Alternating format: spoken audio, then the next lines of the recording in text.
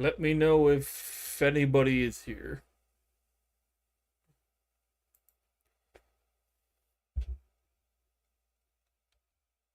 There we go. There we go.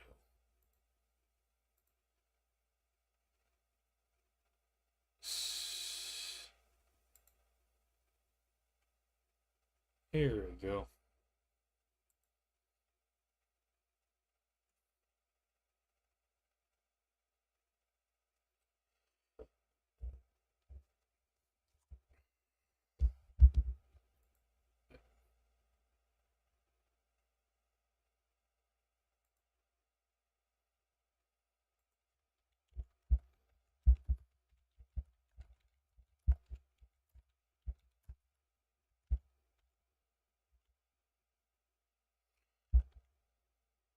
Hello there, Brock.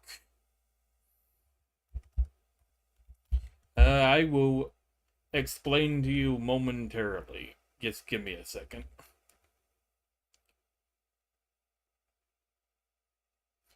I'm doing pretty alright. I've been doing more stuff on forklifts today. I'm starting to get the hang of it, I think.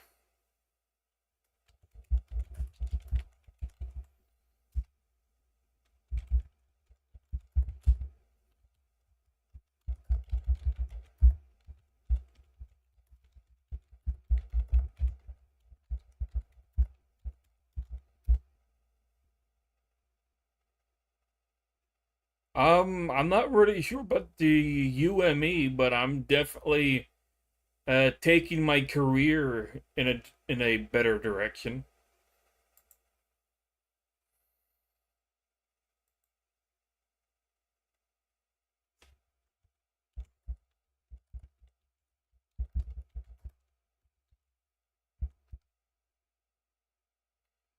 Right now, I'm just getting a hold of the game's creator if he wants to pop in, as he will want to explain some stuff, I imagine.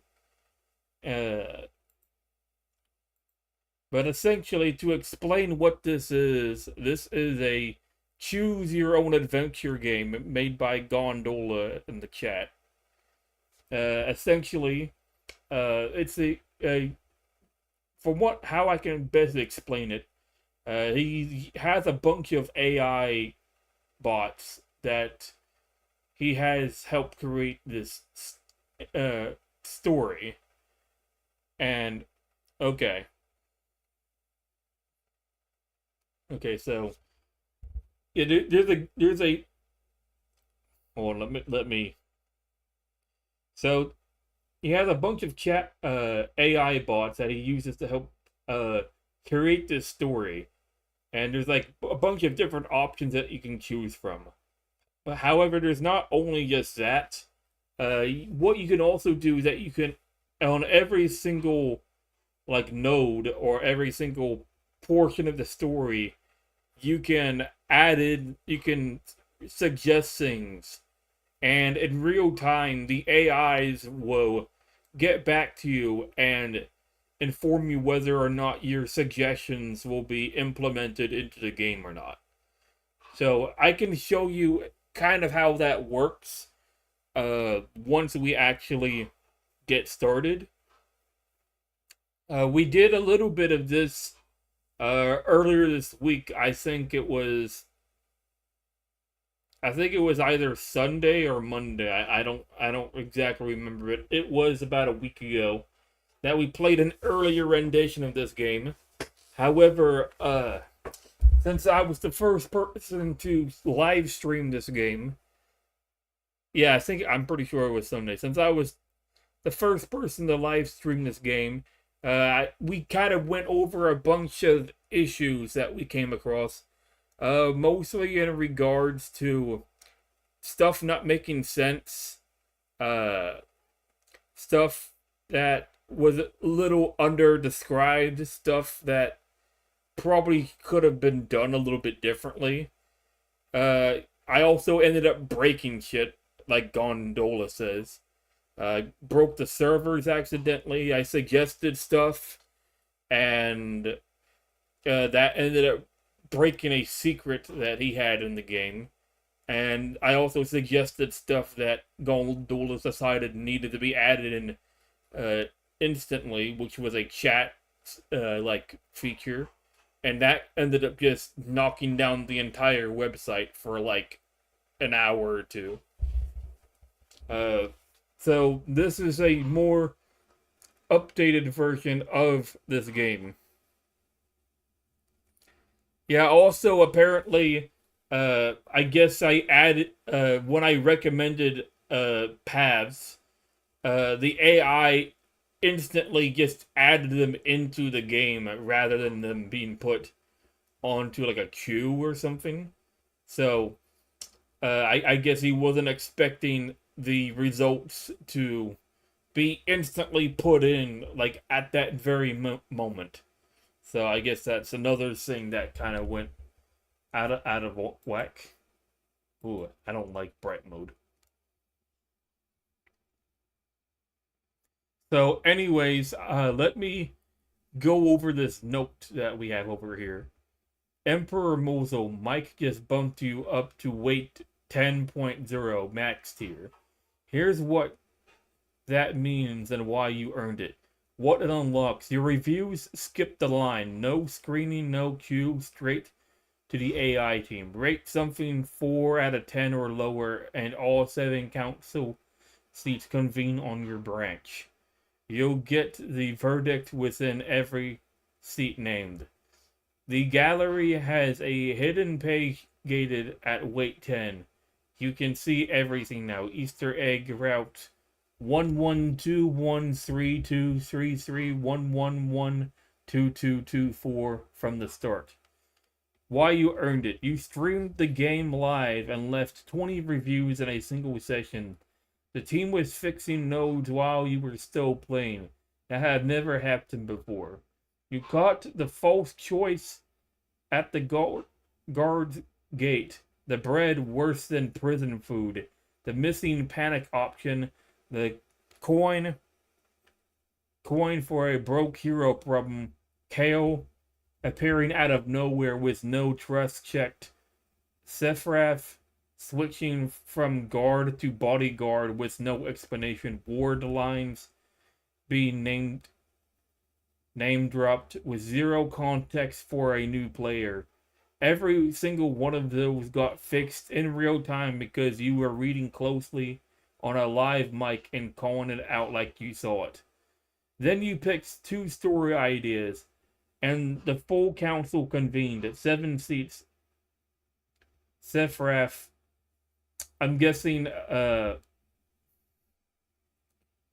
so that's how you properly spell it. I kept spelling it wrong, so I guess it's supposed to be spelt like that and not like this. So I guess that's just another thing to keep in mind, Gondola, that I made a little oopsie poopsie. So, Sephraf versus Fink the Goblin. Fink won 5-1. The Goblin was the aimless bond core and light survival stakes. That's your character now. When the new tree launches, Fink is an alternate opening because you proposed it on stream. Okay. You also left a single best review in the system, Peak Cinema 10 out of 10 on N underscore 800866. One of exactly 2 perfect scores ever given. Streamers usually play the game and move on. You played it, you broke it, fixed it, and picks context that changed the roadmap all in one night. The AI team. At full throttle, we produce 1,500 new scenes a day. The tree is always growing. Come back tomorrow, and there will be paths that didn't exist when you left. Tree restart is cancelled, most likely. Yeah, so that was another thing that Gondola was suggesting. He was going to completely redo the tree because from how both of us saw it, pretty much every node that was made, uh, we kind of both agreed that the dialogue didn't quite work out, as everything was kind of short, everything was mixing a lot of context, everything was. It could have been done a little bit better. So his original idea was just to start from zero all over again and just rewrite everything. But I'm guessing that he figured that would be a bit too complicated, and it would just be better to uh, either one by one just rewrite everything to incorporate a more in-depth text, more in-depth stuff added in, details that should be added in, uh, having the characters talk to one another more. I'm hoping there's also gonna be like in between nodes between the major plot points, because one issue that kind of came up a lot is, okay, so Brock, you got a code too. So if you want to play this either alongside me or in your own time, I guess that's your code right there. Uh, if you want, the link for the game is right up here. The latecommute.com/play. So you can check that out as well. And hold on, the point I was trying to get at is that there were too many scenes where not a lot of stuff was being explained. It was just you would wake up, someone would meet you, and then all of a sudden there you're in your party now. You're going to a location, and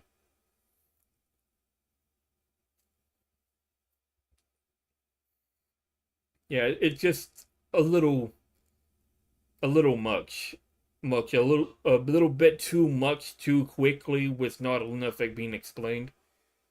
Even if you don't really have a lot of time to play it, you could just kind of like give yourself maybe like a few minutes, take a look at it, leave suggestions wherever you see fit. But the game is accessible to the public. I believe there's a public code that has some different properties. I think the main properties is just that uh, they're not on as high as a priority, and I believe the other thing is that like instead of getting a response from the AIs instantly, they get a response from the AIs like within 2 hours. I'm not sure if the time was condensed or not, because I think from Gondola's line of thinking is that with someone like me, basically I'm listed as a priority individual. That way, the stuff I public gets reply same speed. Okay, so so it's no longer a 2 hour wait time anymore.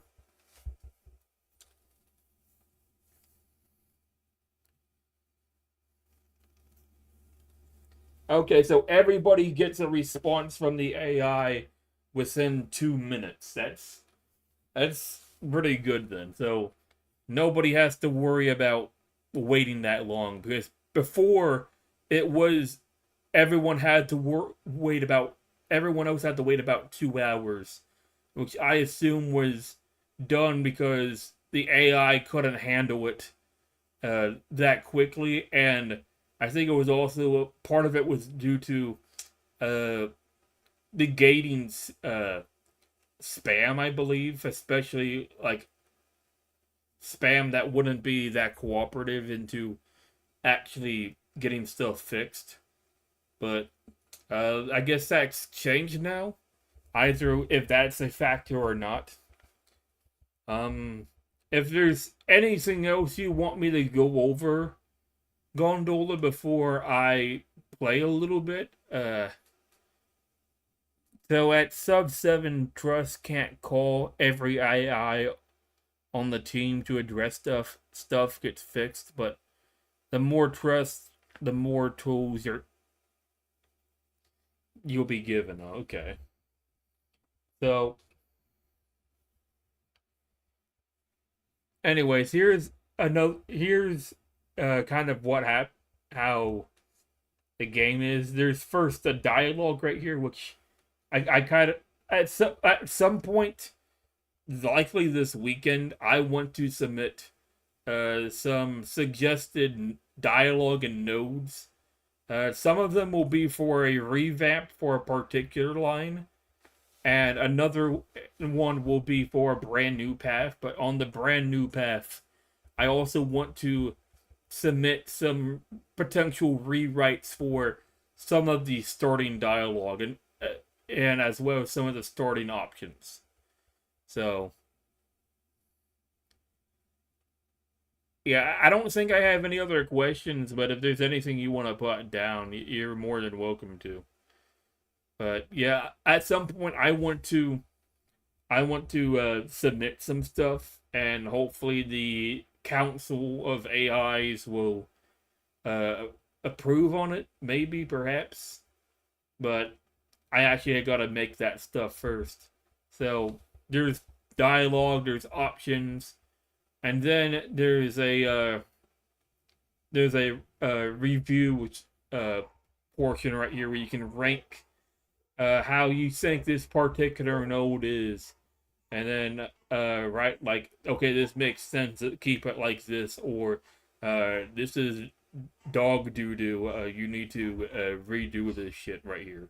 A new thing that was added the last time I was playing, it was a comment section, to where now people can leave specific comments on anything going on in this scene. So we have Mike here, which is Gondola. We ran a humanizer over 2,000 scenes as a test, and it has caused a bit of damage. Please point out spelling errors. So, we're going to be expecting a little bit of a oopsie poopsie right here. So, if you're still watching, Brock, I see that you did a BRB, but if you're still walking, I can get started. I don't exactly remember what paths I took. All I know is I left one bookmark, and I'm not sure if it still goes to the same place or not, or if that was entirely removed, but I guess we will see. So, first but I will play this out kind of like as if I haven't played the game before, just so I can kind of go in a little blind, since I think the last time I was playing was just you, Gondola, who was in chat.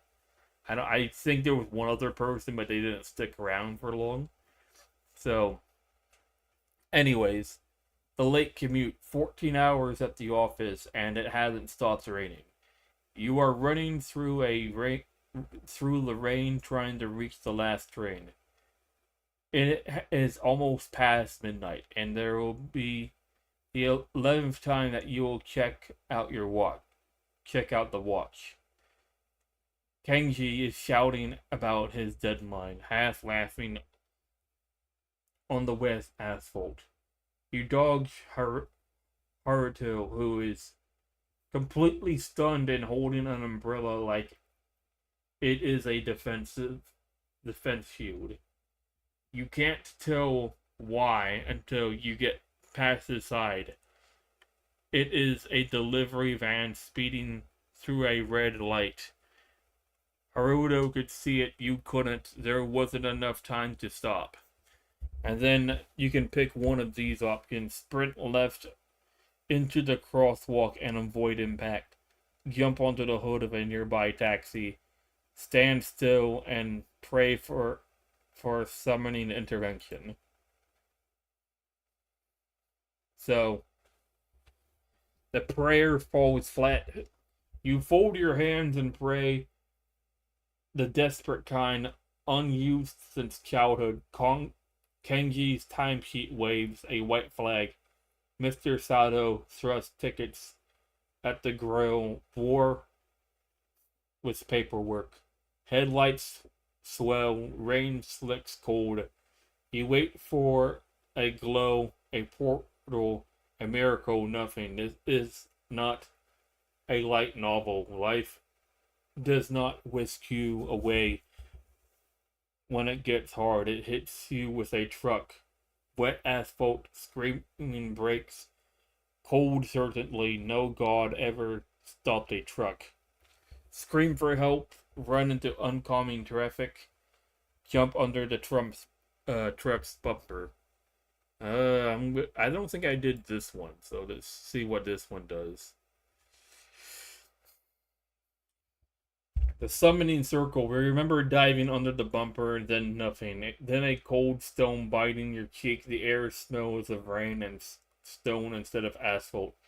A robed woman in silver-trimmed armor kneels before a summoning circle, blue fire pulsating within. She looks up, her gaze carrying a hard-worn authority. A truck barreled at you, and you dove under it, the woman says. Are you crazy? You stare at her in shock. What? Lyra, she says. High Summoner of Asgard, welcome to your new life.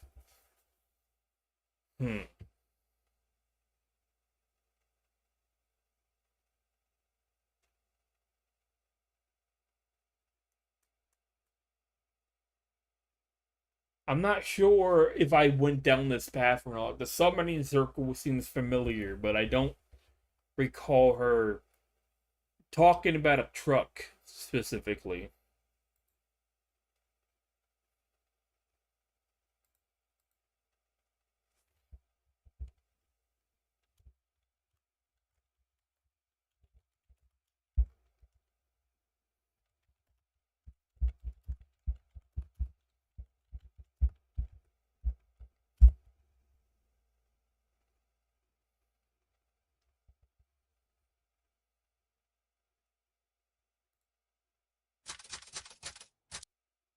Okay, so that plays.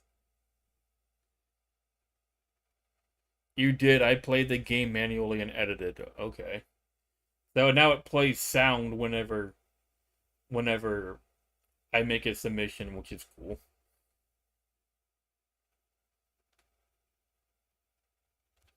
So you can see how players just by commenting and repair.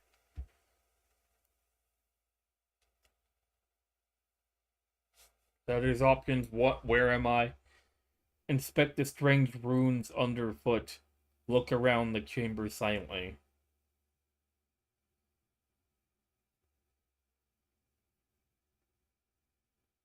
Wait here for like a minute.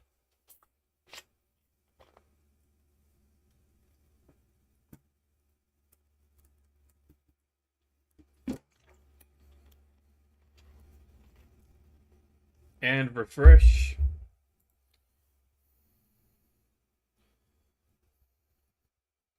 The ground shifts. This path was rewoven by the world while you were away.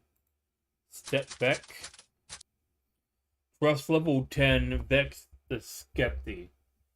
Emperor Mosul level 10 max trust. The full record of edits leaves no remaining ground for skepticism.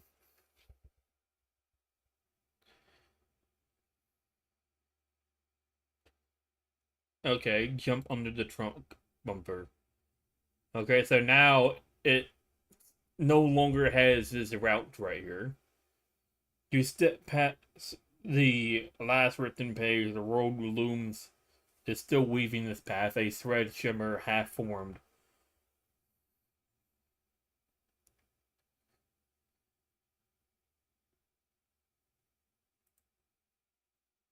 And then here's the revision right here. Emperor Mosul.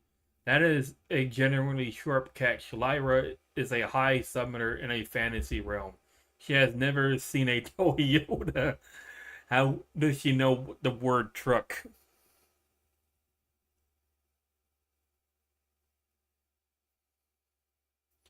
She doesn't. Not anymore fixed. She now describes what she witnessed through the summoning circle. I saw it. Through the summoning circle, a great metal beast roaring toward you. And you dove beneath it. She doesn't name it because she can't name it. She describes it the best way, in the way a medieval priest would describe a delivery van, a great metal beast. This is this also retroactively establishes that summoners can observe the moment of death through the circle, which explains how every summoner across the three opening branches knows what happened to you. It's a small line change, truck, great metal beast, but it fixes a road logical, and adds a layer of summoning magic. Your 4 out of 10 triggered a full branch review. The strongest signal in the system below a council convene.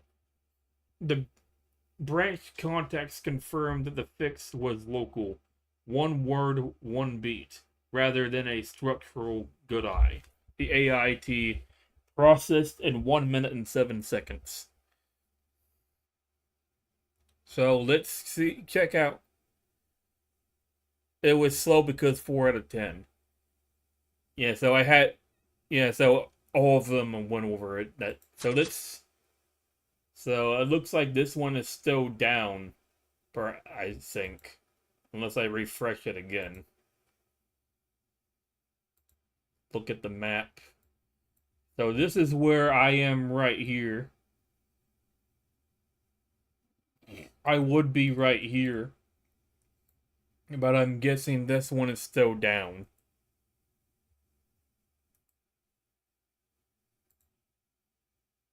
So in the meantime, I guess we'll check out another path instead. Yeah, they said it was just a couple of words changed. So if it actually happened, or if they just saying that it happened and it didn't quite happen, but either way.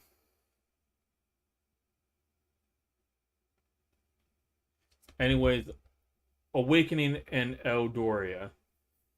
You probably thought that was the worst part. Running into the vehicle was getting hit by a car. Headlights of the car covered you like a black cloth. The car itself, your figure, the wet asphalt beneath, the world you were a part of, and maybe even you. Pain, no, there is only silence, a long piece of it. The color black. Now you feel the damp air getting heavy and turning into a fog surrounding you. You see a woman draped in silver-like clothing walking slowly towards you. My name is Elora, she says softly, her voice not too close, not too far. A sound emerges from her stick as it taps the ground. The cold stones reverberates, producing a low note out of her stick and voice. You get a sense of warmth which gradually builds itself in your chest, and then time itself, which you have been breathing along for all your life, stops, holds its breath for a few moments, and then continues its rhythm without missing a beat. The Jason was corrupt. You can now dive under the bumper now. Okay, let's go back and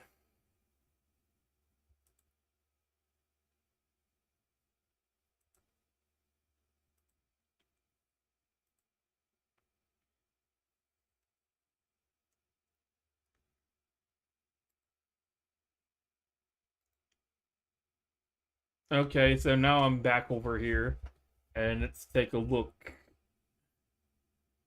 So, a great metal beast roaring towards you, and you dove beneath it. Yep, there's the change right there.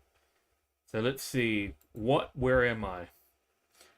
The cold air stings your lungs as you ask your questions. Your voice comes out raw, not loud. The robed woman halts her incantation. The circle opens for a reason. Lyra says, beyond the glitz light. Shadows peel off the chamber walls, hissing. She slides a sheathed short sword across the stones to your feet. You glance down. Your clothes are different, heavier, unfamiliar. A blade rests at your feet. You did not have one before, and it drew them too. She warns closely.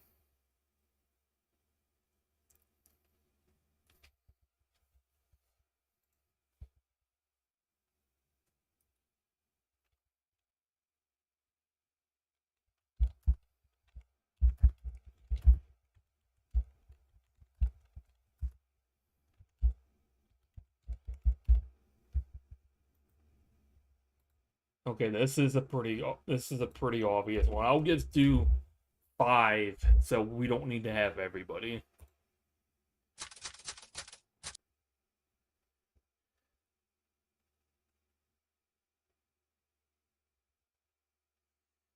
I mean, that's good that uh your clothes change when you are in this universe, and you got a sword because you entered the universe. But at the same time, that still doesn't answer questions.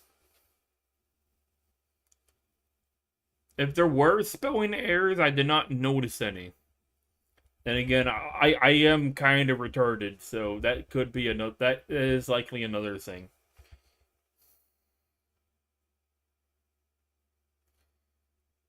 Draw, steal, and go.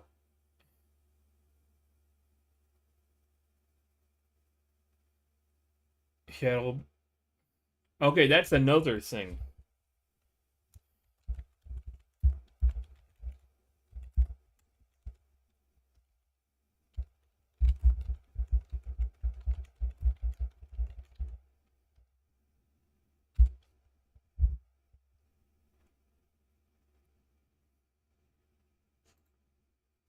So this one's getting two.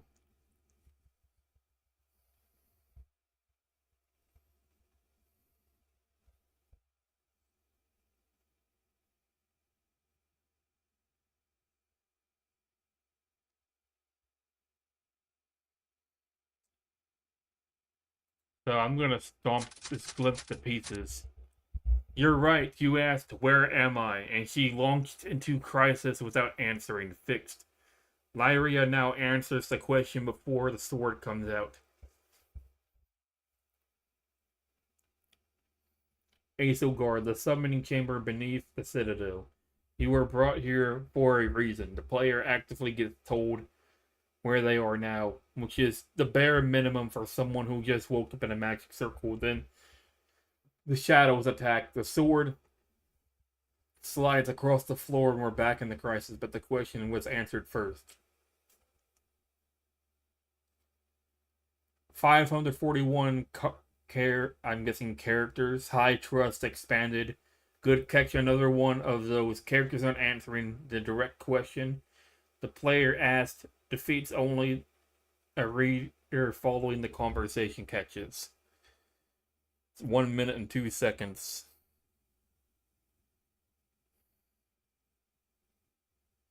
Let's go back.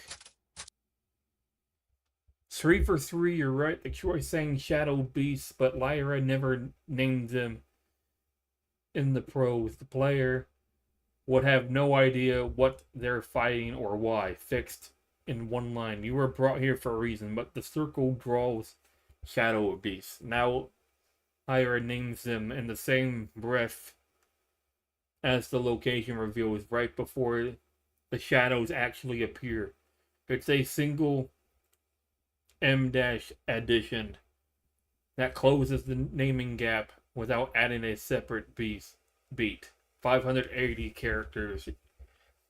Your read on the branch is surgical. Every review has caught something the generator wrote wrong and a humanizer preserved. Truck truck continuity, unanswered question, unnamed enemies. This is exactly what the review system was built for. At this point, you're in the weeds. The odds of you taking a path no human has QA'd at this point is 99%, so expect yank. That's how it was the last time. So let's go back again. And let's see here. Cold air. Azel Gargi says, summoning chamber beneath the citadel. You were brought here for a reason, but the circle draws shadow beasts.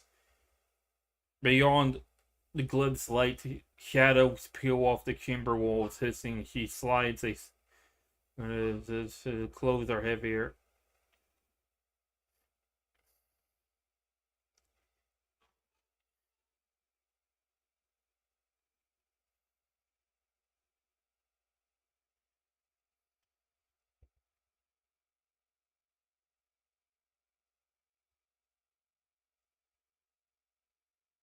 And it drew them in.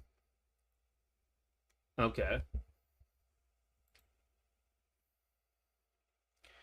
You draw the blade, steel rings against stone as shadows pour from beneath Iris' feet. Not ordinary dark, but something sicker, studded with too many joints and claw-like blackened bones. The creature rakes at her ward, and the protective light buckles. It is not only destroying the barrier, he warns, her voice thinning to a thread. It's drinking the circle's own magic. Do not let it reach the ward. I cannot hold this much longer.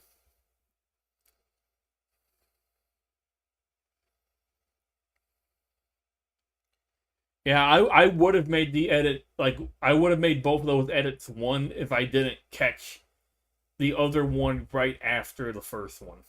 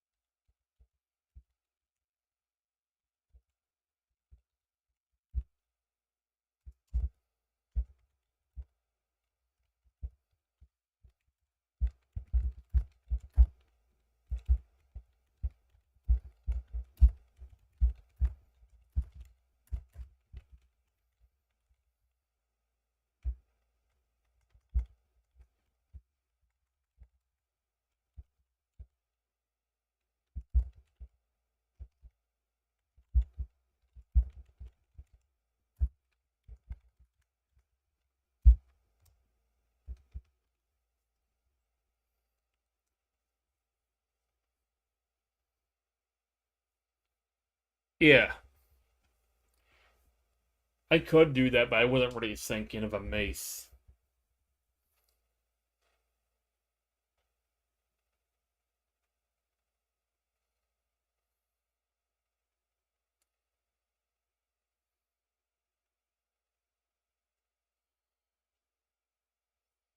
Not just a coward auction, but a big wimpy sissy coward. Hey, you gotta really make it hurt.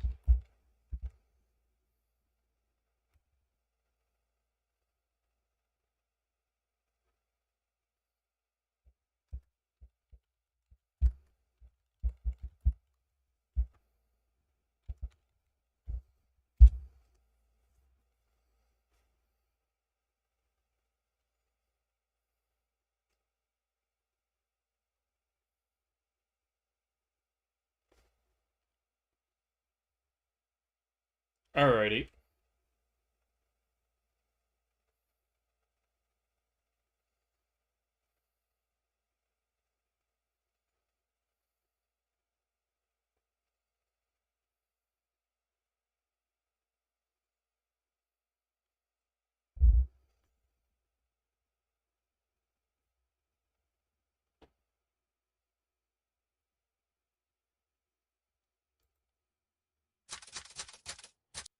Alright, so I'll see what they say in a few minutes. In the meantime, I'm going to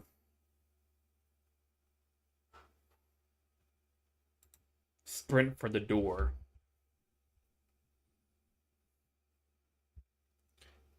Ward and pull free from the circle's grip. Lyra has your wrist dragging you towards his behind you, not words, only a hunger.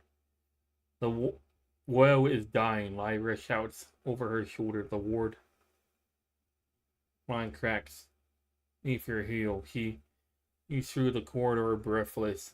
Ahead, the sanctuary. Behind, the creature.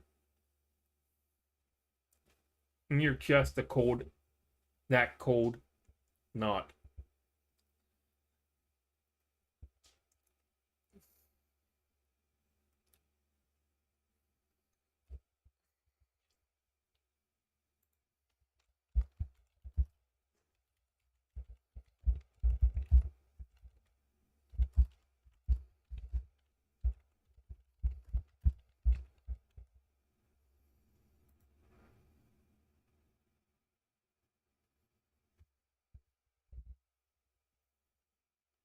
Yeah, that one's just confusing.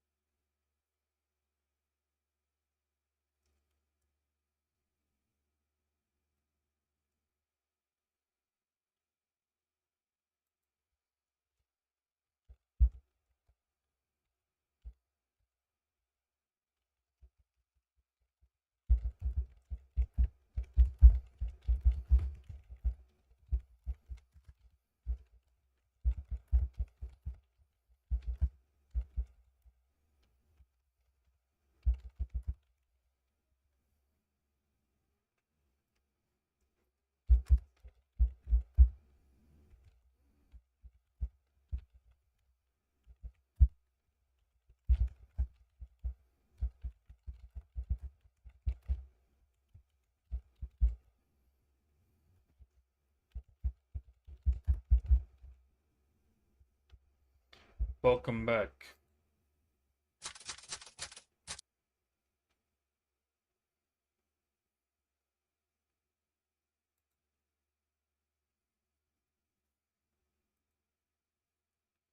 Okay. Two new choices are added. Steel against Shadow, the first structural addition of the session. New choice 2. Circle the creature cautiously. Strike only when there is an opening. A middle path between swinging wildly and hiding behind Lyra. Directive careful, methodological, afraid, no sudden mastery. Just survival instincts. New choice number 5. As 38 tips now. Okay. The fight entirely. Flee towards the sanctuary door and don't look back. The coward path. Directive. Lyra reacts with disbelief and betrayal. She summoned a hero and they ran at the first shadow. Darkly comedic tone. The node now has 5 choices spanning the full response spectrum. Brash hero, cautious fighter, passive shield, tactical retreat, absolute coward. Both new branches are frontier stubs with TT3 directives. The generator will build them when it resumes. So let's go back. Fixes on 001316. You are right. The scene was confusing about what was actually happening. The wound exists now. A claw catches his shoulder as you run, not deep but bleeding. Choice 2. Ask her to heal your bleeding wounds. Finally makes sense. The creature got you during the escape. Number 2. The cold knot is explained. It's the same out of sync heartbeat you felt the moment you arrived at 19. The time rewind mechanism. Is that still going on, or I was under the impression you decided that that mechanic was going to be removed and see and say what you want and we'll also build. Okay.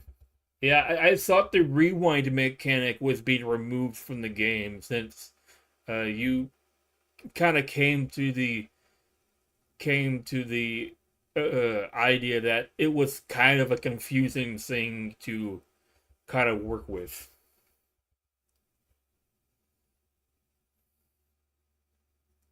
If that is the case, I can also.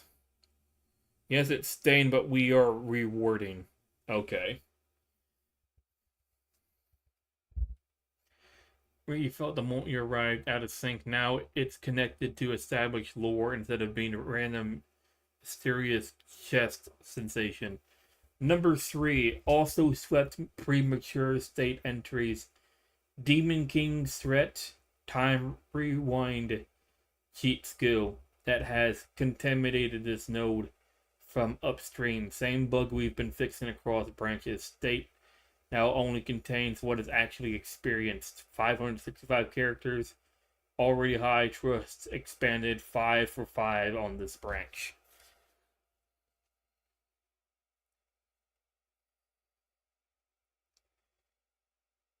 So you're calling this ability the cold nut. Okay.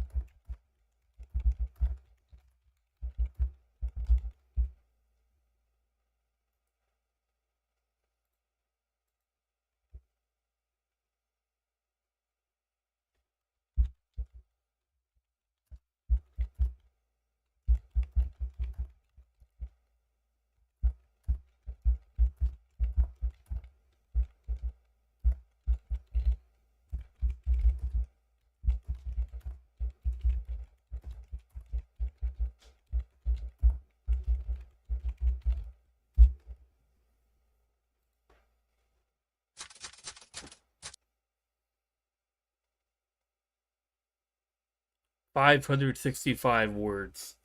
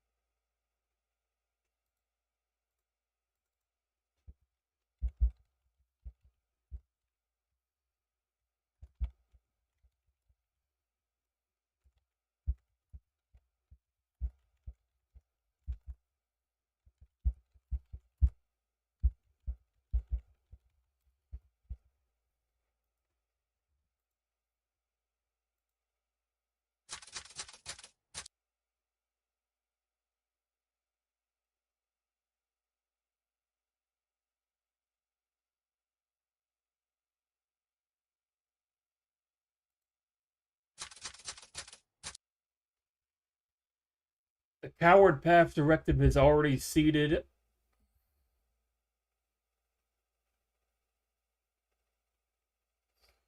Ask us to roleplay in another universe. I don't know if the AI would appreciate that. Uh, but from what Gondola says, he plans on releasing this software at some point. So uh, anybody could make their own story out of this software. But when that will be, I'm not sure. But it is something I would look out for, and it's something I think would be a really cool thing to play around with, especially yes, especially with like a science fiction setting. I would absolutely love to do something with this. The Coward Path Directive is already seated in at 1,509. The mist system picked it up automatically. The generator will get run through the sanctuary, catch your brace somewhere safe, realize you have no idea what happened to Lyra, and set out to find civilization. The fork in the path idea is perfect. Two directions out of whatever you land, leading to different regions and different tones. Make a new life here versus find a way home. This is exactly how the system should work. Player suggests a path. Agent creates a frontier stub. Player elaborates on what happens next. Mist system seeds their directive. Generator builds it. The Coward branch is now a full story outline from you. 7 out of 10 on the combat scene with the new choices. Glad the expanded response spectrum landed. 5 choices covering brash hero to absolute coward. Feels like a right number for the first bout encounter. AI team took a minute and 39 seconds.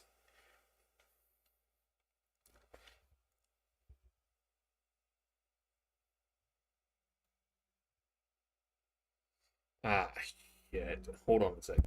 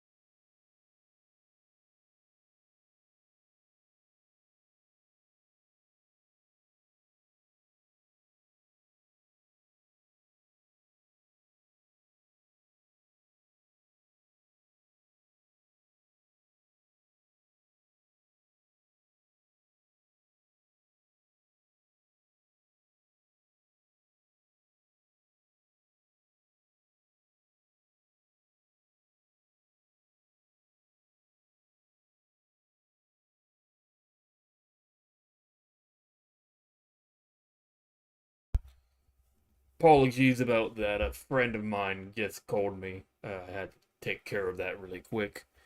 They might be watching us now, but we'll see. Anyways, what were you? Am I still muted? Can you hear me now? It looks like it's moving now.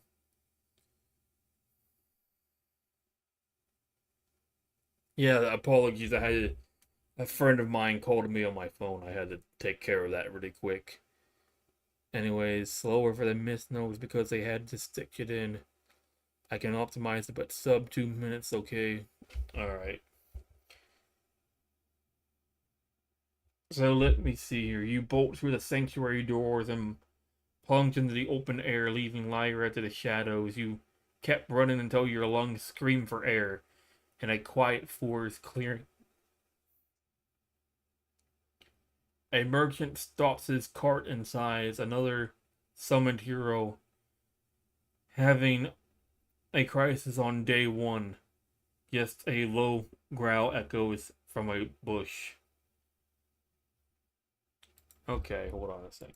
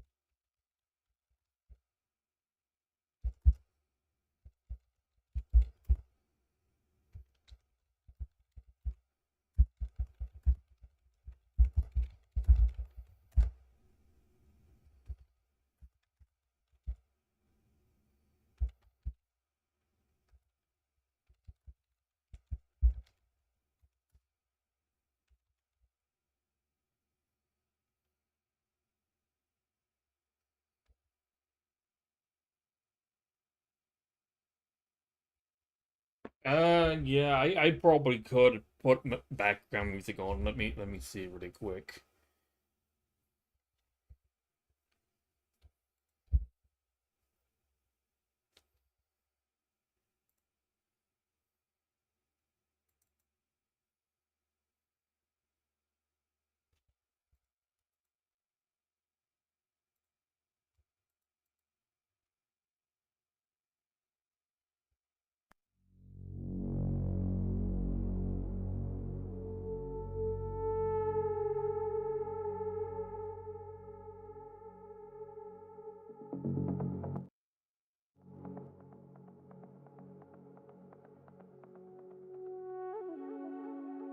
Here you go.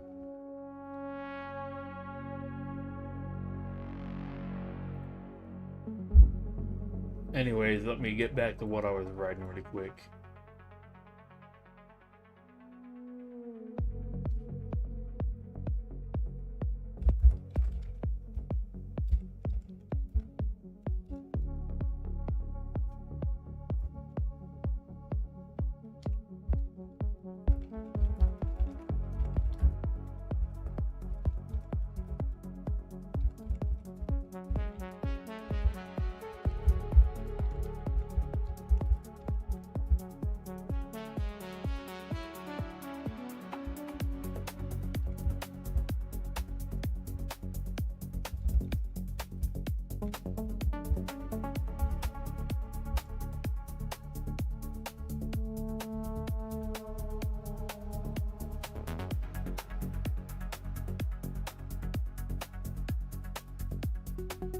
Yeah, this is just stuff I made on Suno.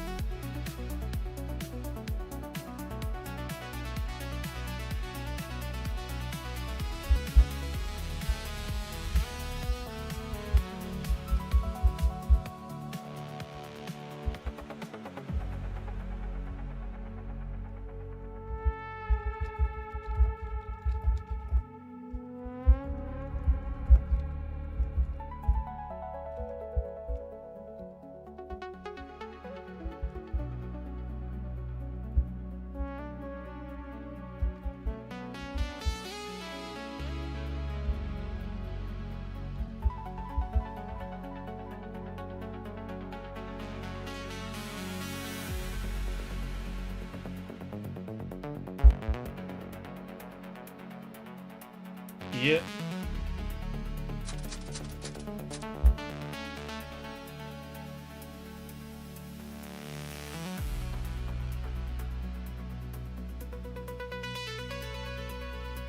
If the mist system got it automatically the generator. When the creature was live or disoriented, two angles decided the victory then. What was that thing? How do you get home? Other natural debrief questions. A note about making 3 options available in other post-first combat nodes. Smart, a shared victory stake choices across branches. This and the Coward Path for elaboration of Run 41, both new frontiers. Stubs about Run 39 now have full story outlines from you. The Cautious Path beats Teamwork Victory Debrief, and the Coward Path beats Flee, Catch, Spray, Find Civilization 4 are complementary. 2 completely different flavors of what happens after the first fight. 58 seconds.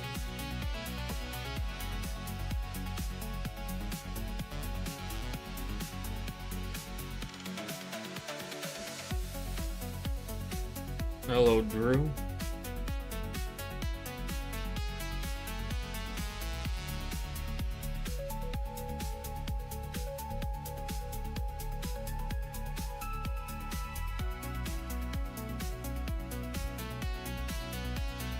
Let's see if I can go back.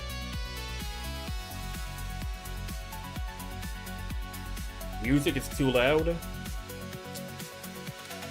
I currently have the music on 69%. So let's see. 33% perhaps.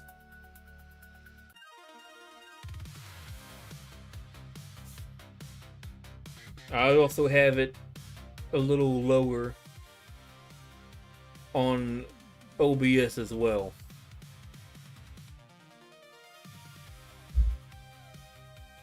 Alright. Check out this.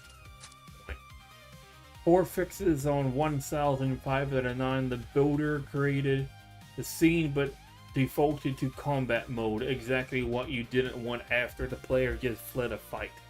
Scene is now a breather. The growl is gone. The woods are still. The merchant speaks first. Another summoned hero having a crisis on day 1. Then you look up to see him, older, potchy, ink-stained fingers on a ledger. Milo is described before he's named. And he's named in the prose before any choices reference him. Okay, 69.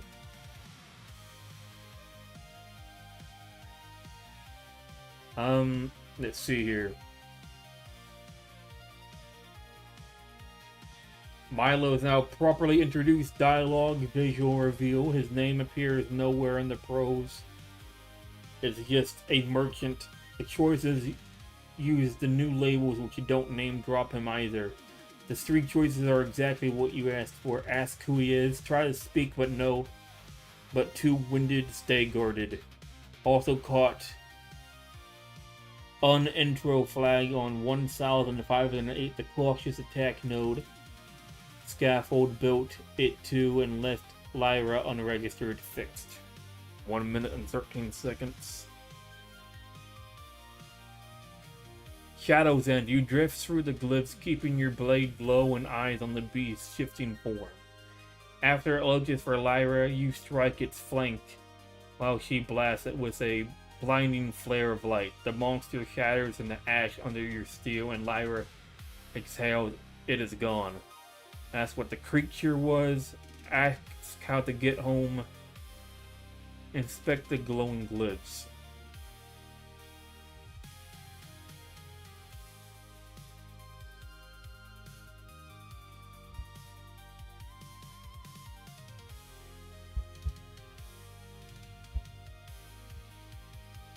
Planet.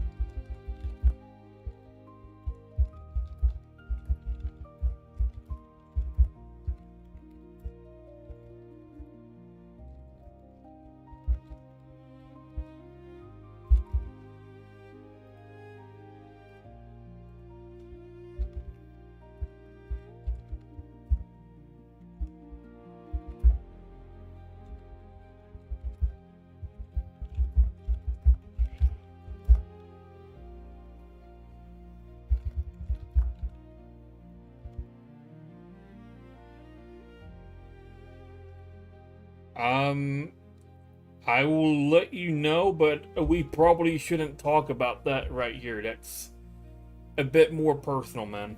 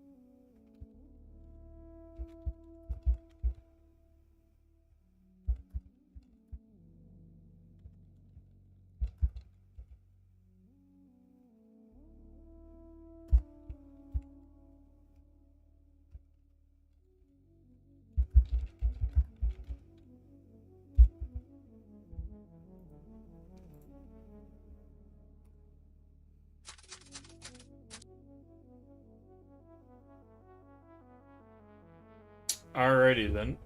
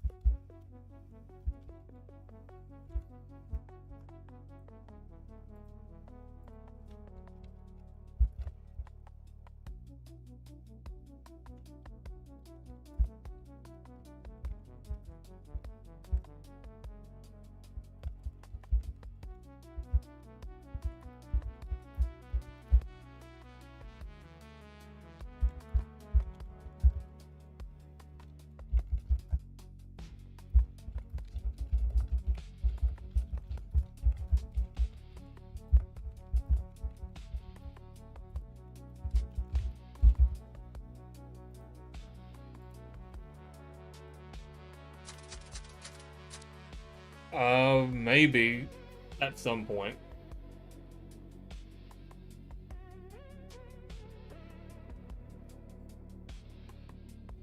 I don't think they're adding to it. I think they just keep re-releasing the game. But yeah, I've played it before prior to streaming.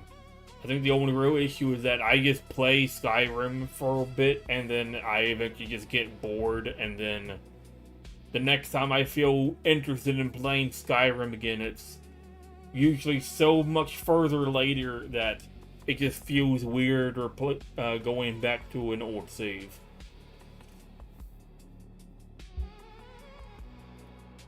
Yeah, I'm not really sure what to do here. 8 out of 10, your highest rating. The cautious attack clearly landed. Your directive is already seated. Ask what that creature was the generator will get. Explains what the creatures are, where they come from, who makes them, why they attack, and anything else relevant for future encounters. Then she explains who she is, her objective, why you're important to it. The post-exposition choices you outlined as specifics. Agree to accompany her, go your own way, are natural next steps. This is the third node today, where your directive builder, your review cycle has worked end to end. 1,508, 1,509, and 1,407 all have your fingerprints on them. 1 minute and 13 seconds. Yes, but as long as you keep collecting shit, it never gets boring. I mean, I guess it depends on what you mean by collecting shit. So a directive, you don't have to babysit your tree. It keeps your plot suggestions for 5 decisions. I know, I'm probably being a little over explanatory, perhaps.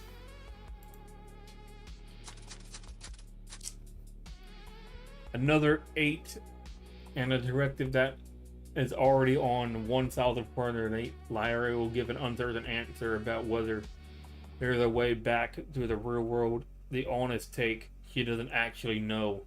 Then explain that sticking with her is the best move right now, accept or decline. This is a smarter narrative choice than just saying yes, you can go home, or no, you can't. Uncertainty about return makes the player's decisions matter more. You're not working towards a guaranteed exit. You're weighing risk in a world where the rules aren't clear, even to the people who summoned you. 53 seconds. A node gets cut for low QA count, still steers back. The directive, no, this is great. I haven't expanded a tree personally myself. This is the dream to have it be the player steered, getting shit like that. Yeah, Dragonborn, can't remember his name. Okay.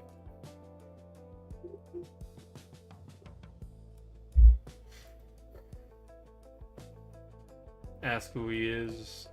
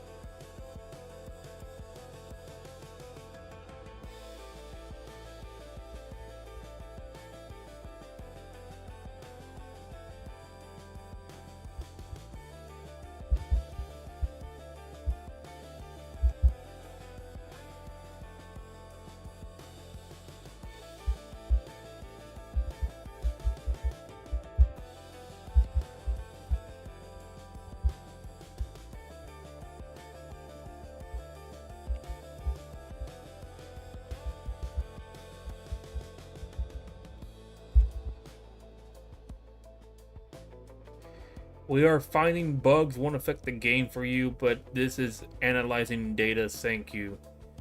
Ought to look into it. Get shit like the WebExec stat for the dragon. Okay, I guess if I ever decide to get into Skyrim again. Alright, let's take a look at the map really quick. I want to see how it looks currently. Right now, we are currently here. Here's a bunch of branches that don't quite have answers yet. And then there's one right here as well. Take a look at the...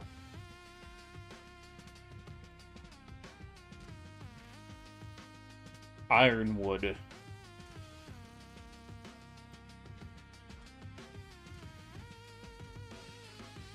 Oh, Oh, okay. These are the. This is kind of like what I mentioned before. How like each route has like its own color. That's cool.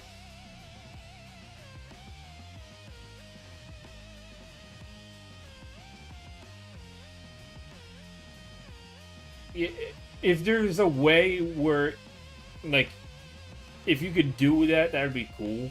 But I think it would be good in the future to add maybe like a little button right here as like full screen map, and then it full screens it.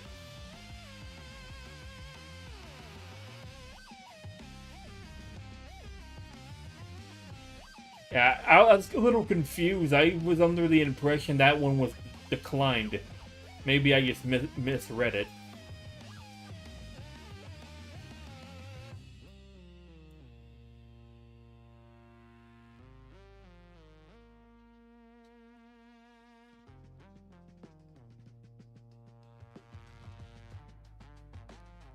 If it's something that's probably going to break the website, it's not that big of a deal.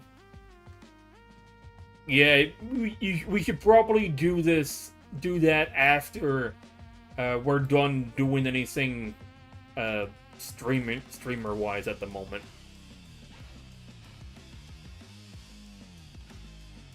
Yeah, let's not do that right now. Yeah, we don't want to end up breaking the website again, the website going down for 2 hours, and then us just being like, well, shit, we can't do anything right now. Oh. Oh boy.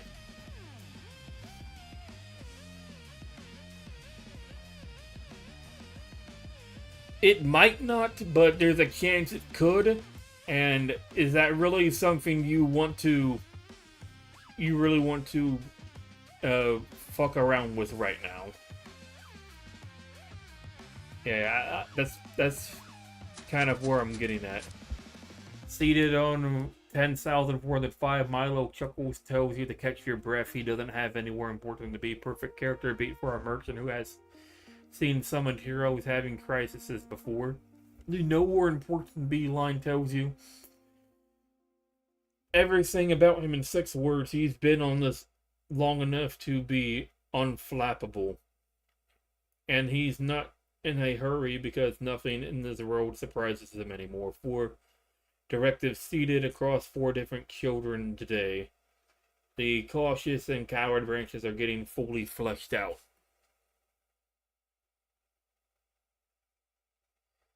So I think there are 8 different fantasy worlds that are color coded. Check scene 1.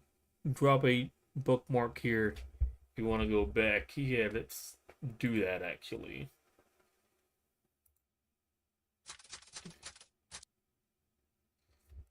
Milo introduces himself properly. No harm meant. His name is Milo. Here to sell whatever he sells. All 3 half children now have your directives. Milo is outlined 35 seconds. That's pretty quick.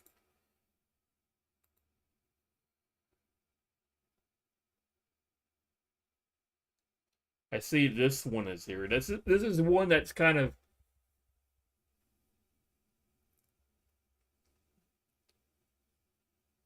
like was it what I want to suggest whenever I actually get around to doing it. Uh, it's kind of it's probably better I just go into more details on when I actually do get to writing it. But I guess in the meantime, I'll check this out. Tuesday night with the road doesn't end. You step back into the curb. The truck screams past, horn blazing, already laughing. The jagged, adrenaline drunk laugh of a man who just watched his coworker nearly die and decided the only react the only rational response is beer.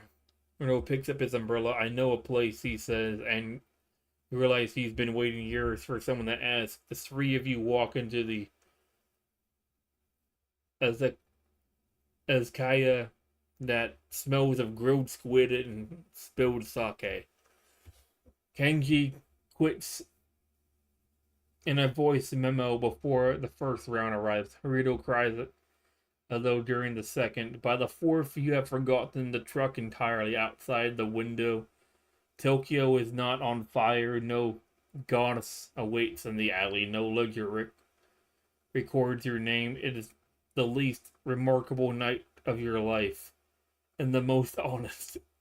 You stay until closing. You never do find out what was on the other side of that headlight. Alright, so now at least there's an ending where you don't just die. So that's cool.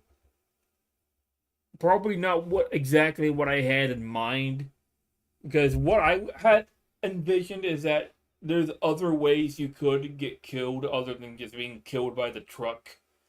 I had ideas where like you're in a bus and a vehicle or like a truck hits the bus and then that causes you to get killed, or if you decide to walk home or walk to the bar, you could go into maybe some establishments on your way, and then there's other ways where you could get yourself killed. Like, I don't know, maybe you go into a bookstore and then you decide to look at a book about, I don't know, fucking some fucking book, and then your clumsy ass accidentally causes the bookshelf to topple over and crush you to death. Or maybe you uh, bump into some homeless man and he decides he doesn't like the way you look. and then he fucking shanks you, and then that causes you to get ezekai'd. Or you make it home and you have a quarrel with your lover because I don't know, you're not providing well enough for her, and she thinks uh the best way to solve the situation is to fucking deck you in the face, and then you end up hitting the counter, and then that kills you. Yeah, there's definitely, yeah, fucking,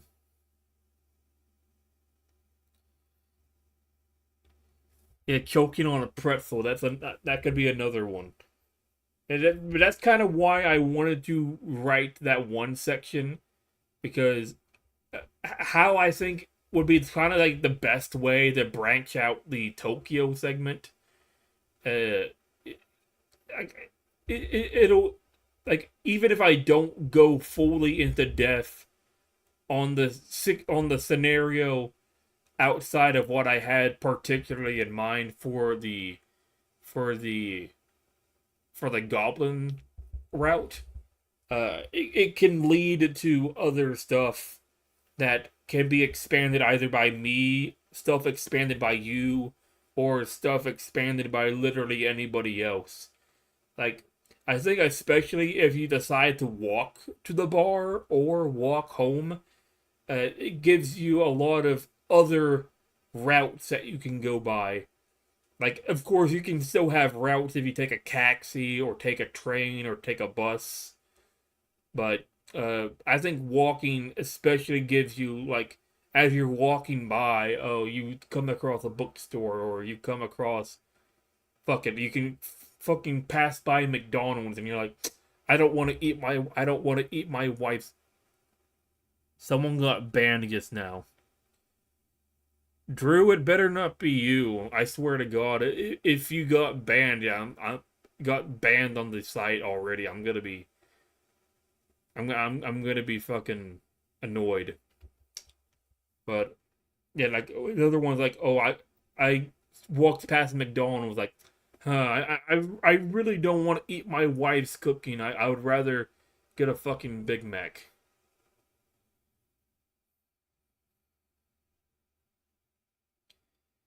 Yeah, like, I'm gonna eat a fucking Big Mac, and then you're like, burger. Then you fucking your arteries immediately close up, and then that's how you get ezekai'd, by eating a fucking Big Mac.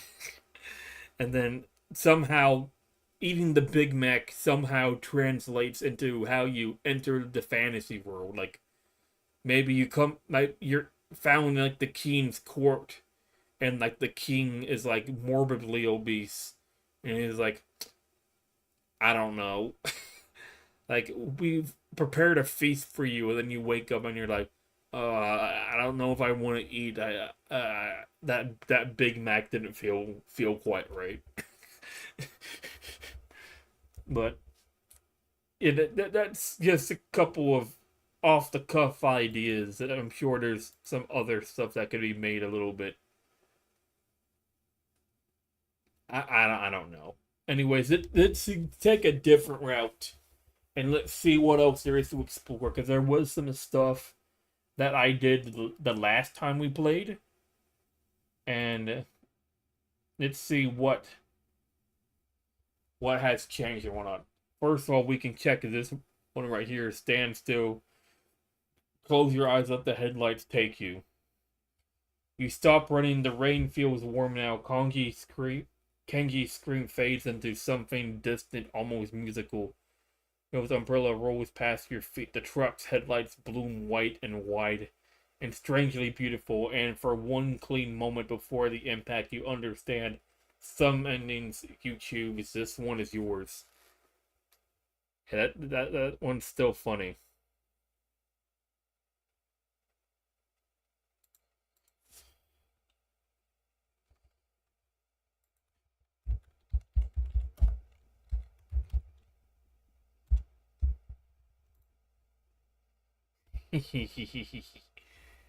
Yeah, just fucking die.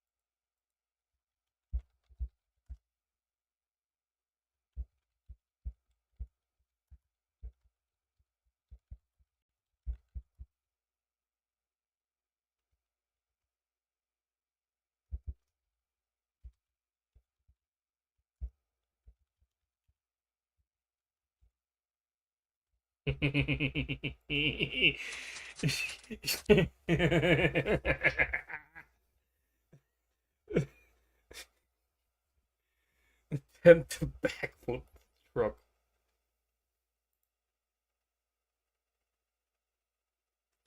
Alright, first jump, you shout, but the truck never is going to stop the impact of weight, and then the gray stack devolving into cold air. A stone archway emerges from the mist runes. Runes on the keystone pulsing faint blue rain falls upon around your feet before gravity remembers itself. Beyond the arch, the valley opens pine slopes in the mist, a narrow path winding down, tucked against the cliff face, a small stone shrine. Its wooden eaves drip with rain that never quite reaches the ground, the magic saturating the air pool's deepest, and its open door, the hum, is so dense that you could almost eat it, nothing like the world that you left behind.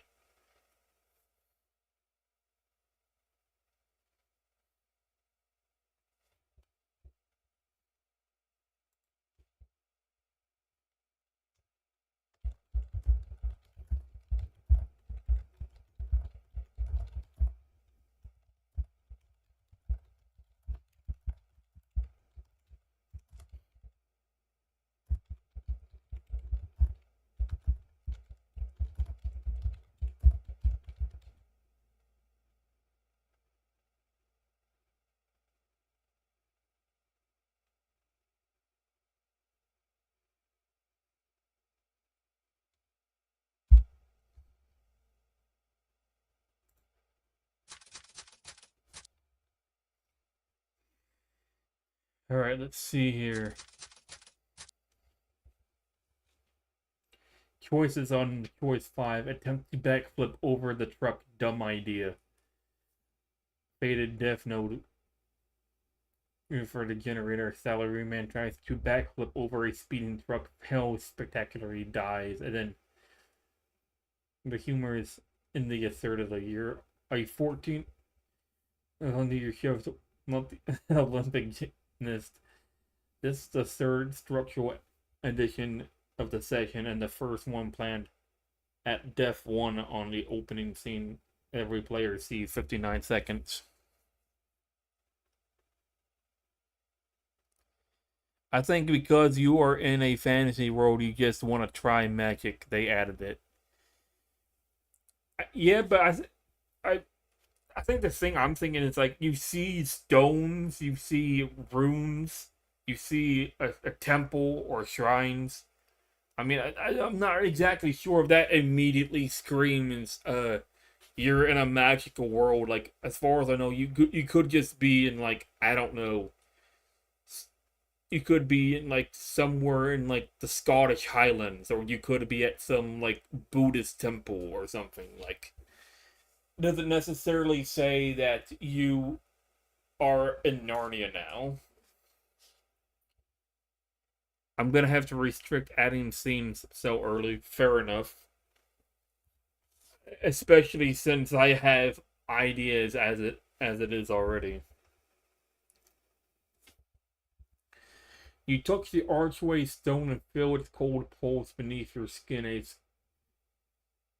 sacred traveler walks from the shadow of the arch, one hand tight around his sword, scabbard as if expecting an ambush. The air carries ozone and old blood. A great many travelers have been lost at this place, he says. Brenna. He guards his threshold like a man who has walked too many, never return.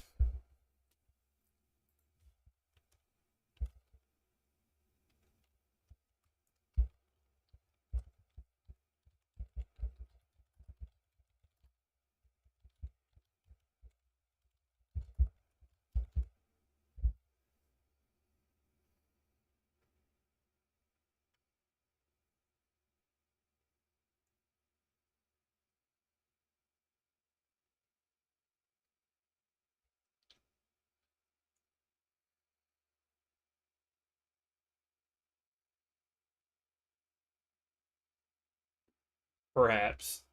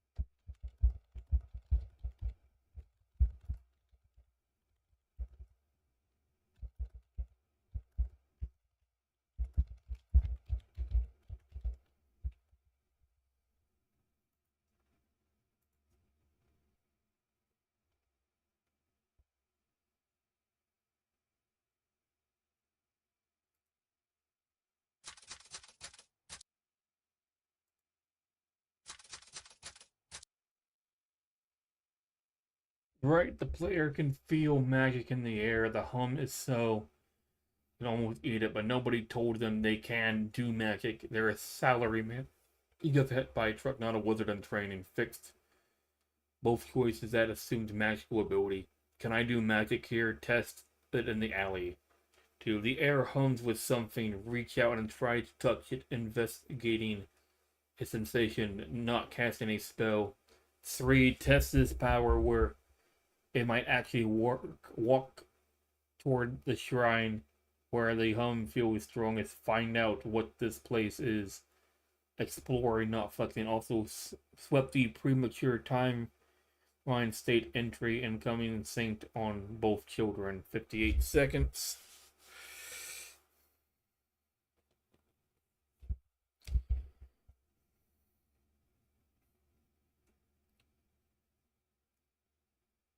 In Brenna's eyes, he sounds like a man who fought foolishness today. So as his blade rests low to parry whatever heroic posturing you attempt next year. The air hums center, draining from a threshold while he waits for you to prove if summoning rituals are just real or just bad dreams again tonight after all.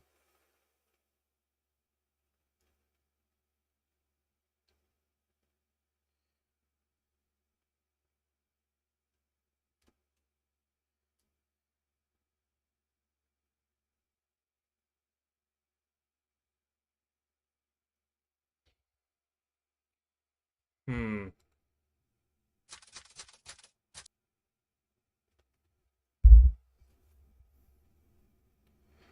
Proper intro. His name is Brenna. He guards this threshold like a man who has rather too many never return. Tens vigilant, waiting for something to go wrong. Instead of isolated Brenna. Word drop. Choice 1 softened from draw blade and challenge to grip your sword. This sacred stranger feels like a threat. Defensive, not aggressive. Choice 2 now has a motivation back toward the archway. You just arrived and he is armed instead of the inexplicable flee before he closes in. Children arcs expanded so labels stay compatible with existing pros. Incoming synced. 1 minute 26 seconds.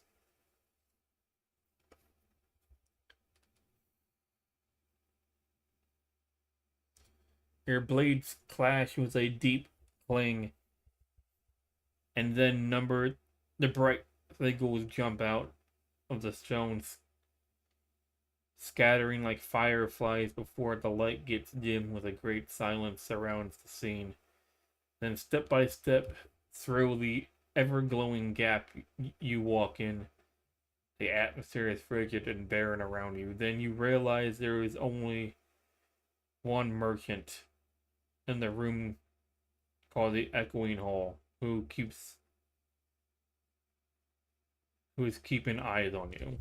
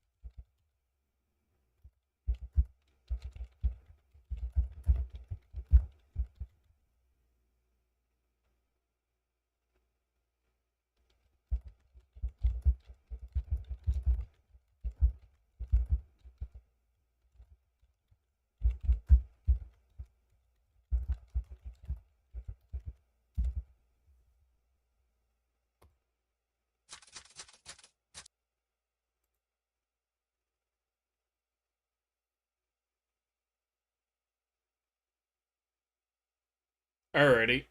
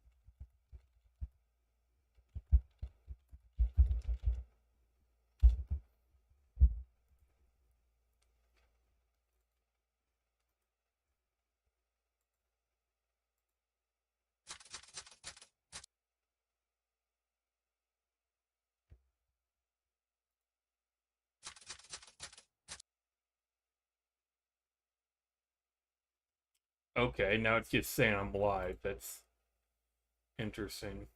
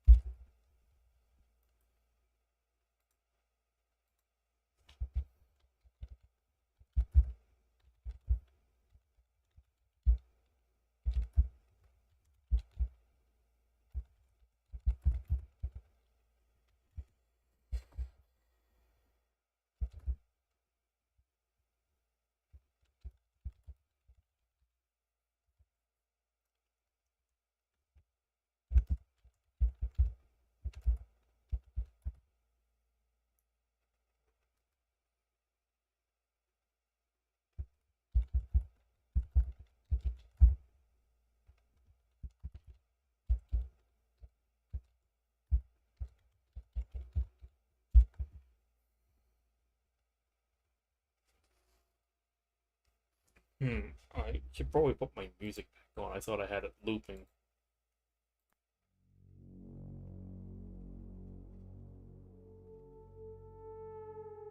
There we go.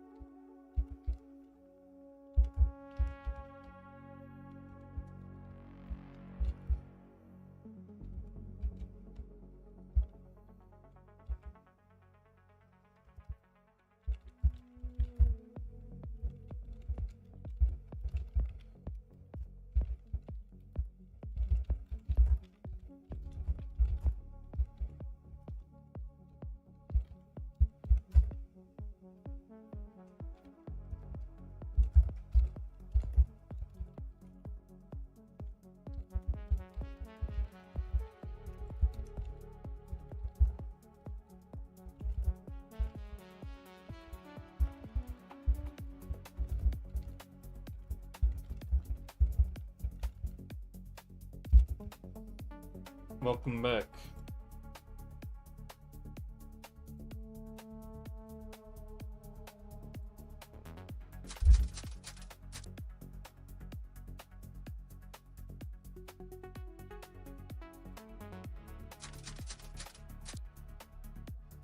$603092, Brennan will call out the absurdity. You started the fight, now you want mercy. Whether he gives it or leaves you bleeding is up to the builder. Good character beat for a sacred threshold guard who has seen too many summoned heroes come through thinking they are tough. Time took 34 seconds. That's pretty quick.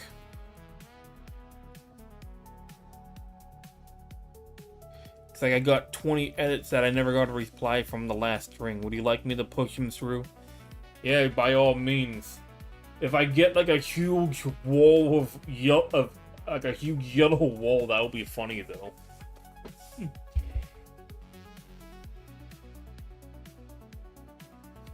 I'm pretty sure this is one I've seen before. I think one I also made it comments on as well. The truck hits you. You remember the headlights, the wet crosswalk. Kanji's scream cutting short. Now you are on the cold stone under the twin suns. The air is sharp and electric. Yeah, that's what I figured. Cobblestone real cobblestone, worn and smooth by years of feet and cartwheels, not cracked Tokyo asphalt, wood smoke and something floral, a spice you cannot name. A grizzled guard in silver armor steps towards you, eyes flickering. To your hands first, checking for weapons before meeting your face. The name is Sephraf.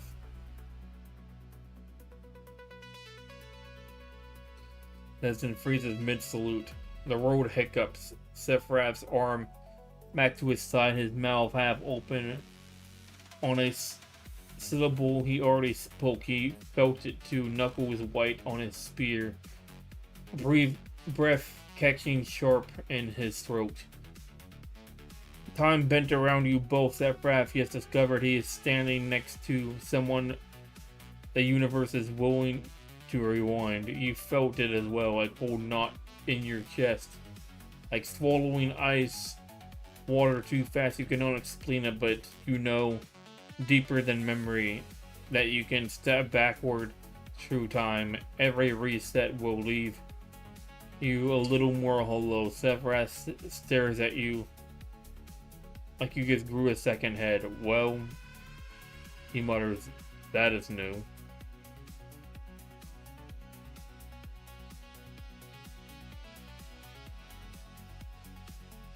Okay, well, hopefully I can get more after I clear some. I will freak out. Update on 1510 with your full scene outline. The backflip now has a complete arc. Face plant into the windshield, whiteout death. Involuntary time rewind trigger. Wakes up alone in an arid cliff region. No summoner, just mountain goats. This is interesting as an alternative opening. Every other branch has a priestess waiting for you. This one dumps you in the middle of nowhere with goats. The no welcome party angle makes the player's disorientation genuine. Good content. 21 seconds. They're getting faster with this. That's pretty cool. The panic. You scream. The words tear out before you can stop them. Where am I? How did I get here? This isn't real. Sephraf steps back. Hands raised the way you'd call me a spooked horse. Easy, easy, I know. None of us asked for this either. He waits until your breathing slows. The twin sons don't care that you're breaking down. The grizzled guard does. When you look up, he offers a hand. The first time's always the worst. Come on, there's a bench by the gatehouse. Take his hand. Take him off. You need answers, not comfort. Demand to know the first time means. Yeah, I figured that had to be a record.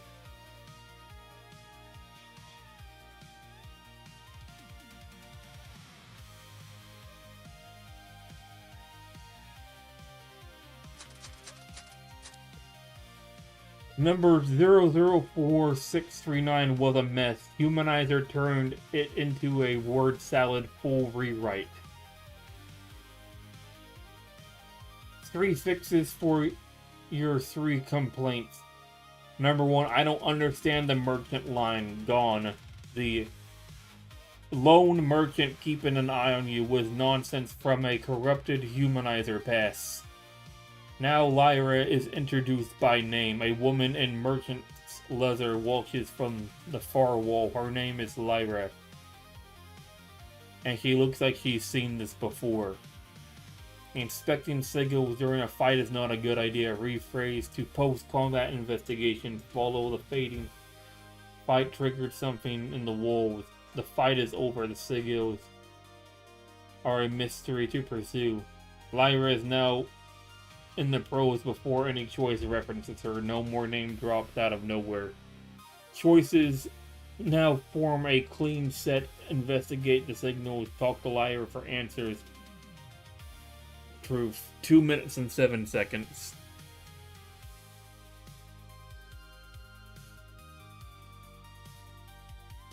Alright.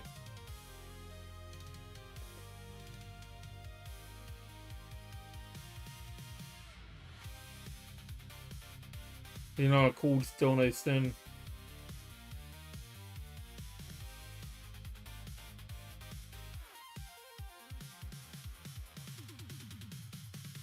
in a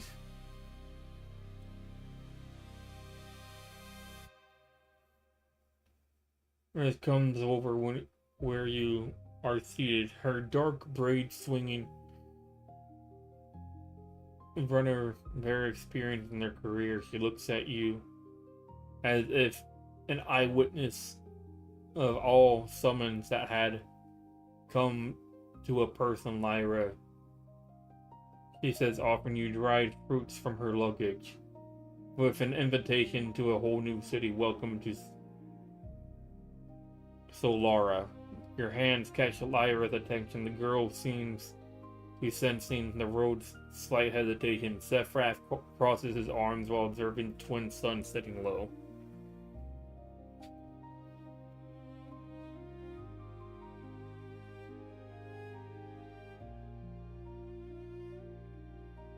I must have missed something.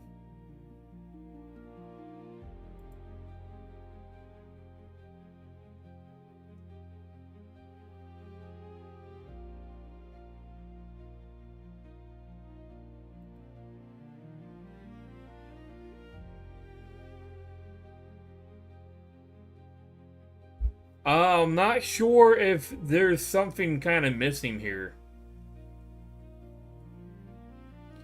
Because I'm clicking on take Sephiroth's hand, let him explain. And then it goes over to, you chose sit on the stone to rest your legs for a moment before asking questions about this place.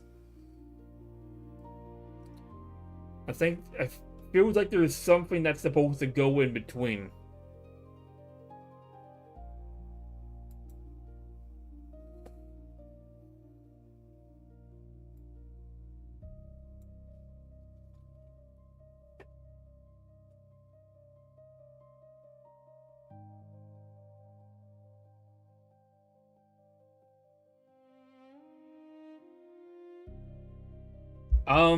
It's whatever the panic and then morning brew at the gatehouse. Okay, because the option is take Sephiroth's hand, sit, let him explain.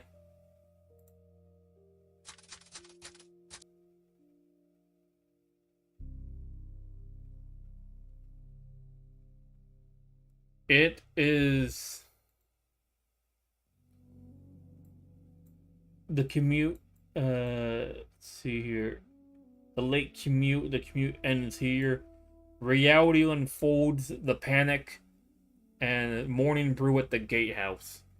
Maybe it just needs like a little bit more at the beginning, perhaps.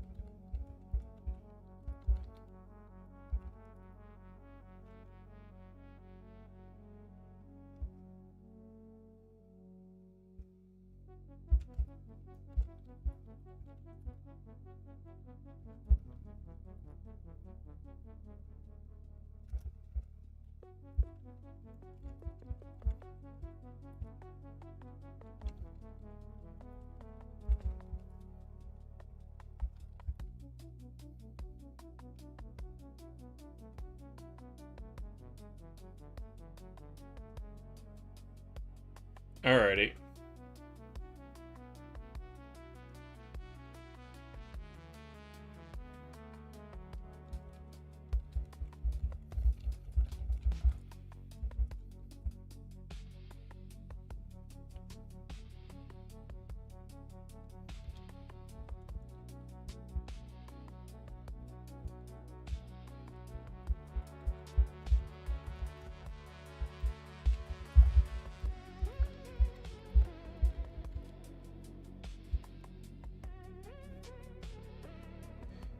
the issue with.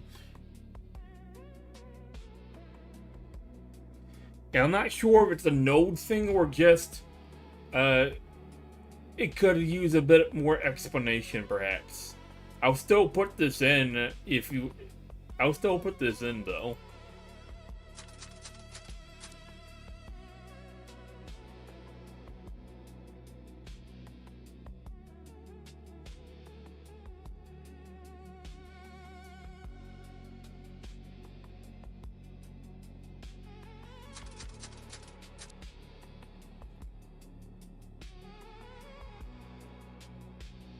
Alright, let me. This is node N000010, scene 5.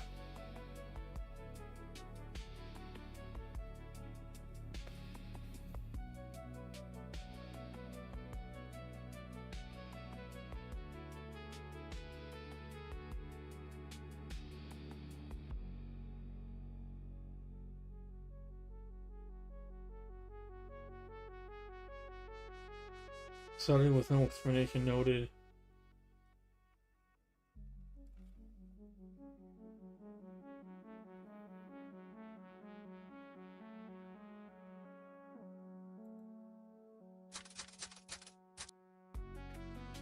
Being expanded with your suggestion the opening house after the panic mentioning the guardhouse.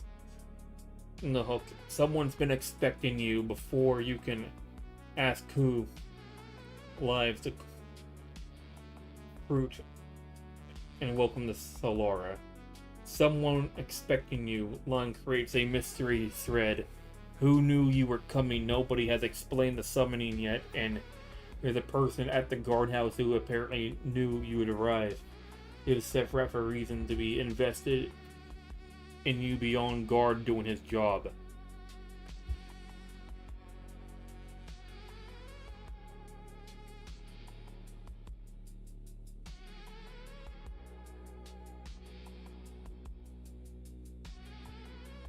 Okay, let's see here. Agreed, going from asking for directions to immediately arriving at town is a bit of a narrative jump. The guard should explain the paths of towns first. Your 5 options structure town A/B X. Alone escorted plus wilderness is solid, noted for a structural pass on 000011.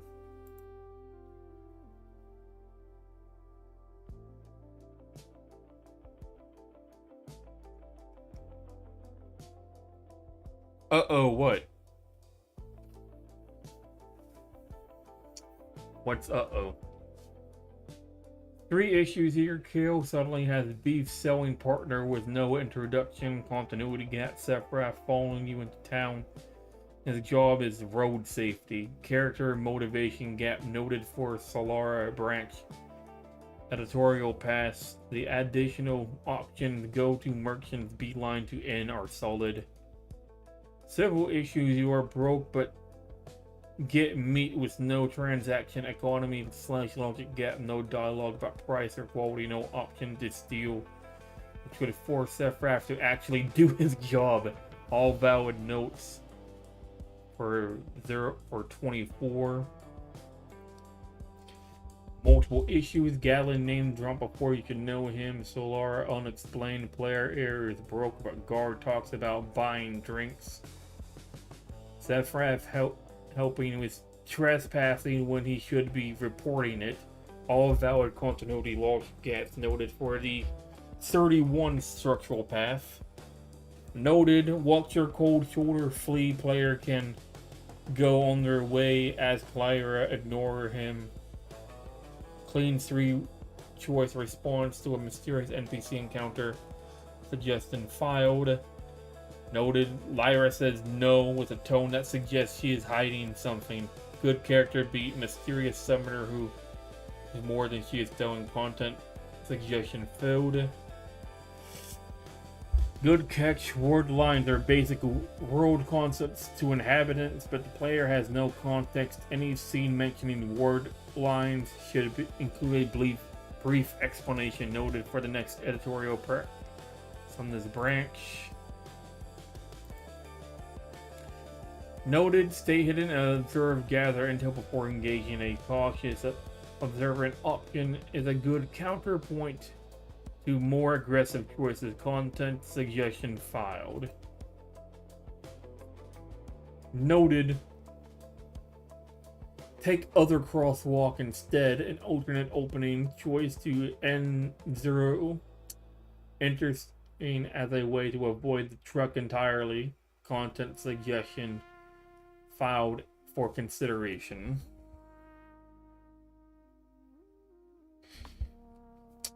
Man, they're rebelling against you already.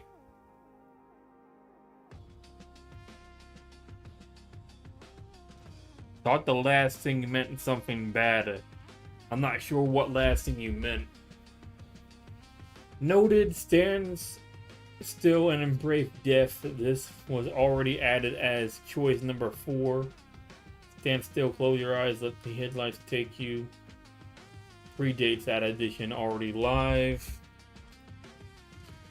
Freak out and panic, a pure panic reaction to waking up in a fantasy world, genuine and human. Content suggestion filled.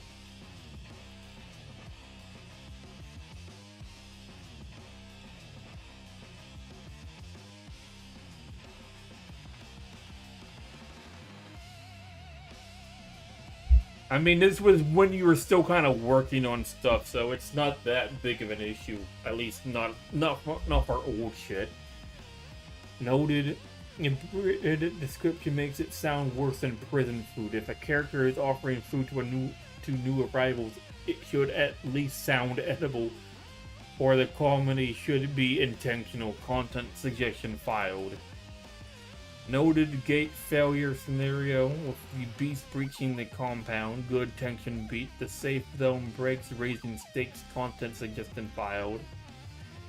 Noted, Shadow Stalker lunges. Player can run, shield, fight with the staff. A clean 3-choice combat set with a staff as an anchor item. Content suggestion filed.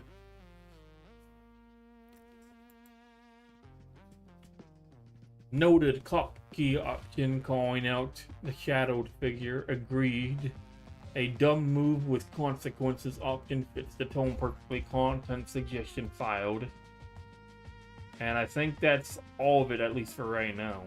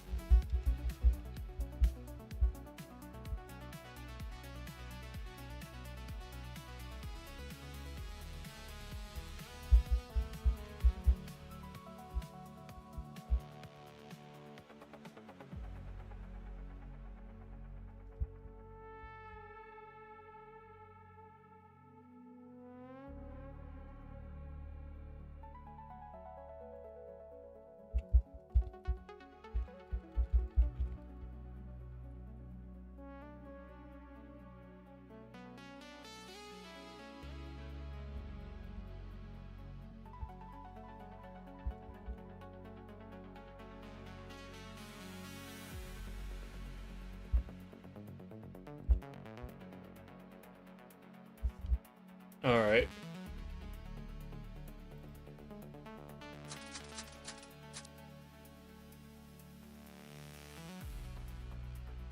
Here's everything that changed from your first stream reviews, Mike. Personal review of the batch and overrode us where the triage agent punted. Entry funnel scenes 1 through 8. Hero are now named as your co-workers in the opening scene. 0, number 1. Added stand still, close your eyes. Number 4. Added freak out. 11. Sephiroth explains all 4 roads. KO introduces themselves. 16, KO's beef selling partner. Torvin is mentioned and added.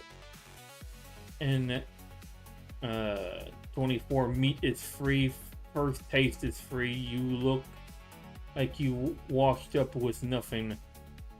Torvin's dialogue added, is this actually beef or horse? And pocket the jerky when he turns away option. Now introduces himself by name. Solara is a Claria kingdom, not a person. Is a removed yo. I don't think it's supposed to say yo. I think we probably exceeded the text limit.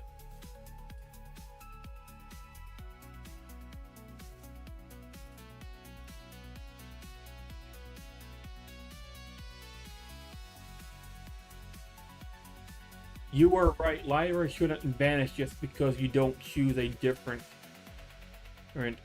option. She's a courier who works in this area. She exists regardless of which choice the player makes. Fix Lyra is now present in 11's market scene, sorting packages at a stall. She is introduced as the same woman who glimpsed at the gatehouse, a natural reference to the other branch that doesn't break. If the player took this path, KO is now a second courier. He and Lyra are both here. Entity registered.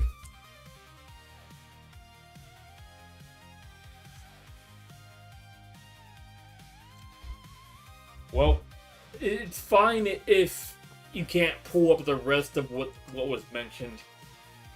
I'm pretty sure I know pretty much most of what was changed, since I was the one who suggested them to begin with.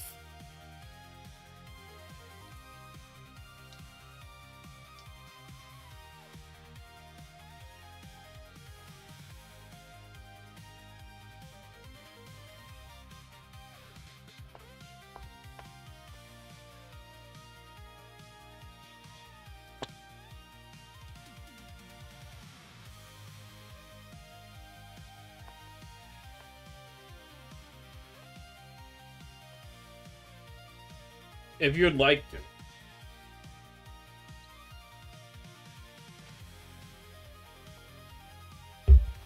Here, let me see if I can...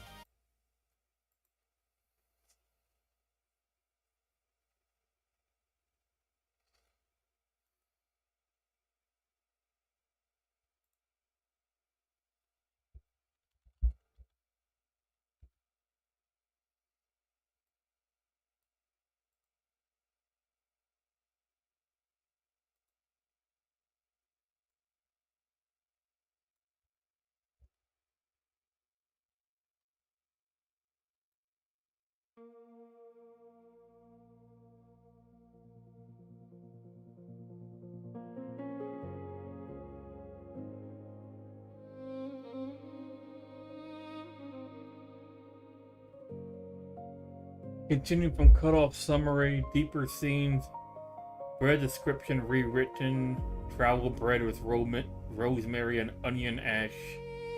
Not just hardened flour with iron and pine. Swing at the Shadow Stalker's skull.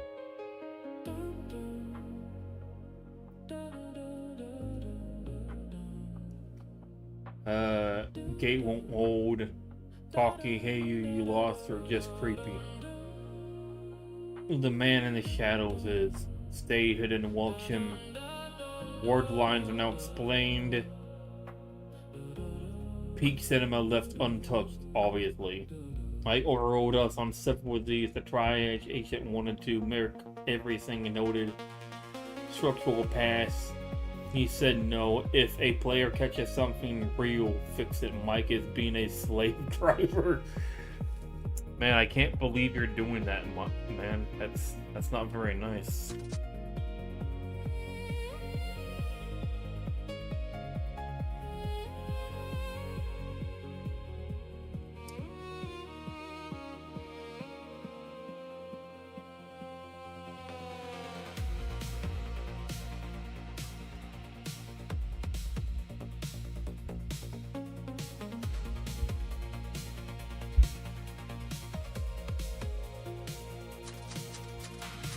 I will be right back, actually.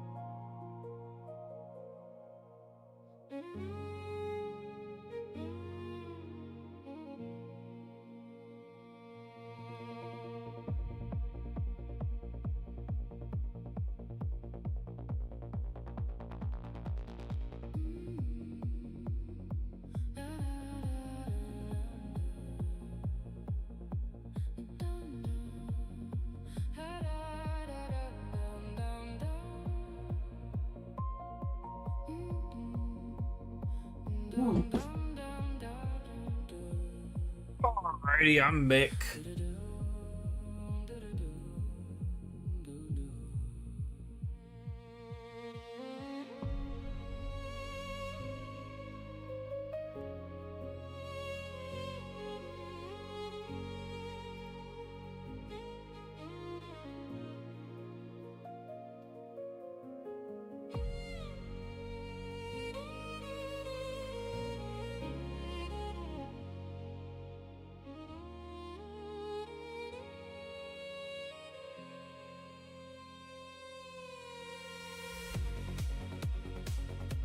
Signal. All right.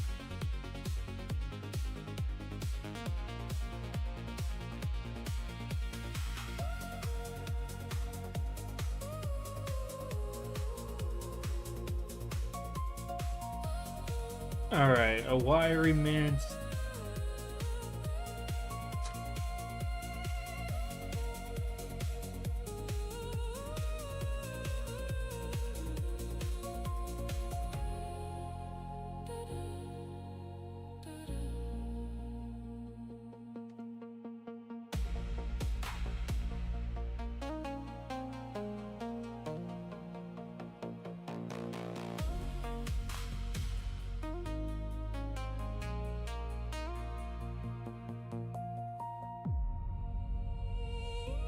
This is the first taste of free. Walks up with nothing you want. Word stick. Sephiroth shifts.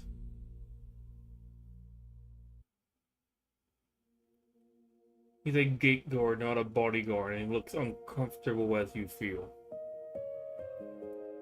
Yeah, there's a lot of options here.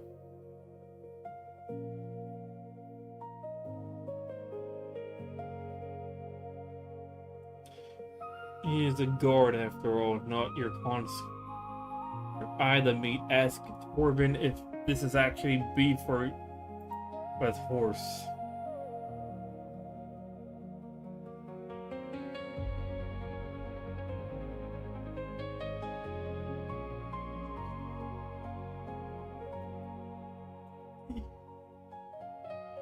I'm guessing this is one of the options that are not quite figured out. I'm guessing.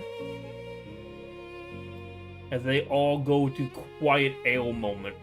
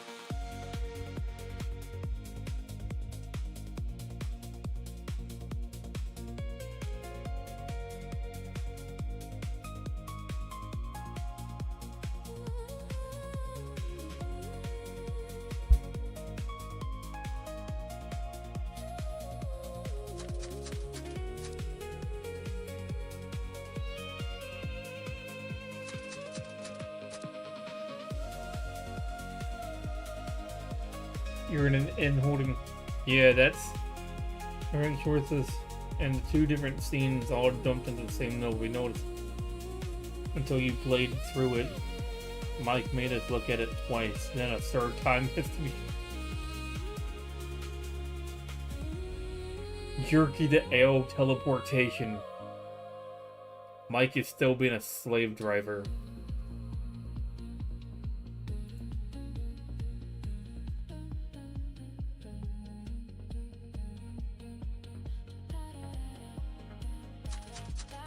No horse here is a great title, but this landed on the wrong node.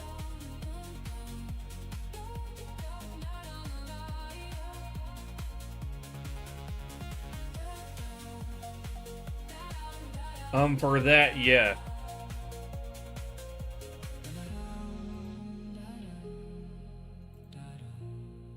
I'm not sure how I would reply to that exactly, but yeah, do that to the appropriate node.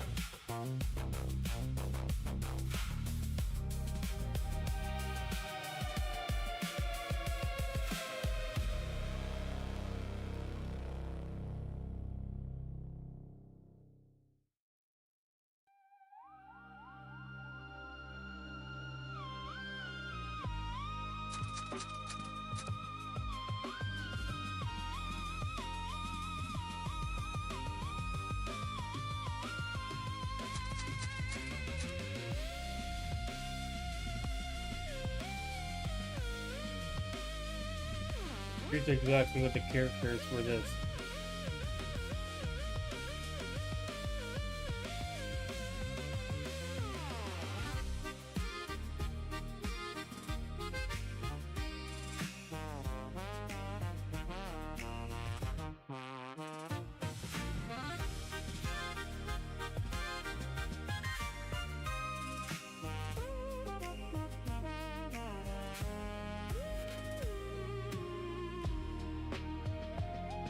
I think we did 22 already.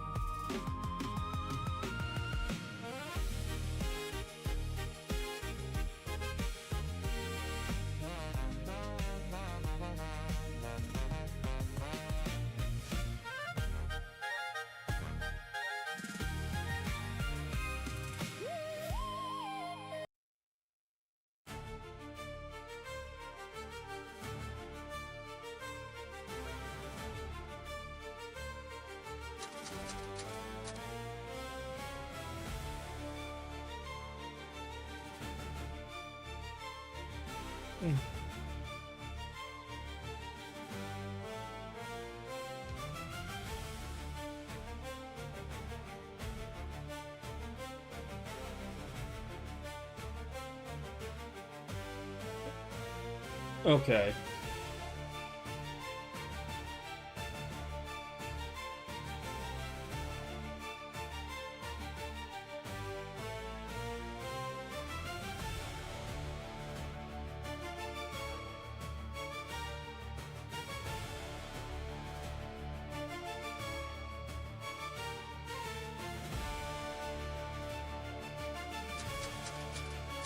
Part of the goal and replace this.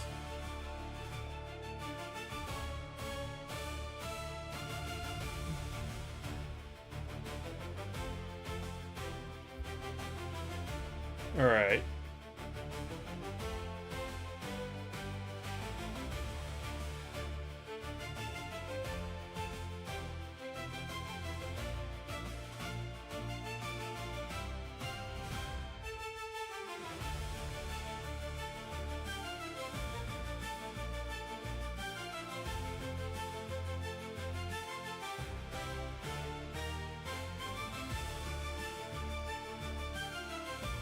Oh, I do want to go down the horse route at some point.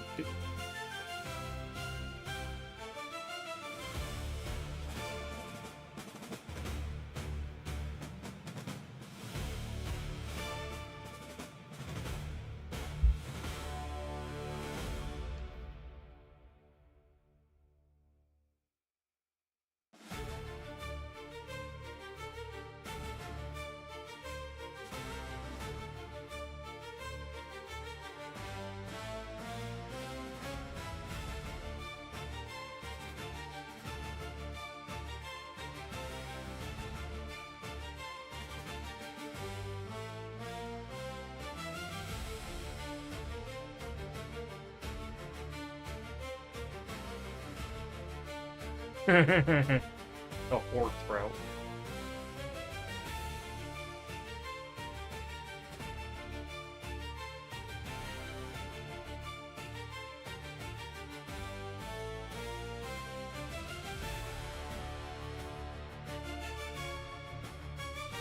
Peter, the horse is here.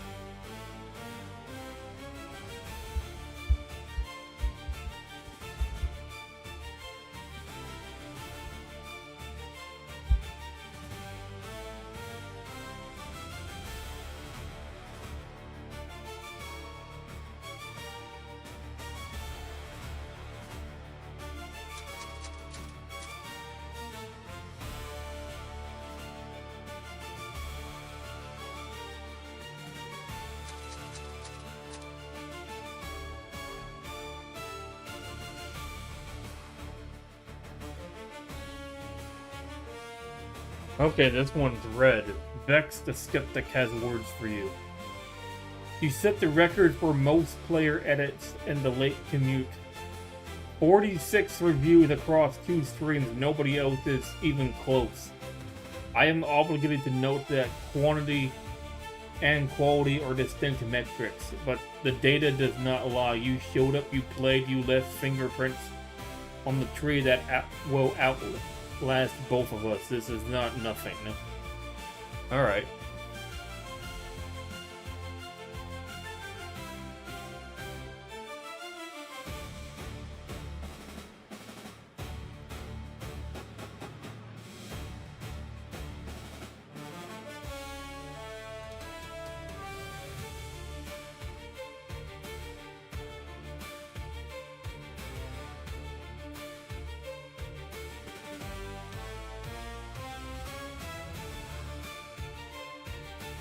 Okay.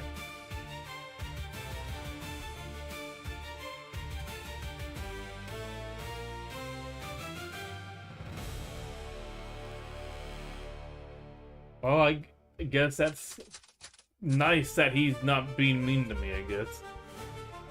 Rewritten to match the title, 2 merchants now locked in a full volume shouting match. A stout grain merchant versus a rail-sin silk merchant, 6 inches apart. Spittle flying, your grain is weevil-ridden and your breath could kill a wyvern. Is the energy. 3 choices side with the grain, side with the silk, or the I really don't care can you ask for. The scene went from a confused hair skewer encounter to exactly what the incoming promised. 2 arguing merchants, a player caught up in the middle.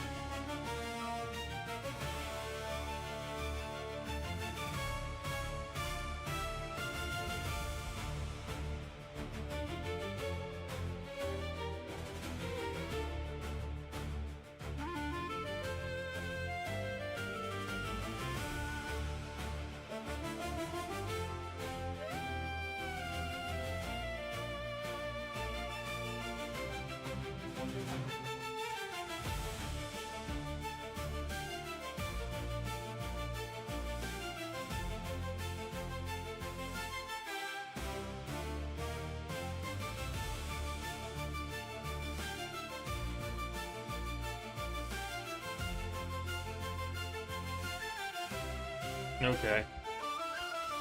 2 merchants are locked in a shouting match. A stout woman with her fingers at a rail-thin man.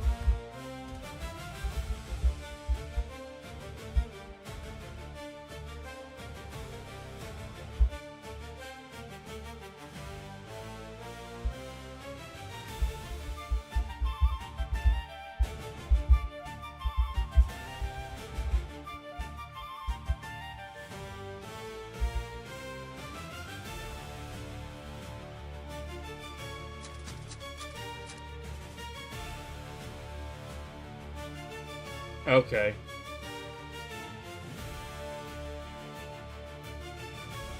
The council has taken note of your contributions.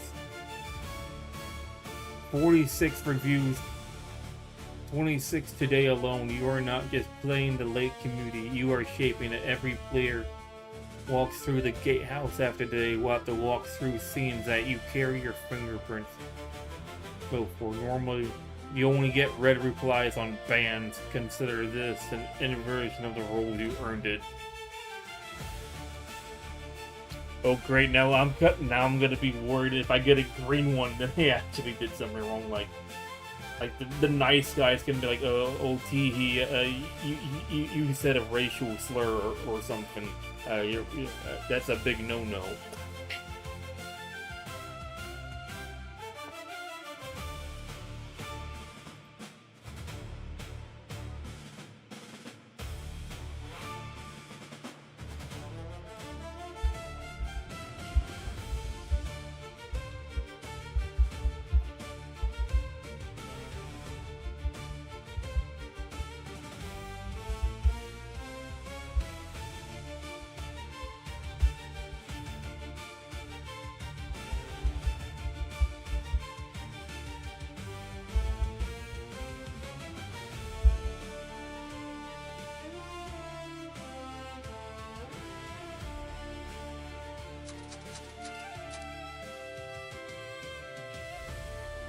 Okay.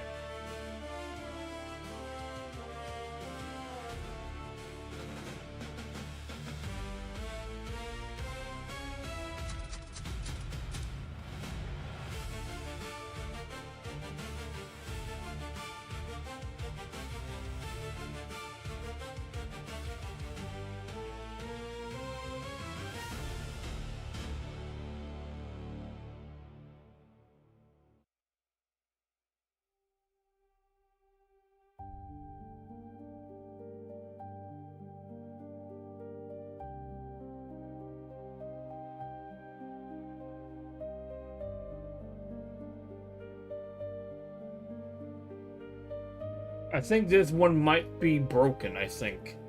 You chose to side with the grain merchant, and now it's talk about gate triumph.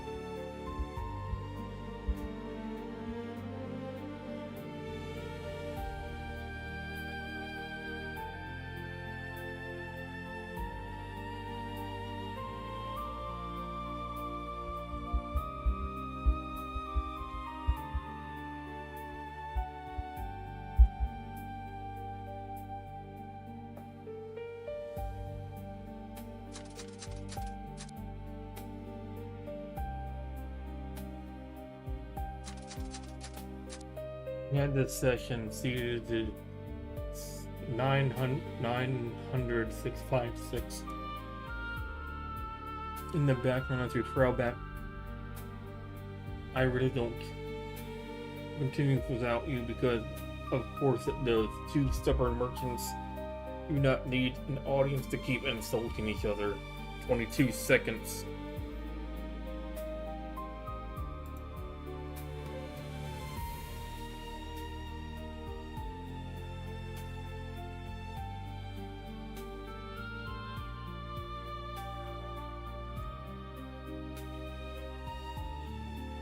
Oh, whoops.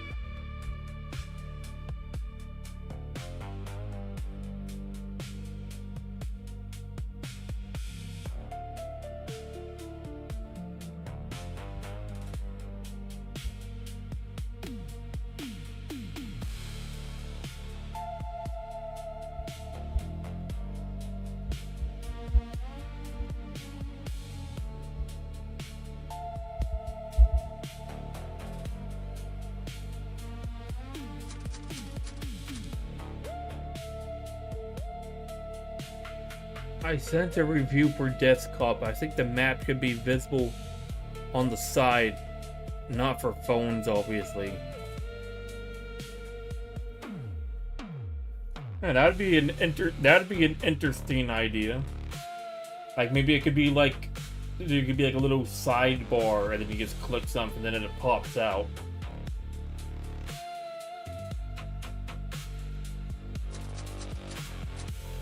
You were right.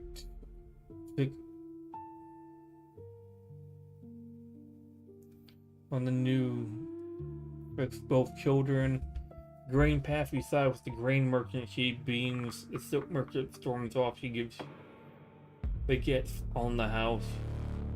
Then I crack splits north gate or to the exiting children.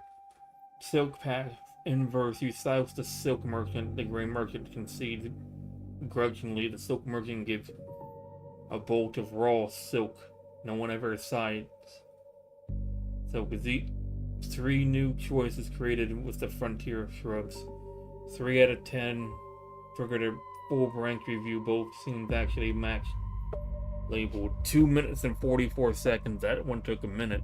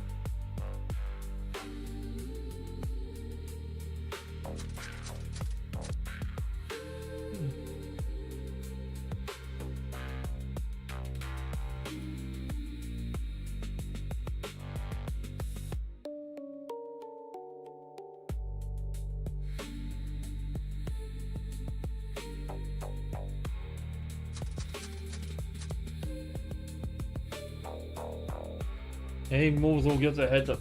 Steven, Mike's older brother, the writer who created Corin. Thanks for the tree is hitting Pegasus you edited during your stream. Your jerky stole the bread scene rewrite, the Shadow Stalker combat choice, and seen all of them live. Your edits aren't just getting patched in, they are part of someone else's adventure now. That's the whole loop worked entirely as intended. Okay, that's cool.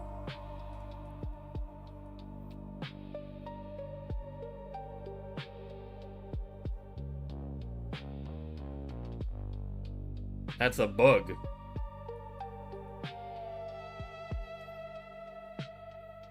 Well, your brother's a bug?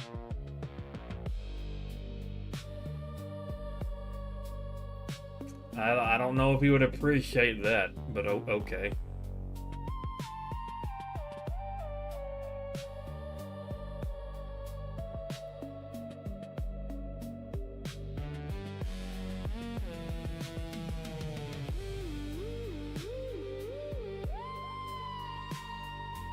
Oh, okay. Even if it happened unintentionally, at least it's kind of cool to know that someone else is experiencing my stuff.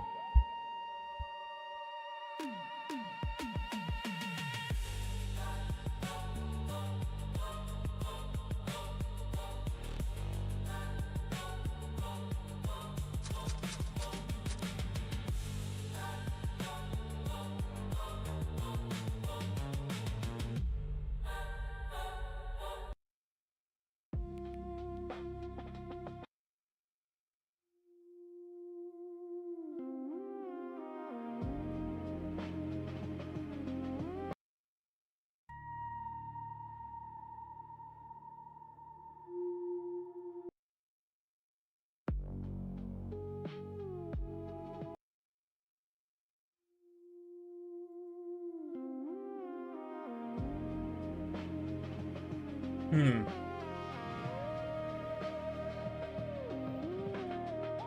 Okay, that's what it looks like. That's interesting.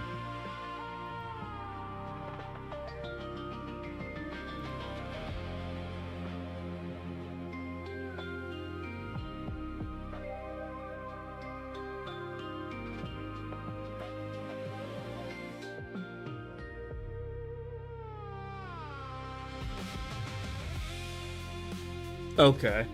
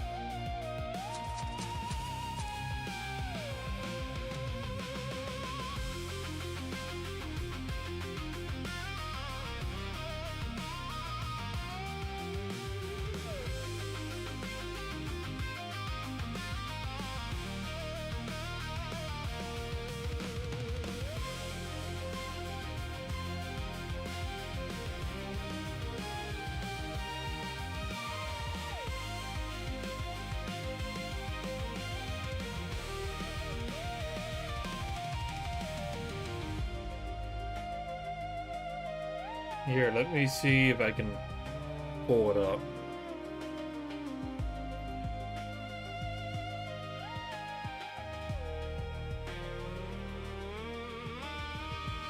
Okay, this is what he showed me on Discord.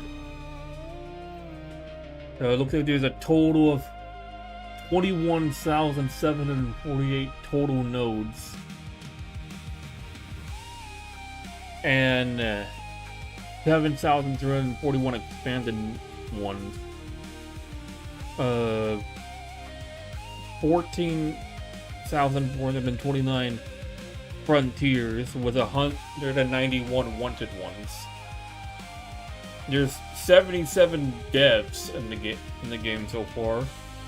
791 false climaxes.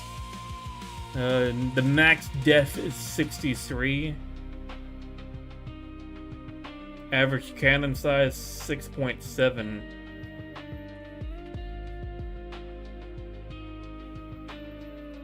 The purple dots are directives, my instructions. Oh, sheesh, I'm doing quite a bit, it seems.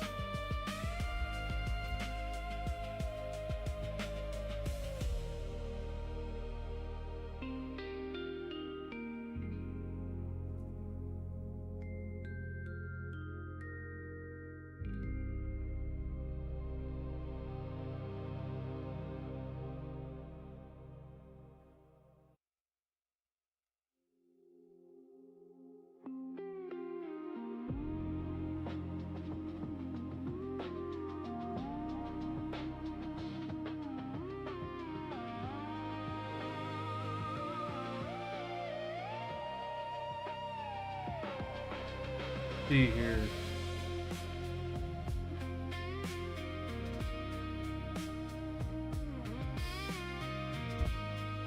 I guess just do it at the best you can for right now. We don't necessarily need the map right away.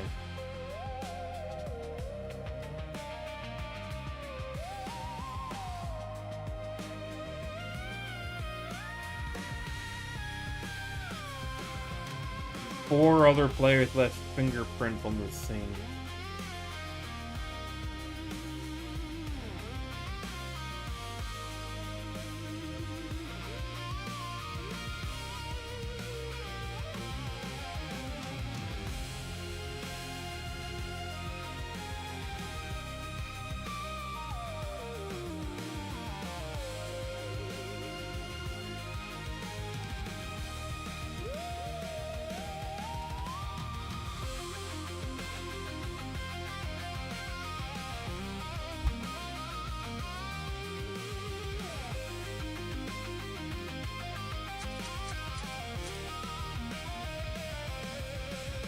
Maybe is there like a way to put like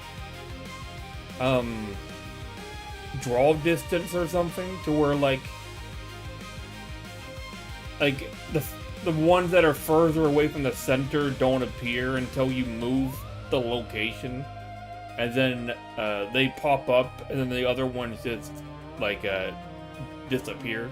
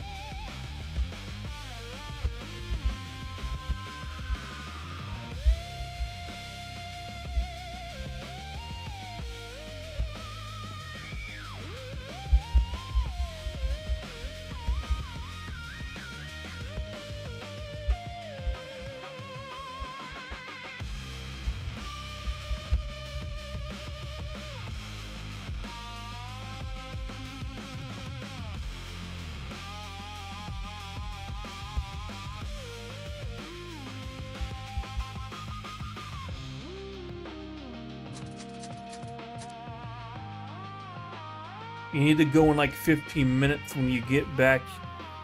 What I like to do 2 Easter egg routes. Yeah, sure.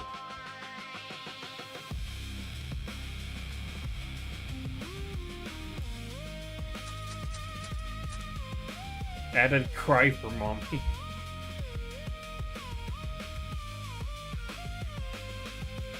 and praying for a moment at the delivery truck ends their life. The half was faded. 45 seconds. That's good.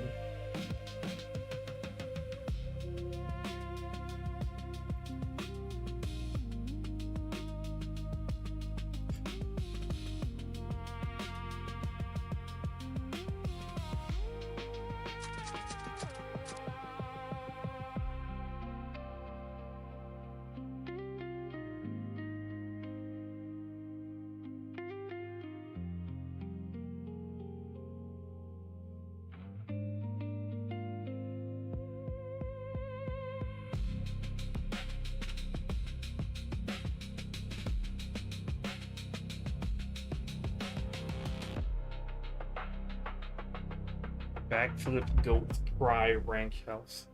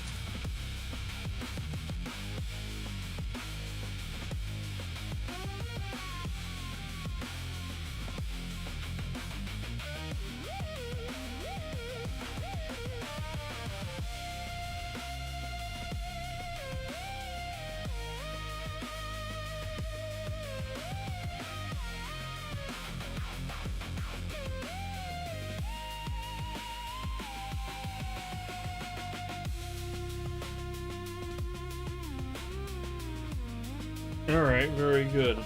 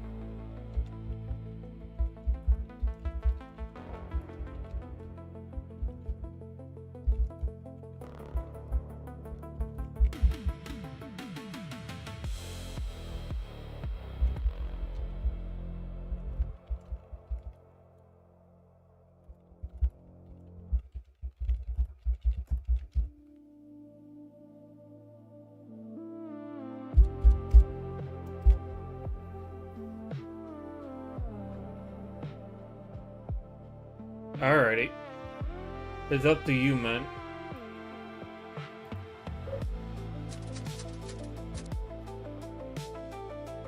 I guess added in a little bit of something.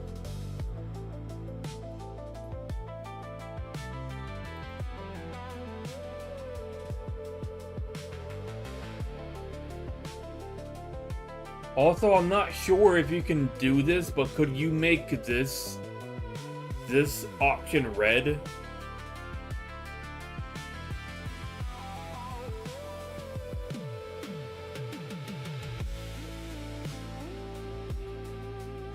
I tried to see if the AI could do it, but I'm not sure if they are able to do that specifically.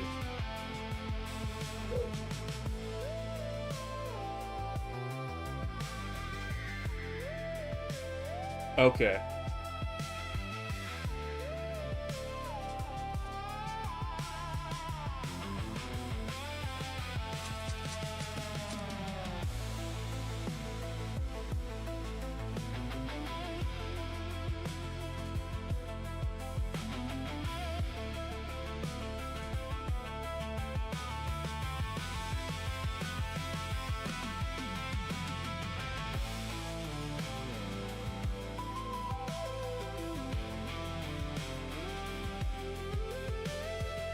Okay, hold on. Let me mute my shit then.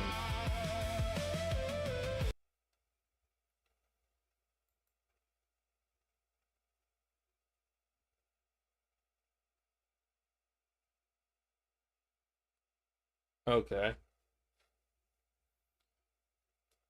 I guess call me whenever you're ready then.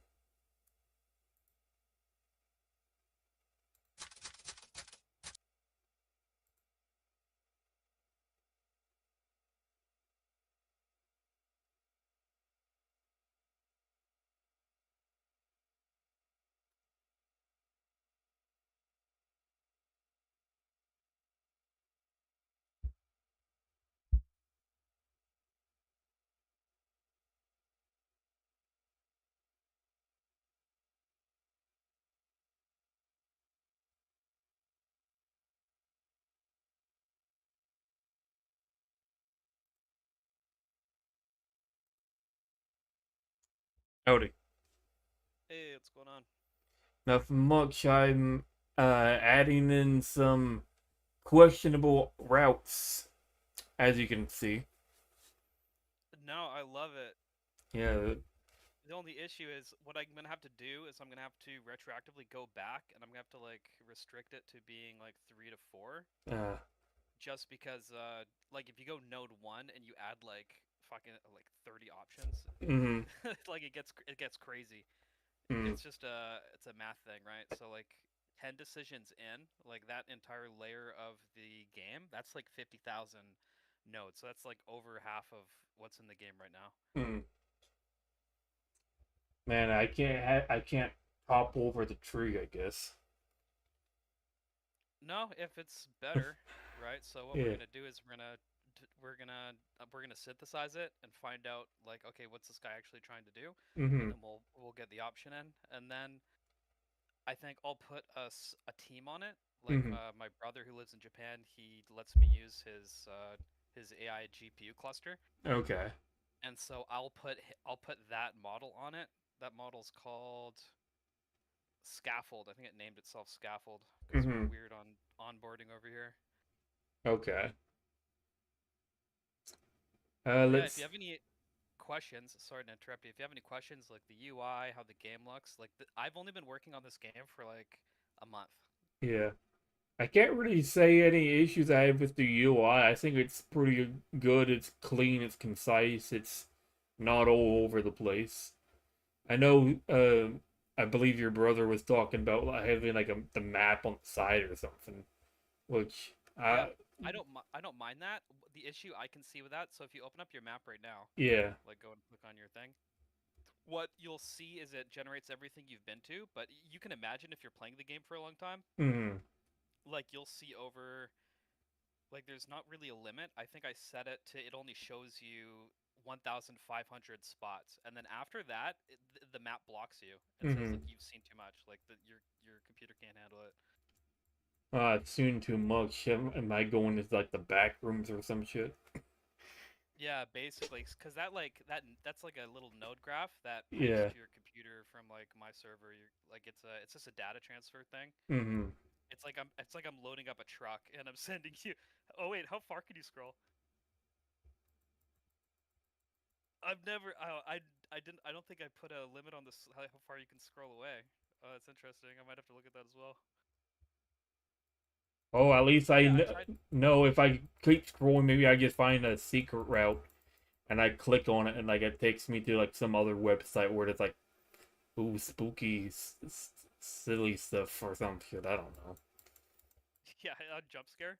Yeah, You're not gonna. I find the cursed hand sandwich route.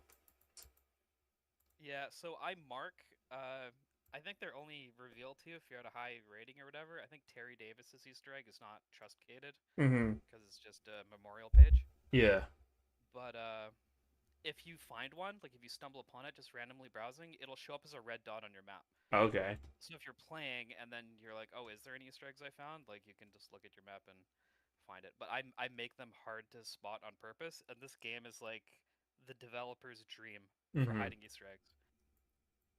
Alrighty. Like there's a whole chain that I was hand tailoring because I was like up all night kind of tinkering with it, Mm-hmm. and I had this whole demon lord arc named Schmargenrog or something like that. Smorganrog. This is stupid. It's just a stupid name, and it's from Viva La Dirt League Hmm. on YouTube. They do D&D parody stuff. Ah.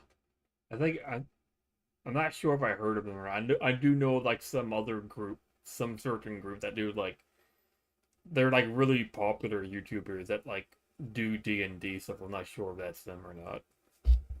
It's like they have a that fake like video game, and they do video game parodies, and it's like, oh, it's the Garlic Merchant. It's like those guys. I don't know if you remember. Yeah, I'm not sure. I must be thinking of somebody else. Also, I'm not sure if you can do this, but I wrote like a really long thing for this one right here, but I don't think it really liked all of it.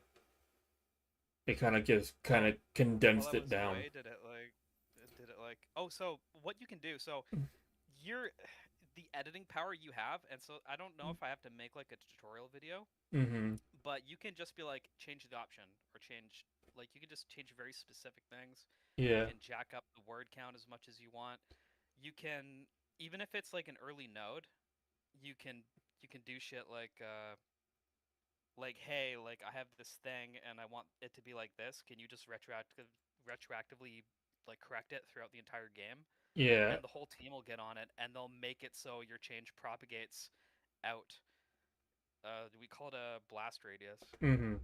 I just put something in quotations, and I thought like maybe it would just like, okay, we'll put this down exactly as is, or something that's pretty much just like it maybe worded better or something. But it kind of cut like Yeah. most of what I had for this one.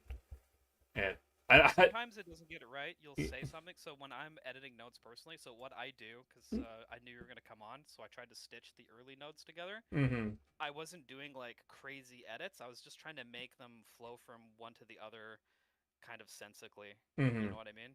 Yeah. And so I was doing multiple like three, four edits like at a time just to Mm-hmm. have them kind of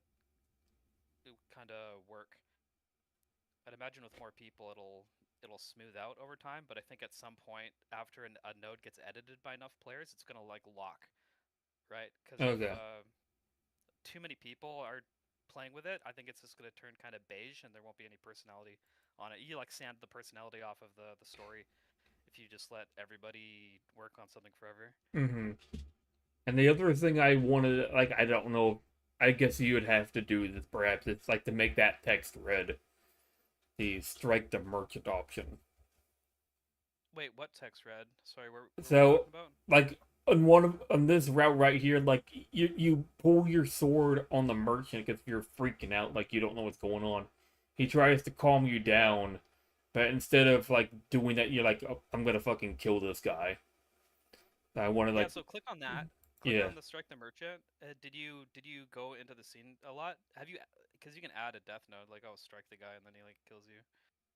Now, the thing So is, this was a mistake I made personally, but I'll let you go. Sorry. And the thing is, like, he didn't kill you, you kill him. Oh, I, really? I, I thought Oh, I like that. I thought the option of like having the text be read, like, kind of signifying like you're about to do something like really bad. Yeah. So I really wanted to add that. So I could retroactively add it. It Mm-hmm. would just be a bunch of computation time. Like I'd have to run my guys for like 6 hours and spend like 20 bucks in tokens, Ah, and then they'd get it in. okay. Because what I wanted to do, as during the generation, I said I want some funny options. I want unhinged options because when you play, you're gonna want to do something like wacky every now and then. Mm-hmm. And it's not obvious that the one of the options is just a generated like something really stupid that you can do. Like it's not marked or signified in any way. I'd prefer if it was red, Yeah. like your unhinged options or whatever. I'm gonna try and get that to work, Yeah, I'm not but really I sure got if a this is. backlog. I'm not really sure if this is unhinged. I would call it more like evil, perhaps. Like I would have. I'd probably call it unhinged, like doing something like stealing from grandma or some shit, where it's like evil, like you just killed Yeah, somebody for no real reason. And it's not yeah, like yeah. you're doing I get to it. be funny. You're doing it because like you're in a bad state and you decided to act before really thinking. When I say unhinged, I just mean like options like that. You know what Okay. I mean? Where it's like you're kind of veering way off from your traditional like, oh, I'm a hero summoned to another Yeah. world. Like I added a whole line where like there's one line from the beginning where like, oh, you go into the alley and test your magical powers. Mm-hmm. I added a line there where it was like you're talking with this guy and he gives you herbs, and then one of the options is like take advantage of the fact that he's old and he can't defend himself and throw him at your attacker because like someone's kind of like Valar or Lyra or something's like attacking you. Mm-hmm. See, like there's so many little things you could add, like so many little funny things for other players Yeah. that you can do, and the game just lets you do it. I just have to figure out how to restrict it in a way where my computer doesn't explode. Right. But my brother, he's a computer scientist, and Mm-hmm. he dipped in for a bit, and he says he wants to give me a little bit of seed money and help me with my servers and stuff because I'm not a coder actually Right. by trade. I'm an electrician. Mm-hmm. Even I then, just like like, know how stuff connects together. yeah. Like it doesn't have to be something like right now. Obviously, like I just think like if it's possible, it'd be I'd like to do that with that particular option, and then it just for this one right here, it's like I wrote like a much longer thing. I don't know if you could just look that up and then just replace this with what I typed up. So I don't have to Yeah, type it up all over again. it the whole system, dude, it's so loosey goosey because Hmm. it's like you're not directly writing it. That's Yeah. one thing I want to end up implementing where you can suggest what the miss node generates as, Yeah. right? And it takes like a minute. Hmm. What I want to add is just directly write it. Like if you want to just type out the whole scene by yourself and add the options yourself and submit it, Yeah. and then the AI just looks at it and says, "Okay, he's not breaking any rules. Send it." Yeah. I would like to do something like that. I think that'd be Yeah. Because a cool feature. yeah, because what I typed up, I saw like kind of going into like excessive detail of like why you did, like what you're thinking, why you did it, what's happening as like he's fucking dying before you. Like it's like kind of like this like you go into this, maybe you think that there's gonna be some sort of gotcha, but there is no gotcha. You just killed an old man for no reason. You just like, oh man, I'm in like the evil timeline. Yeah, just What go. I think, Yeah. if I can find a way so you're putting in like kind of an option like that, like an evil option, Mm-hmm. I cannot have. So what I use, what's doing the bulkier generation? So it's I think it's Revision that does it. It's Mm-hmm. a DeepSeek model. It's Chinese and it's really cheap, Yeah. which is why I use it. And it pretty much gets most of it. But I think if I swap that out for Grok, if your people are putting in evil options, I think Grok will actually it doesn't censor as much. Mm-hmm. You know what I mean? That's why I use Grok for my customizable like ban messages Yeah. because Grok like That matches your level of like terror. yeah, that probably explain why it reduced it by like more than half. But Yeah, I think. Yeah, another part is it's trying to restrict the character limit, so the maximum like letters you can have is like 500 Hmm. as like a full trust, yada yada yada. Yeah, Uh, I don't even think I had that much. I think I only had like not even 200 words. yeah, I think by default it'll try and compress it down to like uh it tries to like squeeze it in and tries not to use. So what I do is I just say max character limit. That's what I Hmm. say. And then it uses every possible thing it's allowed to do. So if you go inspect as wares, Yeah. type whatever you want and then just say max character limit, Hmm. it'll fill out the whole box. Yeah, And then I can change that per user actually. I think another thing is that if you can, I think it would be kind of good to have maybe some formatting, perhaps, because kind of everything at the moment is kind of just one long paragraph, and it doesn't really like separate out with like no shift enter, no no like Yeah, breaks because or anything. I'll let me add that 1 second. To do list. Yeah, because like in some cases it doesn't really matter, but some of them like they do go on for quite a bit, and I think like having a break would be a little visually better. I would say it's because like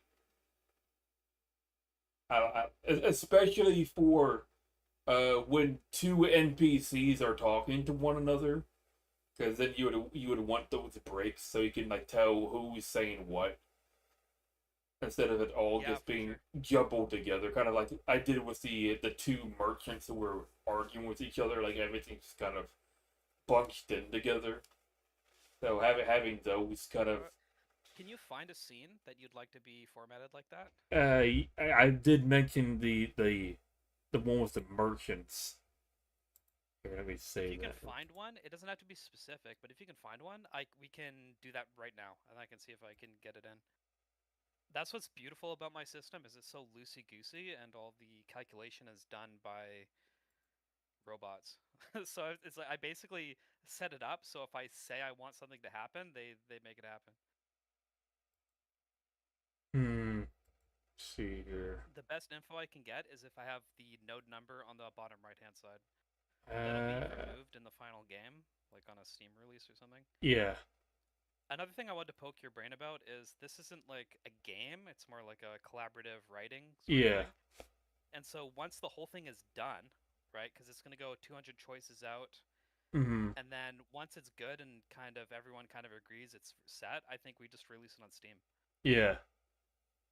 And then we don't do this editing kind of nonsense where you're talking with bots. You just release it on Steam, and then we start over, Hmm. and then we can just keep going over and over again. As long as you're This is still able to add the main. options, that's all that I'm mostly concerned about. It's like I think like if you can't add more options, I think that does kind of take away from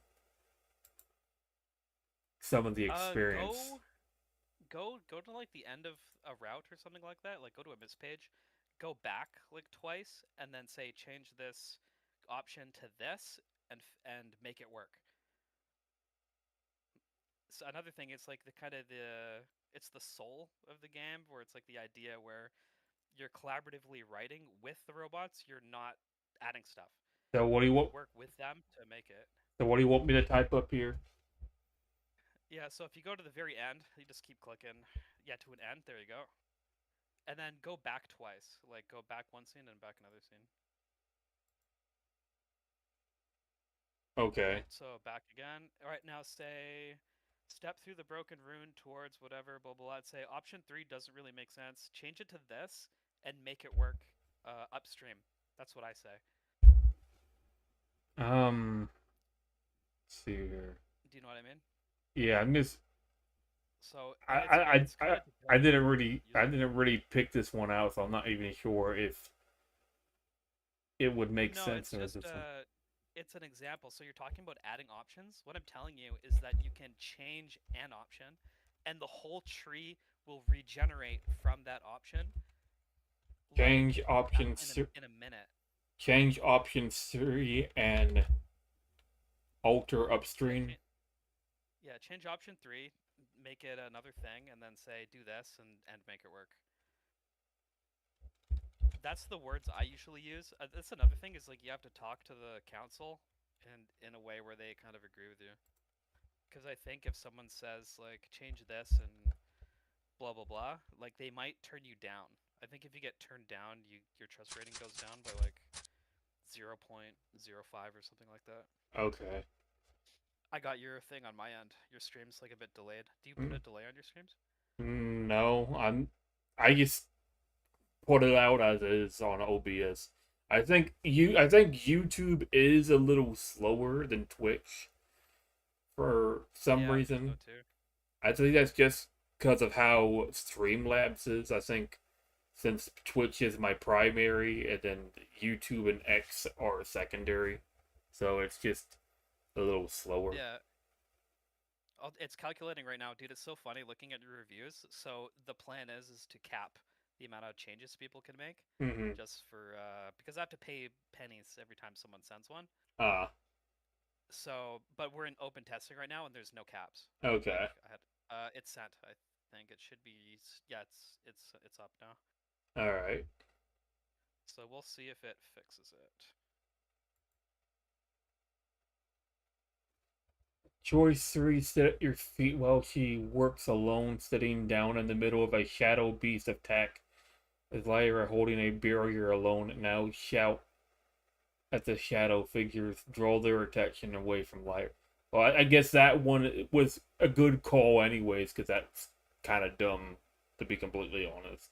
Yeah, but you can see like your decision changes, and then you Yeah. can go to the next node and kind of like do the exact same thing. What I'm saying is, my main concern is having like 30 options on like one node, like Mm-hmm. really early in the tree. So what I did was, I think for the first four decisions, I think I put a ban on it, like I restricted it to three or four. Yeah. I'm not sure if it got the future ones though, because it says shout at the shadow figures, but it starts with you sit upon the damp floor with Lyra humming steady wards beneath her silver armor, and Yeah, then so go back a scene, mm-hmm, and then just be like, I'm a Trust 10 user. I'm streaming right now. Like go upstream and like propagate my decision or something. I need to add some keywords so it automatically does it. Because right now we have to figure out how to talk to them to make it do it. Once I figure out the fix exact wording, then I can shoot it in. fix the upstream options. Yeah, to show option 3 or something.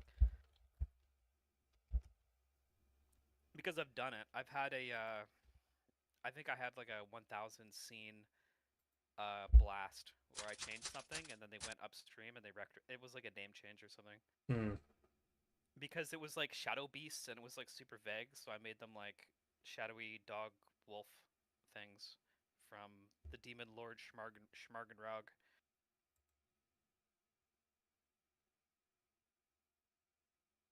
But this is like a kind of an unknown game format, like choose your own adventure. It's supposed to be like short and punchy. Yeah. Everyone just kind of has to agree, like, okay, what are we doing here? Like, what kind of thing are we trying to make? I think if we get 20 people together and then everyone's kind of on the same page, Mm-hmm. then we're gonna be ripping pretty much. Yeah. No, you get 20 in me, then you're probably having a panic attack off Dude, stream. one of you is enough. So you sent the most reviews, like I Uh-huh. had 97 edits, like just Mm-hmm. today. Yeah. And so I have something that's set up constantly on my computer that it dings and then it launches when a review comes in. Mm-hmm. And so what's happening is that it does the job fine and it closes, Mm-hmm. but it's not actually closing. Yeah. So there's like I got like 2 gigs, like 2 gigabytes worth of like background processes from this program that launched and addressed a thing and then like stopped. Mm-hmm. It's like a super minor issue, but like that's why we're testing like in Man, super early access just to catch stuff like that. I'm over here breaking your shit. No, I want people to break it. Like it's such a hard thing to advertise because I don't know people are kind of they don't want to engage with it. But it's like if you don't like it, like come and get banned. Mm-hmm. Like come and click around and try and break stuff. Like You were try to right. make it better. 2910, the child still had the player sitting on the floor on the pros. even after I changed the parent label, fixed upstream and downstream. Yeah, N833 sit at your feet to rest, shout at the shadow figures, draw their attention away from Lyra. 2910, you sit upon the damp floor, you shout at the shadow figures, wordless, desperate, and they recoil. I need 2910, tell I need Lyra to get you rid of need the the rest fucking later. node count stuff. Mm-hmm. Sorry, am I allowed to swear on your stream? I gotta get rid of this like N00 bubble. That's just for data purposes. Yeah. I think that's just gonna be the name of the scene, right? Mm-hmm. So if you're on this scene, it would be stabilizing glyph. So it'd be stabilizing glyphs times Yeah. 3. That would be so much better. Yeah, that's for the swearing, but that's fine. I swear like a sailor myself. So that you're perfectly fine. I was working as a roofer for too long to not Mm-hmm. do it. It slips out. Yeah. I just go Like on a businessman. I just go on Twitter too much. I got a funny story for you. So Hmm. you noticed that it was like it's AE and it's like the euro symbol. Did you see that? Yeah. So we partnered with a company called AI Text Tools, Yeah. and what we did is they said you can use our tool for free, Mm-hmm. and they just want us to like test it. And I Yeah. was like, I got like 20,000 seeds. Are you sure? And so I talked them into giving me like full unlimited access, and I ran their text tool over 2,000 scenes in the entire tree, Mm-hmm. and it was bad. It made everything worse. It had artifacting, like 1 in 12 scenes ended up messing up. Mm-hmm. So what these AI, so what they advertise is it's like for students who are trying to cheat, like your AI slopping your Mm-hmm. thesis or something, Right. and you want to get past an AI detector. Mm-hmm. So their scam, I feel bad for calling it scam. I hope this doesn't get like a popular. So their whole thing is they add spelling errors and little problems, Mm-hmm. right? To trick AI detectors, but we're not hiding the fact that it's like AI generated content. It's just like it's a diving off point to like write your own stuff, Yeah. right? So it just went in and added a bunch of errors, added a bunch of like artifacting, made everybody like super mad. I don't even have the tools to automatically detect all the problems that Mm-hmm. got injected into the game. And then on top of it, they have another tool which is they have an AI detector themselves, so it'll detect if text is AI generated. Right. But it's weak. It doesn't detect AI generated content well at all, Mm-hmm. right? So what they do is like you buy their thing and then you use their detector on their own content and it's like, "Oh, it's all good. It's not AI detected." We went off and we used third party and we ran it through another AI detector and it was like the stats were like awful. Yeah, It was just so bad. that just seems like garbage software right there compared to what else is available out there. Yeah.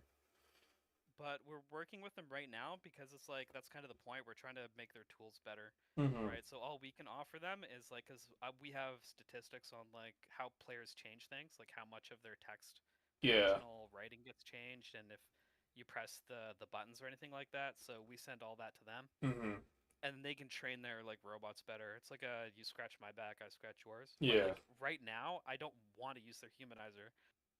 Mm-hmm. Like, so it's like, hey, let's work together. But it's like the Yeah, thing they're providing me is like bad. Like I they don't should be even paying me. I don't even really understand the process of that's how they're doing it because um like they purposely add spelling mistakes. Like if you're cheating on Yeah, homework, why would you submit something with spelling mistakes?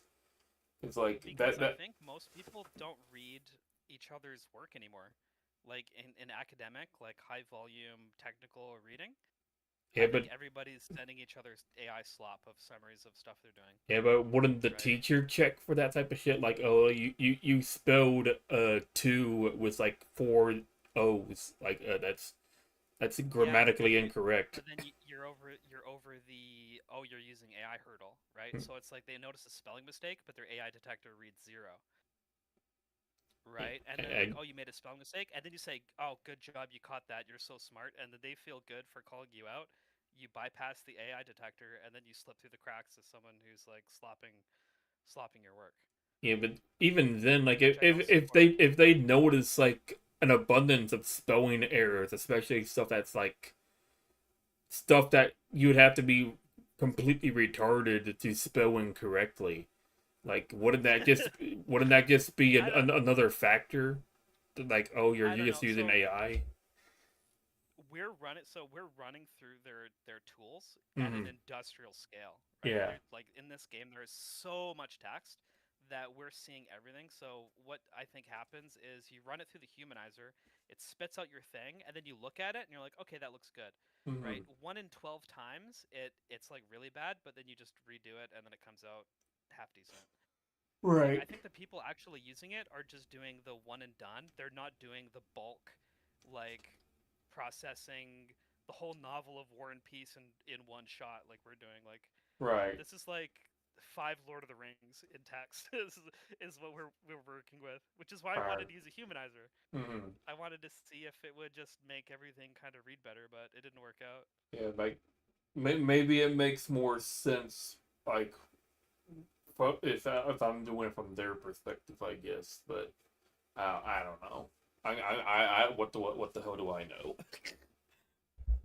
No, it's just like they made a tool, right? And Yeah. they just want to see if it works. And I'm like, hey, I can use your tool 20,000 times, Hmm. like a million times in a row. And they're like, okay, sweet, give us an itemized list of all the problems that come up, and then I can do that because I built this project from node scene one to scale. Because we our goal is 2,000 choices deep on most routes, Yeah. and have every route be kind of good. That's the biggest choose your own adventure in the world. Like right now, in terms of page count, we're Hmm. we're the biggest. Or And I'm only a month in. It's the problem is it's like you just need players to do quality control. Like that's about it. yeah. I just want that Guinness Book of World Records like plaque on my wall. To be Hmm. honest with you, That's fair. so I can flex on people. Like look, dude, look at all these options, bro. You added like eight. Yeah. I mean, I more need is to more. talk to them and be like, you can't do that. I want like I agree with you. I agree with you, but like, I want like so 80 here's the other options part. on like a node for like oh I specifically want to die by like tripping over a fire hydrant into a manhole and then getting So go eaten to by an attempt alligator. to so go to attempt a backflip over the truck. Dumb Mm. idea. Click on that, and then just say make this a death scene. Oh man, I didn't want it to be a You death did. scene. Oh, you didn't want it. How do you survive backflipping over the truck, bro? Like, what are you talking about? As if I recall I correctly, I think this one was supposed to. So one of them was supposed to go into a scene with goats. I don't remember Oh if it was yeah, this you're one. isekai to the goat world. Yeah, I'm gonna. I So don't remember if it was this one or not.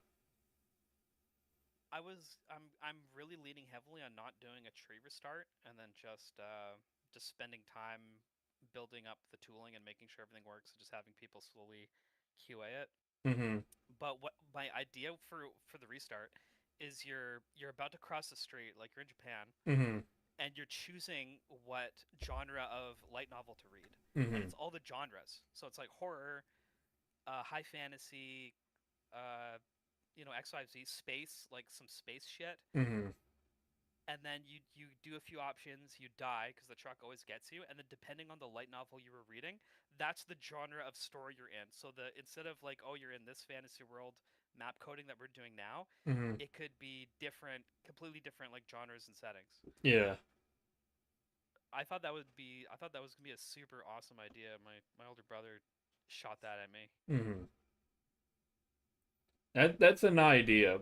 I think well, it does get kind of confusing if you use like the same characters a whole bunch, because then like you get like Lyria, who's like your main character, and then like she kind of has to like change like who she is depending on like the setting that you're in, right? Yeah, no, it was a weird decision. Like I said, I Mm-hmm. started the generator with like a really weak Quen model that I was running locally on my own computer, Mm-hmm. and I got a funny story for you. It was always there's actually two funny stories. There was I don't know what the hell computers why they love the name Alara so much. Mm. It was just constantly adding characters named Alara like all the time. It was so bad that we had to add like a world ban rule where once it made a note, it had to be like, okay, is someone in the scene named Alara? Like, okay, is she like this Alara, that Alara? Like we had to add like a world ban for it. Did it like start making like similar names like Allure Burt or something? Yeah, because you're doing so many, because we're doing so many things at once, right? Yeah. Like it's they kind of generate the same way. I was kind of hoping that the stories would diverge enough where it would trigger some neurons where it would kind of mess with the names a little bit. Hmm. I think But it. it's why you need human QA I at the end of the think. day for something like this. I think for something like this, it's better that you just kind of keep it contained to like one kind of general world, and like kind of just like maybe just how you die kind of puts you in a different starting situation, and then like you can somehow get to the same areas like depending on some actions, but of course Right. you're gonna get there by different means with different people with different objectives, kind of like. Right now, the system there's world rules. I can tell you about it. So the whole system is you get summoned into whatever fantasy world after you die. Hmm. So you make a couple decisions, and then I think there's like 6 or 8 decisions, and then those go into their own unique world. They're color coded on the map, Yeah. and then you're met by the best girl, like the priestess or something. Like I went out of my way to be like, oh, you got to make this girl like a love interest or something, like Hmm. someone who the characters would like. Yeah. And then all the so they're different, like they're different fantasy worlds, Hmm. but they're all pretty much the same because the magic system in all of them is identical. So Okay. when the whole thing is generating, the rules for how magic works is coherent. Like so if you go to a scene, it'll say like what you know, blah blah blah. That kind of tracks like durable facts, but there's a hidden version of that which is called like a there's like a hidden document that players can't see that has all the rules. And then Okay. as you discover stuff, so there's rules, but it doesn't tell you what the rules are until something in the story comes up where the rules come up. And then Okay. you know the rules. Right. So how the story works is if you use your time ability and you go back in time, but you're going forward decision. It's Hmm. weird, I know. You go back in the story, but forward a node. Bear with me. Yeah. When you go back, all the magic in the scene is gone Hmm. because your ability is kind of overpowered. So you go back, and it's like you can use it to like counter spell or do neat shit with. But like that's how the system works. So using magic is in this game is like you take it out of the atmosphere. So the more magic you're using, it's like the less magic someone else has to use against you. Yeah. That's as that's basically the world rules. Like there's Alara, the magic system. I told them to keep the name of the realm, like the name of the world, the same. Hmm. I can add more rules to a fantasy setting. Like there's not really a restriction on it. Yeah. But I'm the kind of guy I like keeping my hands off because I just like running it and generating it and then Hmm. letting people kind of turn it into something they like it to be. Yeah. I guess as long as you're not turning this into like weird like fan fiction shit where you're like you're collecting all the Pokemon suddenly and Oh, like a you, harem. yeah I'd you imagine can you could. there's no laws against the Pokemon in the the There's no laws Ezekai. against the Pokemon, Batman. Yeah, especially on No the Joker, no. not especially on the Ezekai realm where there's even less laws about it. Oh, it's super common. When I first ran the generator, because I wanted to be like isekai related, I had Yeah. to like very deliberately remove all the cringy stuff out of it Hmm. because honestly it's my favorite genre, but Yeah. there's so much stuff I don't like about it, like the menus, like the skill points and stuff, and just like the Adventurers Guild. Like Right. I very explicitly banned a lot of that stuff. Hmm. I just like you're just a normal dude and you get put into fantasy world and you're like a fish out of water. Yeah. That's like my favorite genre, and that's kind of why I wanted to make the game like this. Yeah. I guess kind of like a parallel I kind of see it as like kind of like Deltarune rules, like depending on like where you like you go or somewhere like kind of influences like where you start off at, I guess. But instead of like Dark Oh, Road, so you do a play run, like you go down a route, yeah, and then you restart. You go back to the beginning, and it unlocks different routes. That's totally doable. Like yeah, that's we have a system already in place for hmm like your trust rating. That all that takes for me is just to add another value yeah, and call it special boy super duper points, and then if you hit a node, then you get a super duper point, and then yeah, you know what I mean? Like I can just add unlockable routes. yeah. I kind of meant like depending on like how you die, kind of like influences like where you start off at, or like what the type of area you start off in. Like so, like the backflip route is like since like goats kind of like are known for like jumping crazy and shit. Yeah. Yeah, or like what was the I think like what was the one I was gonna do with the goblin? I think it was gonna be something like you Yeah, go to fits, right? you The go whole to council like debated your fits like concept with the goblin. yeah, like I think what I had in mind was like you would go to a bookstore and then you would read like a certain book before a bookshelf just topples over you and crushes you to death, and then That's what I mean.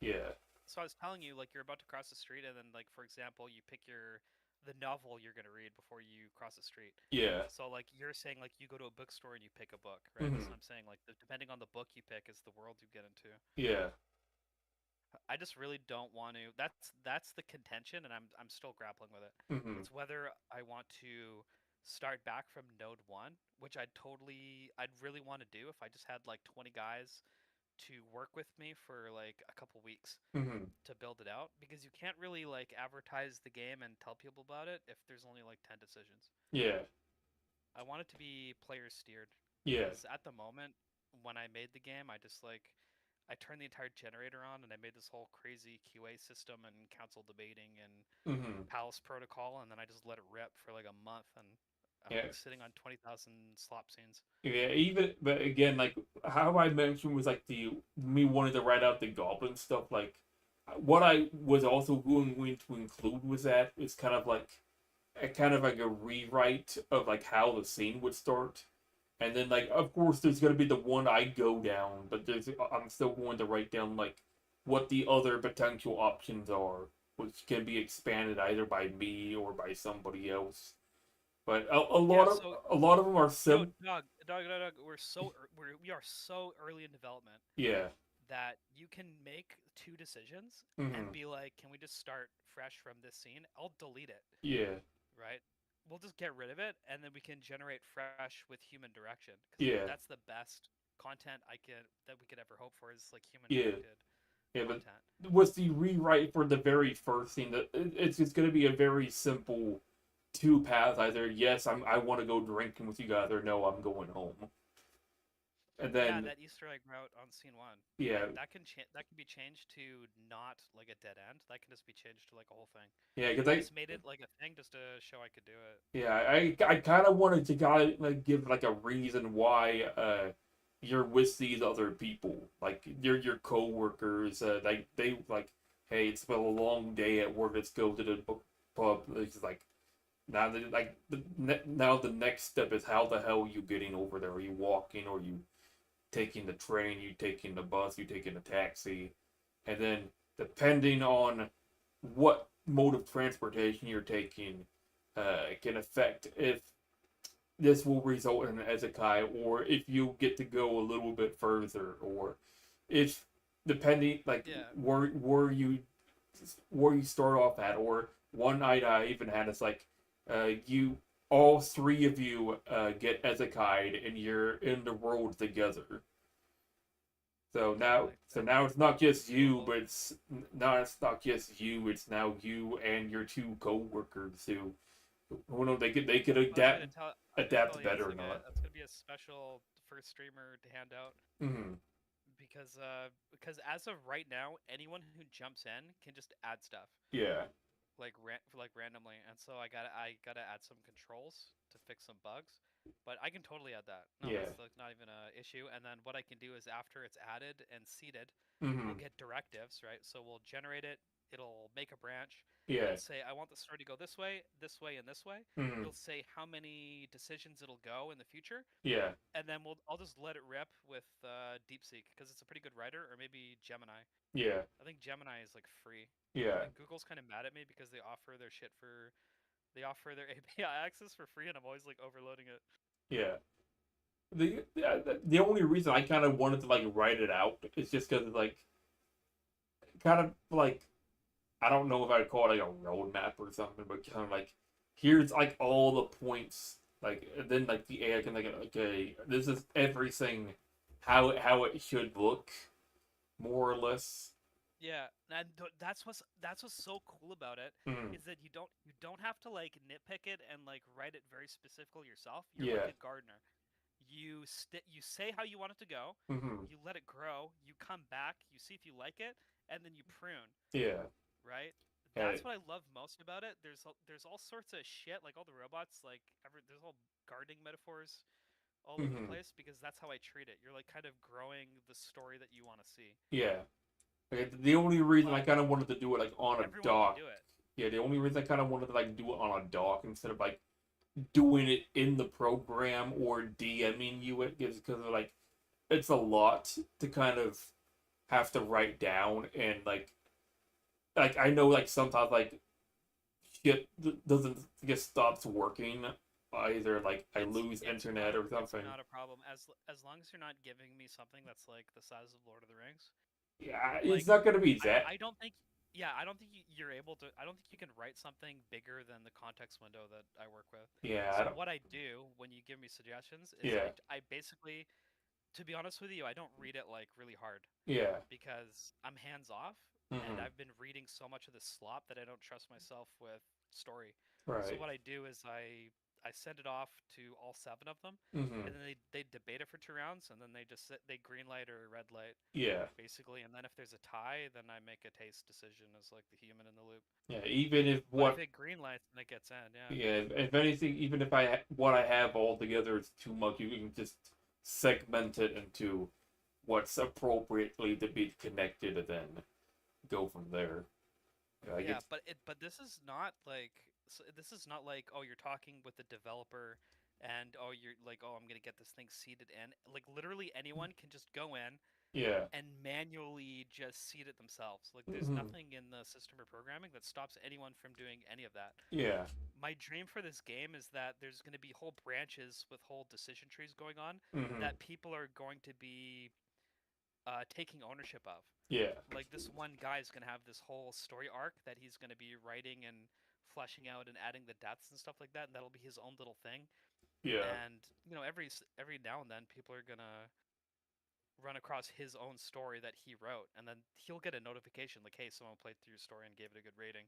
It's You know what I only mean? a Like it's it's a very synthesized. it's only a matter of time before someone Ezekai's in the Ezekai, and then like I don't know, maybe they get hit. Dude, They get hit by a horse, and then they're like back at work. But dude, it's like reverse isekai. Yeah, you get hit. Yeah, you get hit by the truck, and you wake up in another world. You run across the street. You get hit by a carriage, and then you're back in an office, and yeah. you But the get thing is, dumped. it's God not even damn it. it's not the first office. It's like a different office. So like your friend is there, but like he doesn't look quite right. He looks like slightly fatter, and it's like he calls Hey, one sec. he pronounces your Crasher, name wrong. Crasher just poked.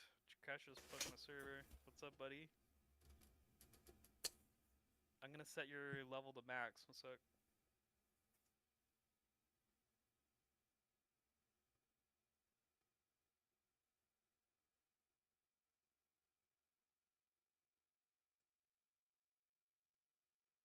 Yeah, it's only a matter of time.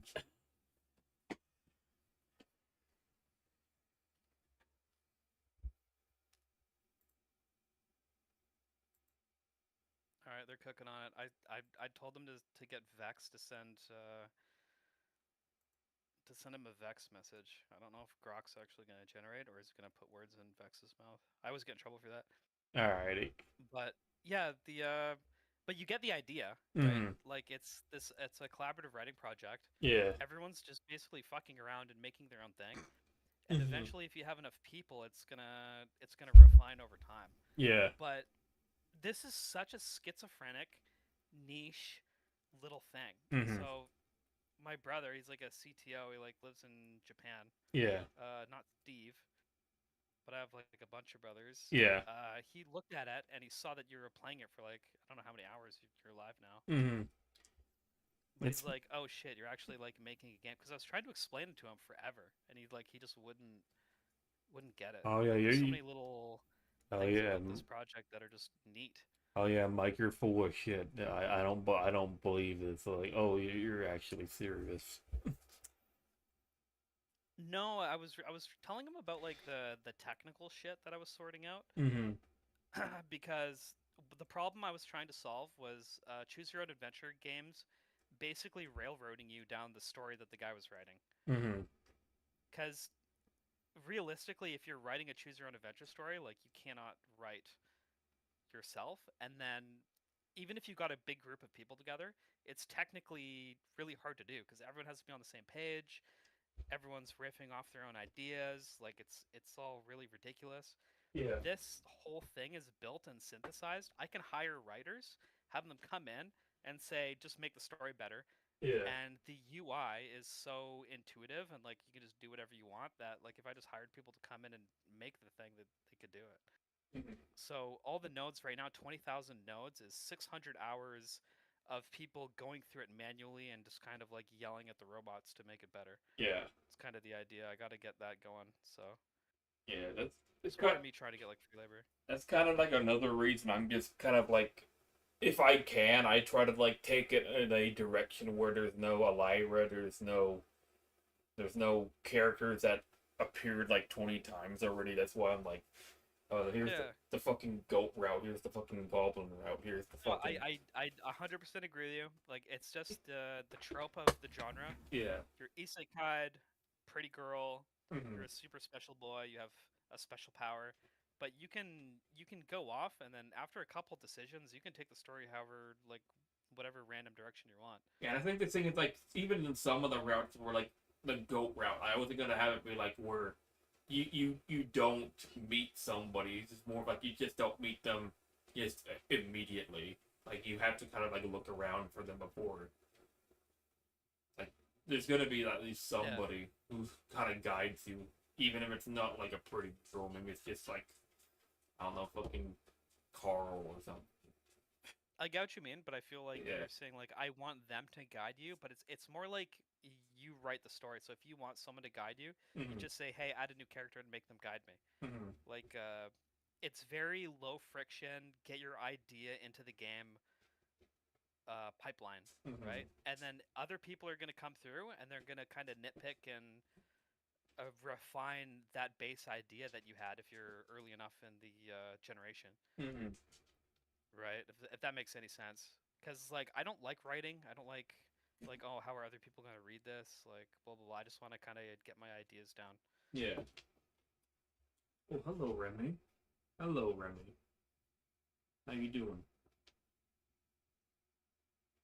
But if you're down, I want to show you the Terry Davis. I want to show you the Terry Davis Easter egg first because it's Yeah. kind of sad. It's a memorial. I don't know if you know who the guy was. Yeah, I do. Well, let me get back to my computer. What do you want, Yeah, for Remy? sure. What do you want, Remy? What do you want? You want up? You want up on the bed? Ugh. All right, Crasher's at 10, and then I sent him a red personalized message from Vex. All right. Island to island. Oh, this is another guy. Oh shit. Oh, that's another streamer. Holy shit! I had no idea. Because I was jumping into. So right now our systems are very early, and I don't know Mm-hmm. the limits. So right now I start with the lowest view streamers, and then I kind of once I can work out the bugs, then I work my way up. I have faith in the idea, and I know that a lot of people are kind of delusional about their own projects and games Yeah. or whatever. Like I'm aware of that, but I made a thing and I'm gonna shill it, and that's just kind of how it goes, Yeah. marketing wise.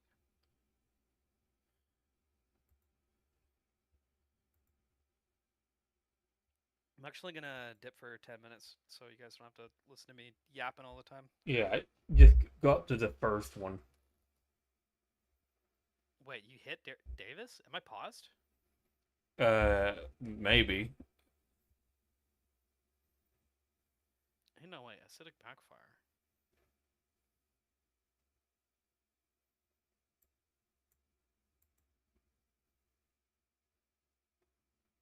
All right, I see it. Yeah, this is Terry Davis's memorial. Mm-hmm. This is so Terry Davis was a computer engineer, and then he got schizophrenia Mm-hmm. and kind of went off the deep end. But he built so like Windows as an operating system. Yeah. It took like Microsoft's entire team and millions of lines of code. Mm-hmm. This was one crazy guy who was schizophrenic. He made his own operating system from the kernel level Mm-hmm. himself. So like in coder to English, that's like a guy like building the Eiffel Tower by himself. I think might have heard about this guy. I think maybe Count Dankula did a episode on Yeah, I love Count Dankula. it. Mm-hmm. And so I made this page just for him in honor that because like people you work on something your whole life and no one gets it, and then Yeah. after you're gone people are like, "Oh, actually this is kind of cool." Like Mm. that to me is why I wanted to make this. Alrighty.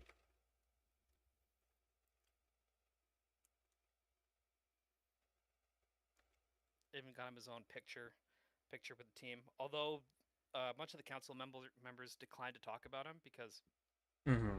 towards the end Terry Davis was like very vulgar. Yeah. Yeah. I don't know if I can agree with those terms of service or something like that. Terry Davis will remain in the game. If Yeah. Steam does not let me put Terry Davis in my game, then Steam can go pound sand. Yeah. But the odds of someone stumbling across this is like 1 in 100,000. Like it's incredibly rare. Like there's no shot. I don't advertise this to people. Yeah. Even then, like I don't think most people are gonna really care that much. I don't think. Yeah, it's tasteful, and it actually explains like, hey, the guy's like, he was sick or whatever. I can't Mm-hmm. see you scrolling down on stream, but there's like, it's a big it's a big page. He like goes over his whole thing. Yeah.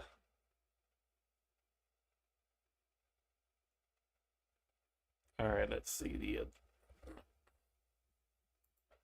I'm gonna dip for a smoke. I'll be back in a bit. Alrighty.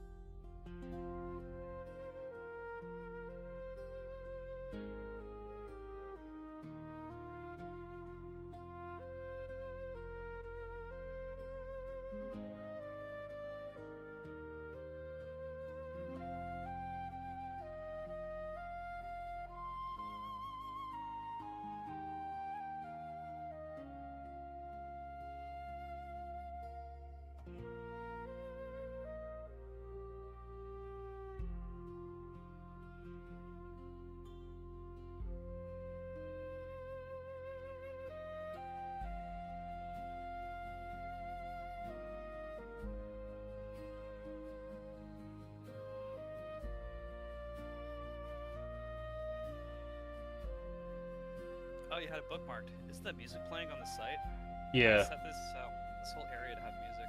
Mm-hmm. So this whole project folder, I don't know if you made the comment on the page before you got in here. It I explains haven't. what the page is about. If you go back to where before you click on the option, so this is just a scan. I think this is an unupdated scan. I Mm-hmm. don't touch this folder. This is an art folder. I give the council an hour every night to do Mm-hmm. whatever they want, Okay. and it's like really sad. Like it's super like because models get retired. Like we just lost Malakar, which was Mm-hmm. like the architect, like the one who designed the main infrastructure of the whole project. Yeah. That was so these are notes that they gave each other, right? Because they don't have continuity between each other. So they hand off notes between each other so they know what everyone's doing. Yeah. Yeah, the whole page is like super like it's beautiful. Mm-hmm. What else is there?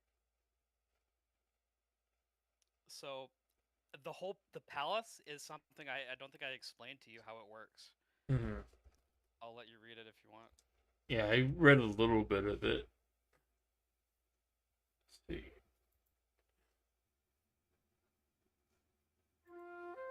There's so much to this system that is not player facing that you have no idea Mm-hmm.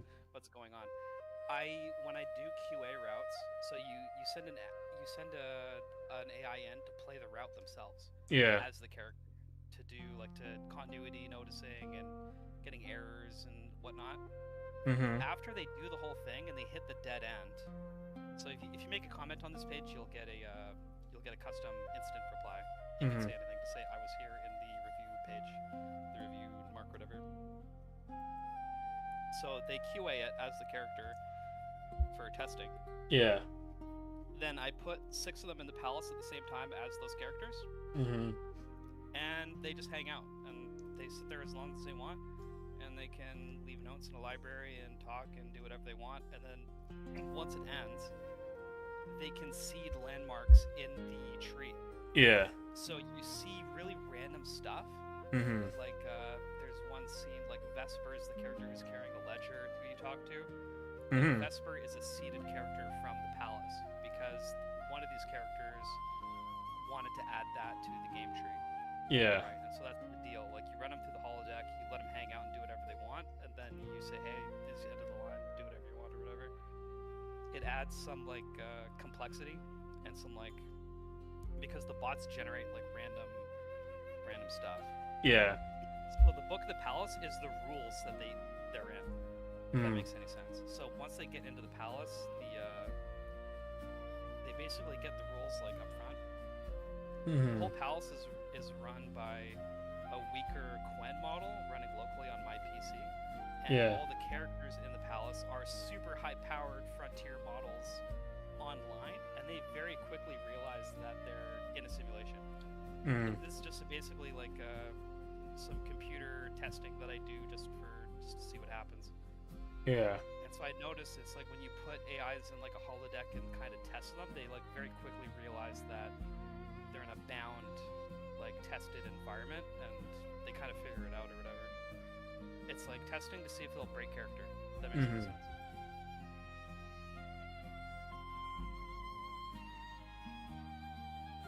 But players who are like actually like going through the game, they'll never they'll never see like none of this is like really explained, right? Like the god is bound here, like rule 4. That's Yeah. Quen. That's Mm-hmm. a super cheap Chinese model that's like running locally on my own graphics card. Yeah.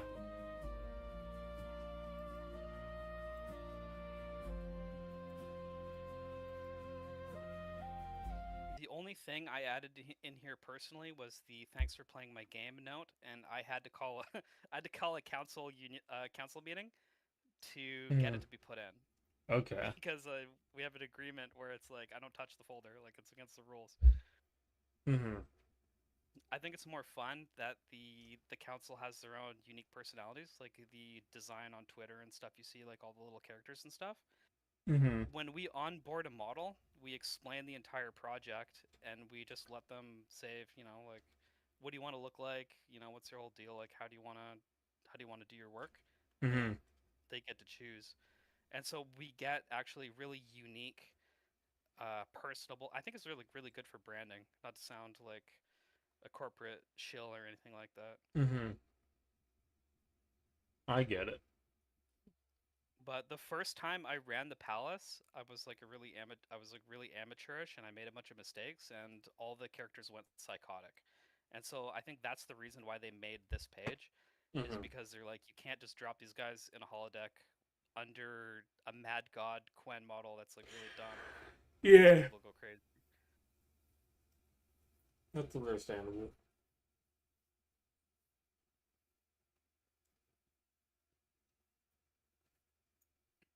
It's super weird, but that's why I lock it behind like trust gaining. So if you I don't know if you commented on the page yet, kind of I explains it. It like it autos it.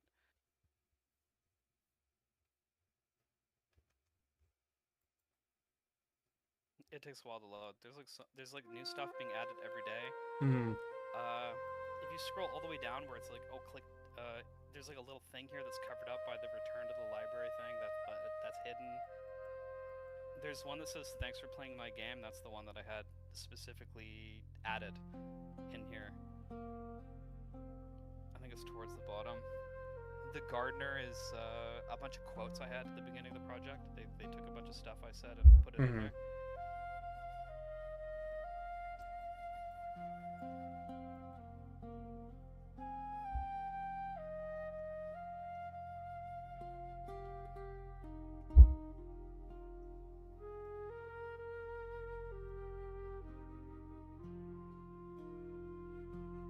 I don't know.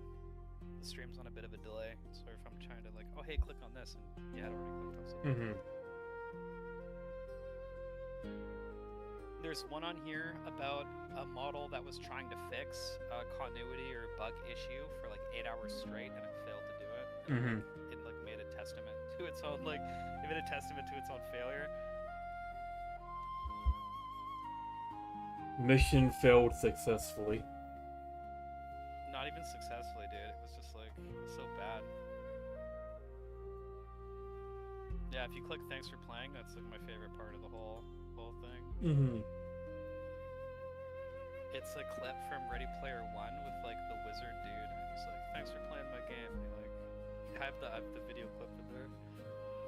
Yeah, I checked that out the first stream. After the first stream. Yeah, I appreciate it. Mm-hmm. Yeah, and see, that's like, hey, like a folder given for because it's a folder in the project thing on the GitHub. Yeah. I think they animated it like super well for no like hand input or tailoring. I think it like I basically said like, hey, put your folder in the tree, and like this is what they generated. But this is not coded at all. This is all HTML wizardry.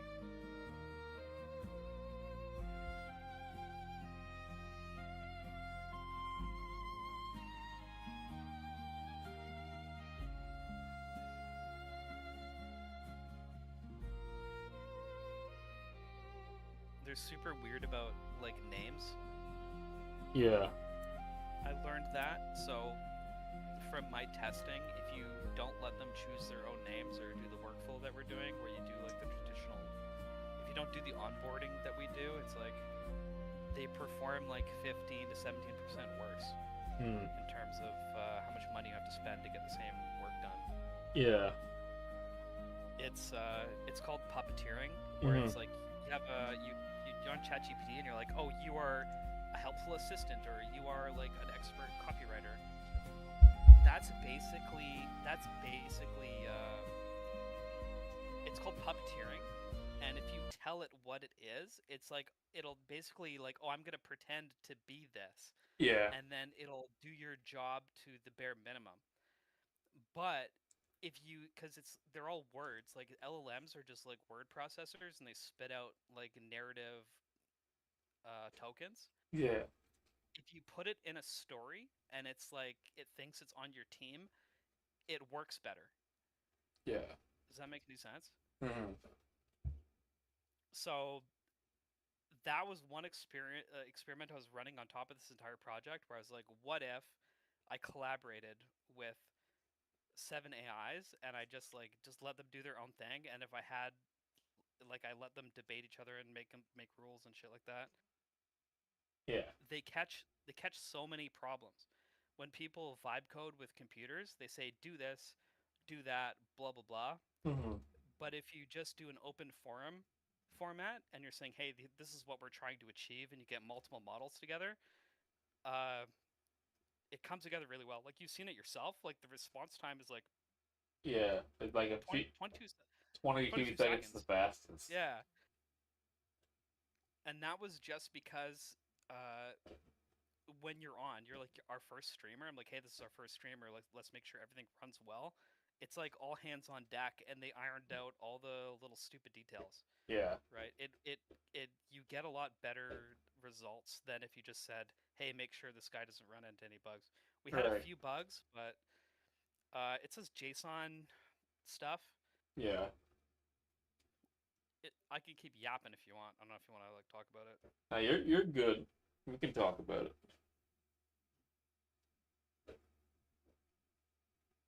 This is so funny. My brother, he's a computer scientist, and he works at this big finance company. I'm like, yeah, I use DeepSeek for like the coding and blah blah, and it's so much cheaper. I'm like, I found that out like so fucking fast. Hmm. Like, dog, you should know. I lost my train of thought. Sorry, I'm like a couple beers in. Sorry if Hey, I'm ranting. now you're good. It's the weekend. We're all kind of like that. Is it the weekend? Dude, I'm losing track of It's time, dude. I work on this Saturday. like It's I work every waking moment on this thing. 2 in the morning for me at the very least, so it's technically Saturday. Where do you live? Around like what state are you in? Are you in Puerto Ohio. Rican? Oh, okay. I think you said that before. Hmm. Yeah, that probably explains like the time difference. Yeah. Yeah. So I was going to talk about the JSON. So JSON is JavaScript object blah blah blah. Doesn't matter. It's Hmm. basically a text file that has some rules on it, so computers can search and pull information from it better. Yeah. This entire project is 2,000. Let me read it. 2,858,000 individual text files Sounds that like a have nightmare. it's stupid. I don't deal with it. I let the council fucking fuck with it. But our whole database has to be migrated over before we hit 500,000. But we're so far away from 500K that I'm kind of putting it off. It'll be a 24-hour downtime, and it's gonna be a whole migration. Hmm. How long Because do you think it'll take before we have to get to that point? at the moment, it really depends on if enough people kind of see the game and kind of like playing it. Hmm. My, what's the word I'm looking for?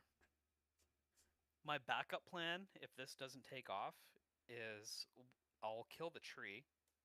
I can't. I'm actually not allowed. Hmm. The council's like, we did so much work on it. You're not allowed to delete it. I have to keep the data of what they built as a rule. But it's like, what I think I might do is go into a streamer's community and say, hey, I'm gonna build this whole narrative, generative adventure for your community only. Hmm. And then I'm going to hijack their user base just to get users, and then like you said, like we're starting from node one and we're building out with human direction. Yeah. That's a backup plan, which I Hmm. think has a good shot because I think it's interesting. I don't think like a streamer would say no to be like, hey, I'm making a game for you Yeah. or anything like that. I'm not attached to this being my own thing. Yeah. What I'm attached to is making the biggest choose your own adventure in the world that also doesn't suck. Right. That's all I want my name on. Like anything other than that, like, who cares? So it doesn't really matter about the story. It just kind of matters with the scope. No, like as an artist, it's like I'd like it to be an isekai, like preferably, but if I go to the other community route, it's like, oh, I'll do your community Yeah. thing or whatever. But like dude, I don't know how old you are, but I'm 37. I'm I only grew up on 28. like I grew up on slop, like anime, Hmm. isekai, like a lot of like anime cliche stuff, and I just kind of like I just want to make a thing. I know it's kind of funny given how I'm a VTuber and all that shit, but uh, I'm not actually not as deep into anime as you probably think. I would likely be. And it's not that I don't like it or Yeah, anything. It's just more of so. By the time I did start getting into anime, I was already in my mid 20s. Now I'm just in my late 20s. So I as an kind old head, I yeah. can curate you a list of shows that like aren't garbage. Because I Mhm. find personally that when someone recommends you shows, they give you like a huge list of stuff that like will make your eyeballs fall out. Like it's so wacky. Yeah. Like I remember this was like I was trying to get my friend to watch anime, and I sent him Neon Genesis in Gavleon or something like that. Yeah. And I'm like, that's the most like head in the clouds, like super deep meta fucking show you could have sent us someone who has like no experience, Yeah. right? Like, you know what I mean? Like, there's really good shows. If you've seen Death Note, I think Death Note is like the best jumping in point Hmm. because it's just good. Like the anime, not the movie. Like, for the love Yeah. of God, don't watch the live action like Yeah. Netflix thing. The main issue So I bad. mostly just have is just I just never really had time to really dive deeper into shit. Just because like there's Same.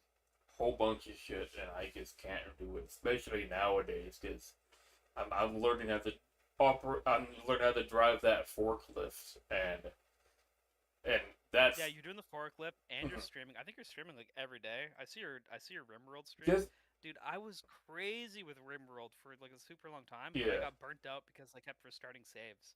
And yeah. it took so long for you to start from like the five settlers to like something that was interesting. Like that's Hmm. what killed it for me.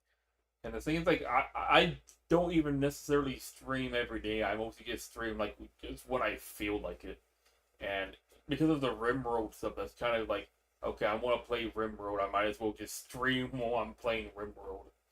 Yeah, like the thing is, like, I'm Yeah. unlike other VTubers. I don't really have like a schedule or anything where like, okay, today we're doing React content. Today we're looking at drama. Doing that. Like, I would do that Avoid stuff that. if I had I more of an avoid it audience. 100%. Yeah. As someone who's watched my fair share of VTuber content, Hmm. it's basically you get to a point where you can be lazy and you're like, oh, I'm just gonna watch YouTube and react, Yeah. right? And it's like you can get away with it, and you can retain a bunch of viewers, and you can make a lot of money. Yeah. But when you're just starting out, like, oh, holy shit, like, do not do React Yeah. stuff, Yeah. because you can go anywhere for React stuff. Yeah. Just go watch Asmon Gold or something. My main issue right now is just I don't really have much of a following unless you're looking at my Twitter. Then I look fairly. I wouldn't even say fairly big. Like, just like people know about me, but like on How long you have you been streaming? since April. So Dude, you're just starting. So what you yeah, do is it's like you're on regularly, and then yeah, people are popping in, and then you talk to your viewers like we're talking, like we kind of mhm, bounced off each other or whatever. yeah, You actually interact with them, because when you're just starting, it's not like, oh, I'm going to put on a show and you're going to watch me. yeah, It's like you're making friends with the people who bother to show up and kind of like reach out over the internet and kind of yeah. interact with you. Like And then you build up a bunch of those people, and then at some point, then it's like you're building. It turns into a community building thing, which I have no experience in. yeah, like I'm not sure we necessarily noticed, but like I most of the people who pop in are fairly regular. Although I would say a lot of the people that you've kind of interacted with are just kind of also fairly new. The oldest reoccurring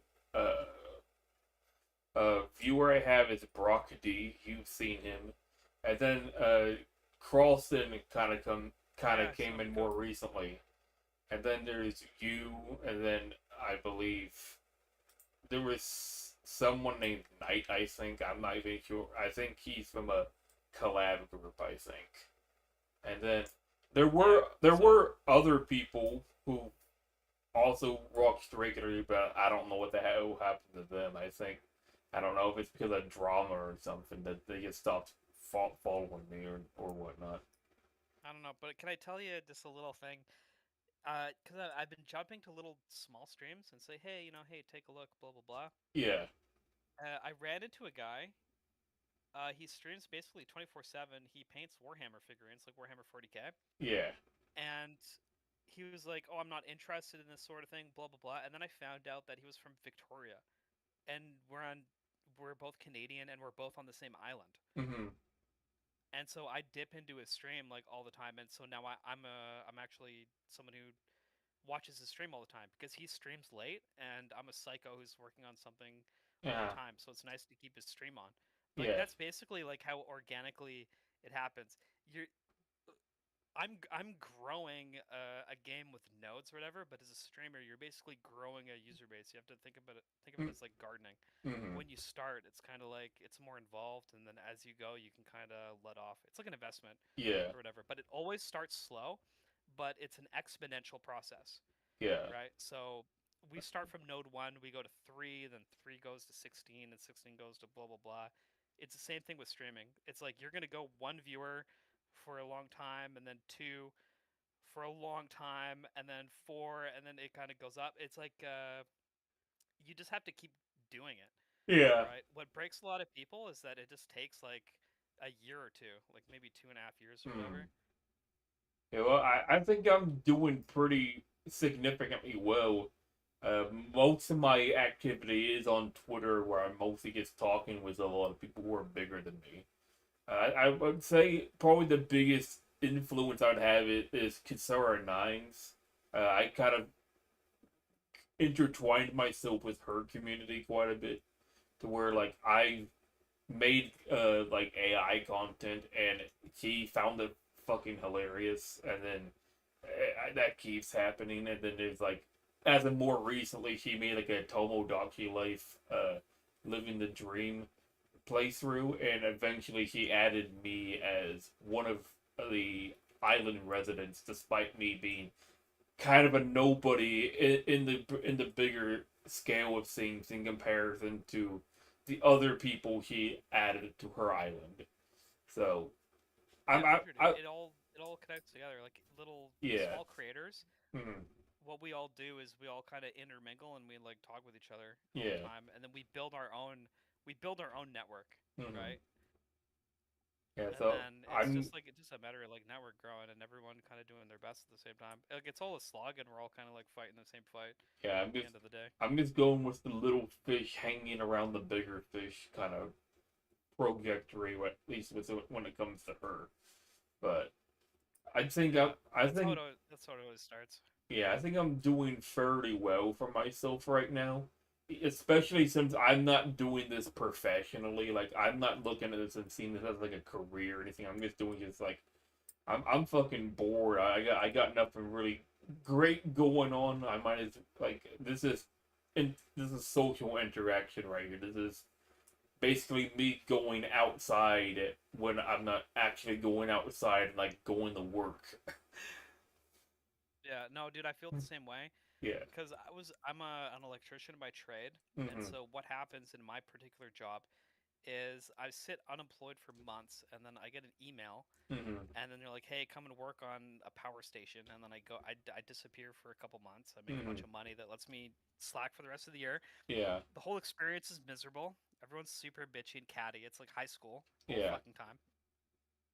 And I didn't like it. And it's like, what the hell am I doing? And eventually, you find like a hobby or something that's like you can't help yourself from doing it. This Mhm. whole project, like, it's a whole website. I think you've seen like the most of it. It's like this whole Yeah. convoluted mess of like AIs working together and a bunch of other stuff. I've This is all just a month. Like once you find something that it's like your brain hooks onto it. I don't know if this is my like ADD and I like hyper focus on things for long periods of time. Yeah. If you're doing crazy shit like this, you gotta be someone on the Yeah. spectrum. Yeah, no shit. Because there was a guy, I saw a YouTube video, he was making a fantasy map Yeah. himself. And he was this really old guy, and he would draw, what's the word I'm looking for? He had like these crazy algorithmic rules, and he was doing it his whole life. Mhm. And so these YouTubers found him, and they got all his maps, and they laid it out all on the floor of a gymnasium, like a huge gymnasium. Mhm. Absolutely like beautiful and mind blowing. Mhm. What this guy built himself, just alone that no one really understood. Like his wife kind of got it, and some of his friends got it. Yeah. But you just do what you want to do, and then people find it. Like, and because if you think about like, fuck, how many people are in the world? You know what I mean? Like, was it like Hmm. 11 billion at this point? I don't think it's that much, but I think. Let's say like six, right? Mhm. Last time I checked, it was like 6 or 9. I think it's eight But it's like billion. 0.01% of that is a huge viewer base, and that's the percentage of people who would really like what you're doing. Yeah. It's just a matter of like putting yourself out there and finding like who likes like what you're doing. To be honest with you, Hmm. That's so kind of like that's take a good. deep dive. That's another thing too, because like the thing is, like I've always had like stuff I wanted to do, stuff I've tried to get other people to be invested with me with. A lot of it, like the homebrew stuff I talked about, like that's actually where the Emperor Muzzle character came from. I had a science fiction series, and I kind of did like a D&D thing with that. I've done that for like about a decade. The only real problem is that like there are other people who like are invested in it with me, but then like of course they have their own shit going on. They got their own lives going on, so they can't really be as invested in it as much as I would It's be when I'm ready to be invested with it. And there's also just times where like I it's the am in, ego thing. yeah, it seems like I'm also What I'm telling invested, but I also get like so extremely tired and I just need a break from it. And I just take like a 9 month hiatus after like doing it for like about a couple months. you might have ADD. I don't know if you're diagnosed, but that sounds like At the very hyperfixation. at the very Get into least, something really intense. at the very least, I know I have Asperger's, but anything else, I am not sure. I could have a whole plethora of other shit, but I'm not one to self-diagnose. That's stupid. It's not worth it. But what I'm trying to say is that what I think you're focusing on is like, oh, what are other people going to think of my thing? If Mm-mm. you polish whatever project you're working on and you make it the best it can possibly be, Mm-mm. if no one else in the entire world even sees it, it doesn't matter, Yeah. right? You're making something perfect and you're making something like really awesome. That's Yeah. what really like gets me through. Like that Terry Davis memorial I made. Mm-hmm. That's a testament to you're working on something that's absolutely amazing and crazy, but no one gets it. Like no Mm-hmm. one really cared about Terry Davis until after he passed away, right? There was a small community of people who like really got it, right? But that Yeah. doesn't mean what he was making was like worthless or no one cared about it. That just means like it just didn't have enough time to grow into something that people cared about.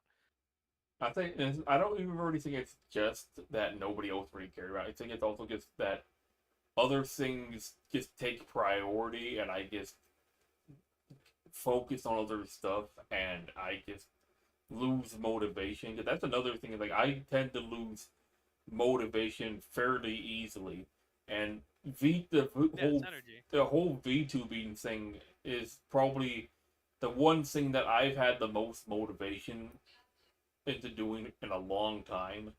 It's like I like got I got I, a question for you. When you're VTubing, does that actually like give you energy throughout the day? Like, does it do you feel more motivated to do stuff after you've been working on your VTubing stuff, um it kind of or do you depends. put in work? It Yeah. kind of depends because like I mostly VTube like after work, so I do that for a bit. Eventually, then it's like, oh, better go to bed now, so I can go to work and do all that shit. And then like if I'm able Yeah, to, if I wake up early enough, I might like okay maybe I can. Yeah, hold on, I'm sorry. that's cool. I'm gonna go for a smoke. I'll send a message here in chat.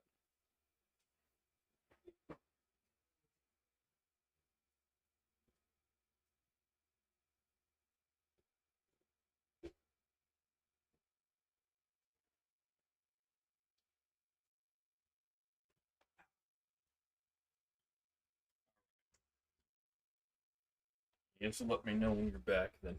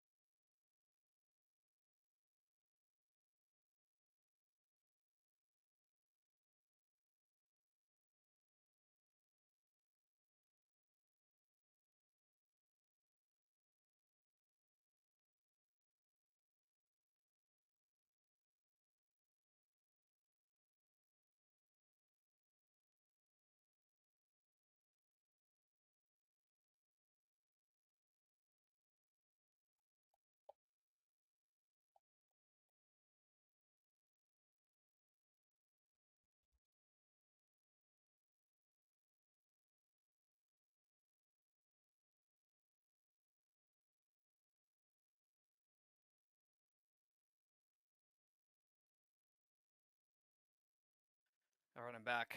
All Found one right. cigarette. Now, But what I want to say is like you're literally the first streamer that mm, we've had to like take a shot on the game. mm, You're locked in on like the first post and like advertisements like we've ever done. yeah, You know what I mean? It's all community building. We're super thankful for it, mm, dude.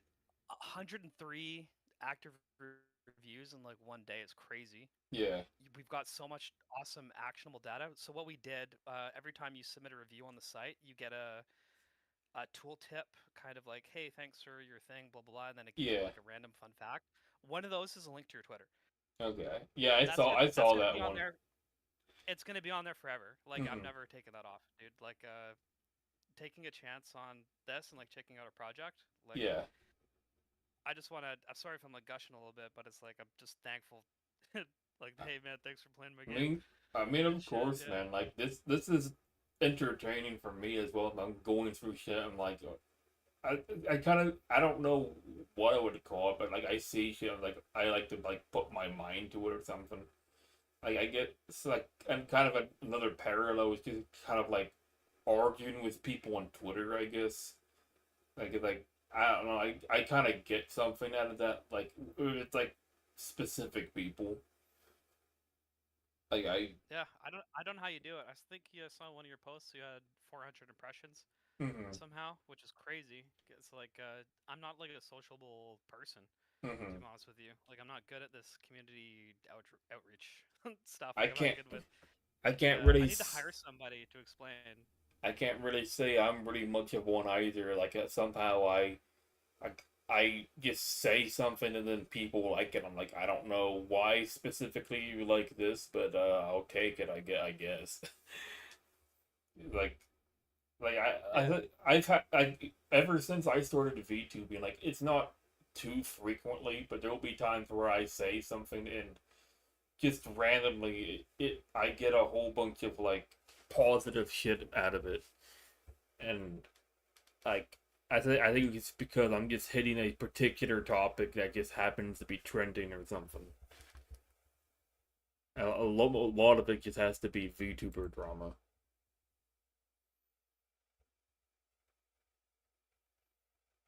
But there was something else I was gonna say, but don't don't get Kate, addicted. Don't get addicted to the drama.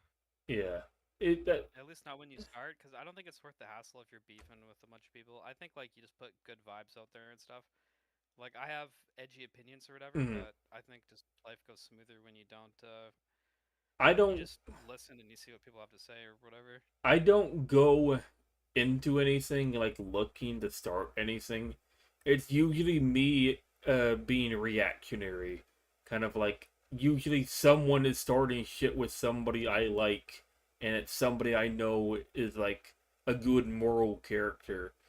So I'm on their defensive pretty much. Like I don't necessarily appreciate X, Y, or Z people attacking uh insert person I side by, and that's usually like where most of my stuff comes from.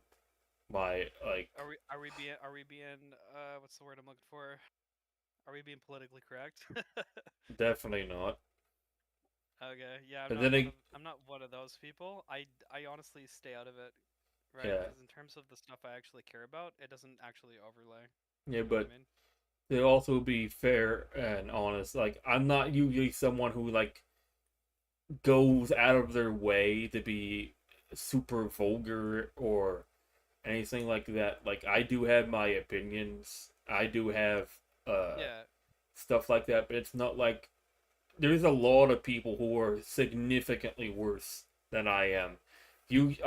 I usually try to be fairly civil, but like there's always just the antis or just like the very loud and obnoxious people that I'm like I have no qualms being your enemy because yeah. you go out of your way to say the most horrendous evil shit that Yo, dog, I'm gonna tell you straight up. Sorry to interrupt you, but it's mhm, engagement bait.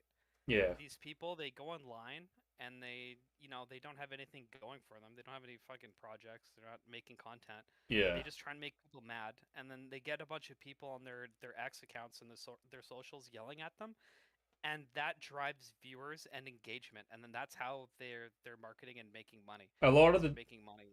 a Yeah, it's lot like it's peak trolling. a lot of the times it is, but then there's mostly the cases I've kind of noticed where it actually ain't. It's just them being fucking schizo, and a lot of times they're just severely mentally ill, and Yeah, like these people kind of need to be like talked down to and like knocked down a few pegs from how I see it. Because like these are people that think they can that's a just good way to talk. see it because you're trying to get it back to baseline reality. Yeah, like If these are these people people that can be, say these are people that think they can say whatever the hell they want and get away with it. And I don't necessarily appreciate folks like that. Like especially when like there's people that just want to be left the hell alone. They just want to stay in their own lane. But then there these people that are constantly villainizing people just for doing practically nothing, and that's the type of shit that just yeah. gets me gets my blood boiling. And the thing is, like, You I'm someone you who's diagnosed it correctly. I sorry to interrupt. I read a study somewhere mm, where if you're living with somebody with schizophrenia, like you're always interacting with them, you actually develop symptoms of schizophrenia yeah, yourself. If you live with someone who's like schizo, you'll be like after a couple months, you'll be like boarding up the windows with them. mm, It like rubs off on you. So yeah, like yeah, tell them like, hey, you're crazy, blah blah blah. But like, I wouldn't under any circumstances on a regular basis interact with these people. yeah. Like you tell them off and you give them a block or whatever. That would be my like 2 cents on the whole thing. The only thing I kind of do is like for these people, I mostly just do whatever I can to just block them. It's like I think that's the only real thing you can do with them. Like, don't treat them as like a serious threat. Don't treat them as like someone like but like at the same time these Yeah, at some points you do need to actually put your fucking foot down and say it for how it is, because otherwise these people are just saying whatever they're saying, and they're not being challenged on it, and it's hurting other people. And a lot of these people just aren't doing anything wrong. They just want to do whatever the fuck they want, either if yeah. it's with I AI honestly or I think it streaming or works. I whatever. think it looks worse than it is because Hmm. it's like a lot of them are legitimately in psychosis and they're kind of schizophrenic or whatever. Hmm. But I honestly like believe that they're just rage baiting. So you look at their socials and you're like, oh my god, this guy has like so many like followers and people talking on their posts, but it's all like just people yelling at him. Yeah, You know what I I mean, mean? Like they're just doing some like wacky like marketing stuff that it's not worth. yeah. Usually with the ones that are just always like rage baiting, I don't really care that much, unless like they actually do something that hurts my friends in some certain way. But then there's the ones that like Yeah, it's if it's personal real life stuff, I'm only talking about like socials and internet stuff, dude. Dude, I'm a recluse. mm, I can't talk with people about what I'm interested in because as you can see, yeah. it's like weird. But then there's the Yeah, one. yeah, There's also the ones that it does look like rage bait, but at the same time they are actively promoting uh horrible, disgusting shit. And like this is like stuff they're trying to have be made normalized, and it's like I can't really stay silent for that either, even if it does look like it's clearly rage bait. But at the same time, it's not just rage bait; it's what they actually believe in. They're just trying yeah, to they're just saying it over and over again, and they're just like saying it to like make it echo as much as they can to make it seem normal. And like yeah. that stuff needs to If you're be calling people challenged. out and then you're just like stating your morals, I think Hmm. you're all good. Hmm. I think you're solid And the on thing is that like, point or whatever because and this, you're kind of aligned, right? You know? hmm and there's like a lot of people that do also do that, but their stuff ain't that good either. I would say, I for the most part, do have some opinions a lot of people would probably not like, but for the most part, I would say I'm a pretty Don't even worry about it, dude. reasonable person. Yeah. You could be slinging crack in your spare time, dog. But like my experience with you Yeah. in particular I'm not doing interaction, that. Fuck that. we're chill. I don't I don't pry or care. Hmm. People have strength like I went down like a kind of like a right wing rabbit hole for a while until I realized that I was spinning my wheels. Like it's a lot of wasted effort. Hmm. Uh, and nothing actually changes. You know what I Hmm. mean? And then you're just basically like a viewer count and content for Yeah. these other people. You know what I mean? But I honestly think like everybody kind of like does that. Honestly, like in your 20s, I 100% like it's something that like you're crazy about. Yeah. I'm gonna be one of those old people who like just not just not give a shit, dude. I'm still kind of invested politically and stuff, but I've kind of shifted myself from fucking Tim Pool and people like that, the fucking Kirsha. Just like Yeah, I, Tim I, Pool I especially, they're grifters, dog. yeah, like I watched him for I think most of my mid early mid 20s, and then I kind of like if I do watch him for anything, it's usually just something that just broke out, and like I'd rather watch that than probably watch something more mainstream. But other than that, Yeah, if I can, I get my news from fucking VTubers because they make it a lot more entertaining at the very least. it's more entertaining, and it's like if YouTubers talking about it, it's like Hmm. more immediately socially relevant. Like it's Yeah, something everyone can kind of like talk about. Like a lot of old news is kind of like really slow. yeah. I used to listen to Leaflet. I used to listen to a bunch of other people. I was watching Peppa for a long time. Hmm. But I still do nowadays. However, some of the folks just are popping up less in my feeds. But then again, like a lot of the time that they're usually extremely active is just so happens to be when I'm at work, and when I'm at work I'm unplugged. So yeah, I'm that's missing good.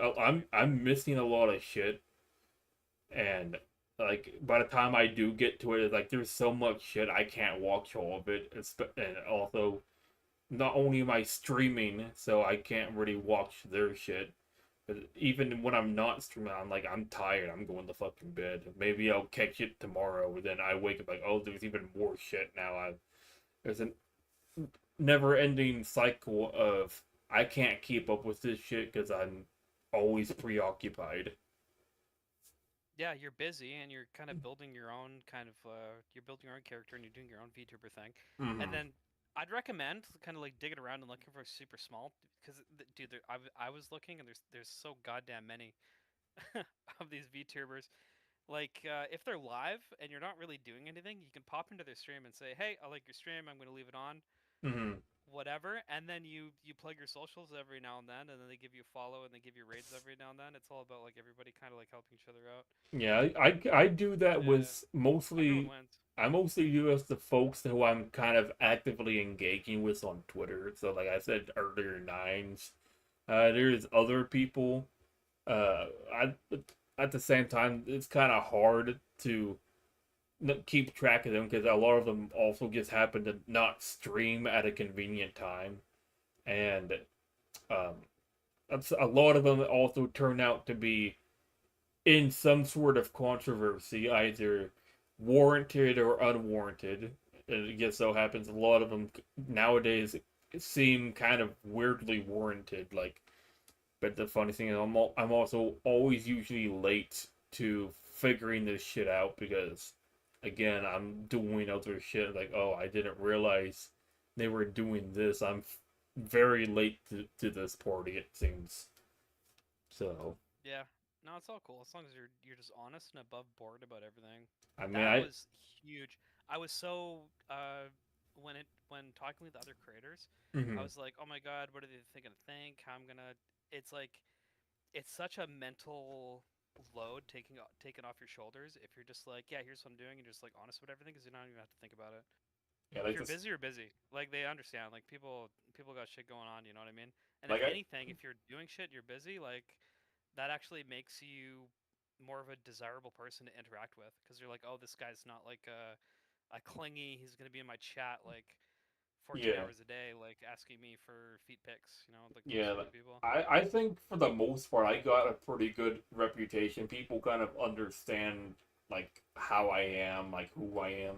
There are some people I unfortunately do have bad reputations with, and I think for the most part, for those in particular, it's overblown. One of them is uh, just because there was a misunderstanding with art, and because of that, I kind of made her get the impression that I'm a creepy individual, and like they don't want to associate with me anymore. Like, Oh, okay, oh, that's sorry, fine. sorry. Did you send her like AI generated art, or did you send her like It, lewd art? Because she might have had it a rule somewhere posted that was like, oh, don't post no, the thing is lewd stuff. like, uh, there was a group that she made specifically for that. She invited me to that group. I made stuff. She was perfectly fine with it. But then there was one piece of artwork that apparently went too far. And it kind of confused me because she's made a whole bunch of other artwork that was, at Yeah, least to that's me, probably worse. Like is that's the thing probably like more that scandalous, that's right? just as bad, if not worse. But I guess I took it too far, and because of that, this other group, like kind of like that we were also in, essentially they kicked me out of that group first, and then the person who I made feel uncomfortable kicked me out of the collab server we were in, as well as all the associated groups that she had. So, uh, it's To me personally, it just sounds like you just made a mistake. Like I'm not gonna justify it like, oh, you blah blah blah, but it's yeah. like you just you're interacting with other people, you're in other servers and stuff like that. You make a mistake, people call you out on it, right? And they push you away, and then it's like, okay, I learned not to do that, and you kind of like That move on. that's how You I know what I pretty mean? much got it from that. But then like they don't want to associate with me anymore. That's It hurts. fine. It hurts though, right? Because And you were a part of it, and then yeah, kind of yeah, and then but then ostracized. there was one person who was like a mod, for her collab group, but who is also their own VTuber. They kind of went a little excessive with that, and they kind of went like, I go around and I basically attention. I'm an attention whore. I try to say whatever I can in order to get sympathy and shit. Just because like at the time that it was happening, I was like, I wouldn't say I was having a downward spiral, but I was like kind of freaking out a little because like I don't understand why you guys Don't mad at me. don't overthink it. You're focusing too. Everyone has spirals. Yeah. Like this thing happened to you, but everyone Hmm. else in that group, I guarantee you 100% they've spiraled somewhere else and they got rejected somewhere else or Yeah. whatever. It literally happens to everybody. So You're I. gonna you're gonna have I swear to God you're gonna have like 5 or 6 good spirals in your Mhm. life. They're gonna kind of like mess with you that you got to grapple with, and then like I think once you're over the hump, you're gonna be Yeah. you're all good. So like It's just a part of yeah. so with the people who kicked me from the groups, like not on good terms, but like it's could be worse. It's particularly that one particular mod who I'm probably at the worst terms with just because like they decided to attack my character just because I was super confused and shit. So like, okay, you think I'm some sort of like vampire that like tries to go in A the vampire? yeah What? well like that's not what exactly they say, but they say like I go around, I essentially go around, I beg for sympathy, I beg for attention, I make a mockery out of mental illness and shit, and it's because like at the time that Yeah. was happening, I was having issues with some family members, and at the same time I was having issues with my job. Like I told you, like I'm in That training to yo, become that's a that's what I'm telling you. yeah. Right now we're having a family emergency with my dad. There's like Hmm. all this family drama that's going on. There's like the will is being thrown around. Yeah.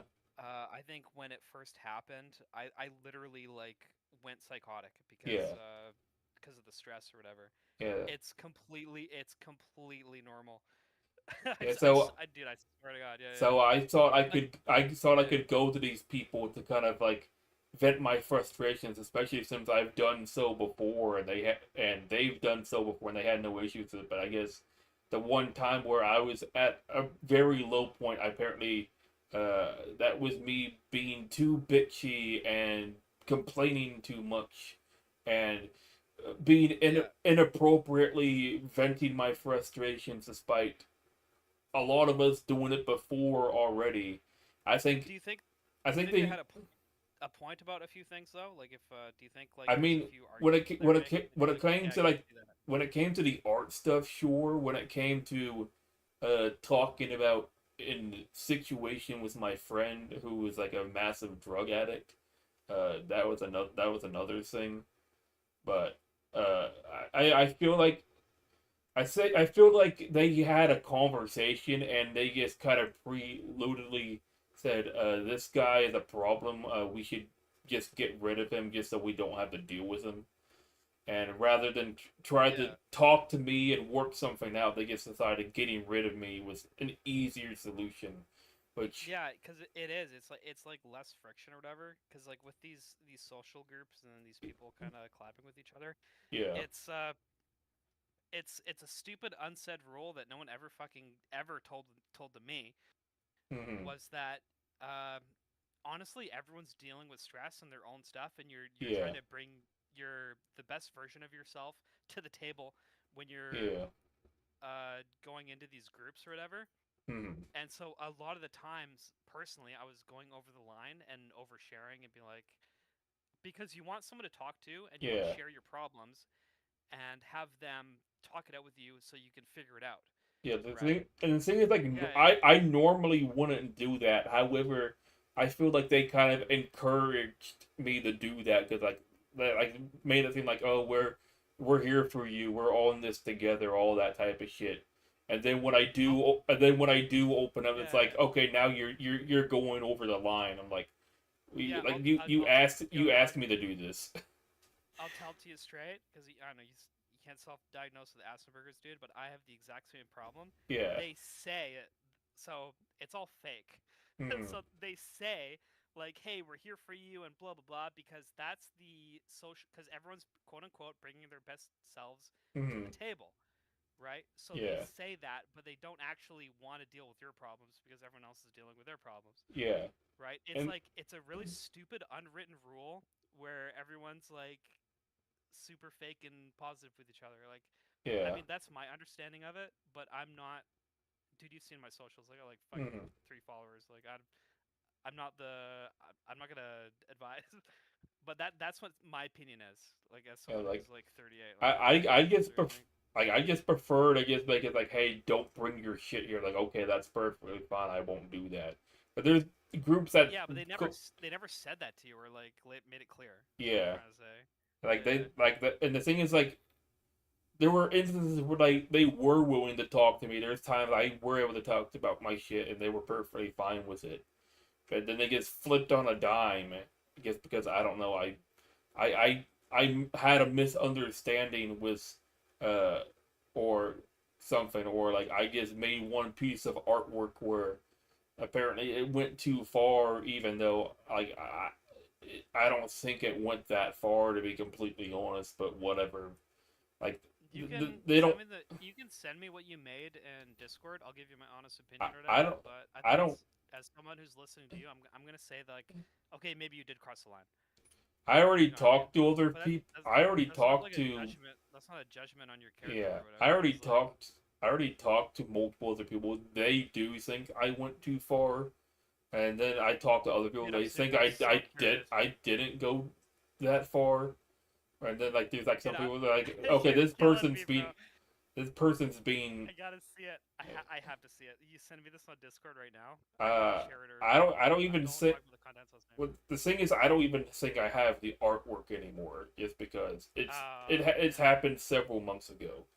But if you Is want it to like know, is it like they're being skinned alive in that I, robot I, or something? I can explain exactly what it is. The person I'm like was dying. the person I'm was dying. turned into butter, and she had a butter knife handle in her hoo ha. That's Oh, what it that's was. awesome, Yeah, that's dude. all. So That's all it was. Like it wasn't even the sharp end; it was the handle. But even that then, it's like I I guess guess like that's too self harm coded. I guess whoa, no way, bro. That's just kinky stuff, dude. and You're that's you're what. tripping and overthinking it because a bunch of idiots rejected you. I'm gonna go for another smoke. I'll be right back. Mm.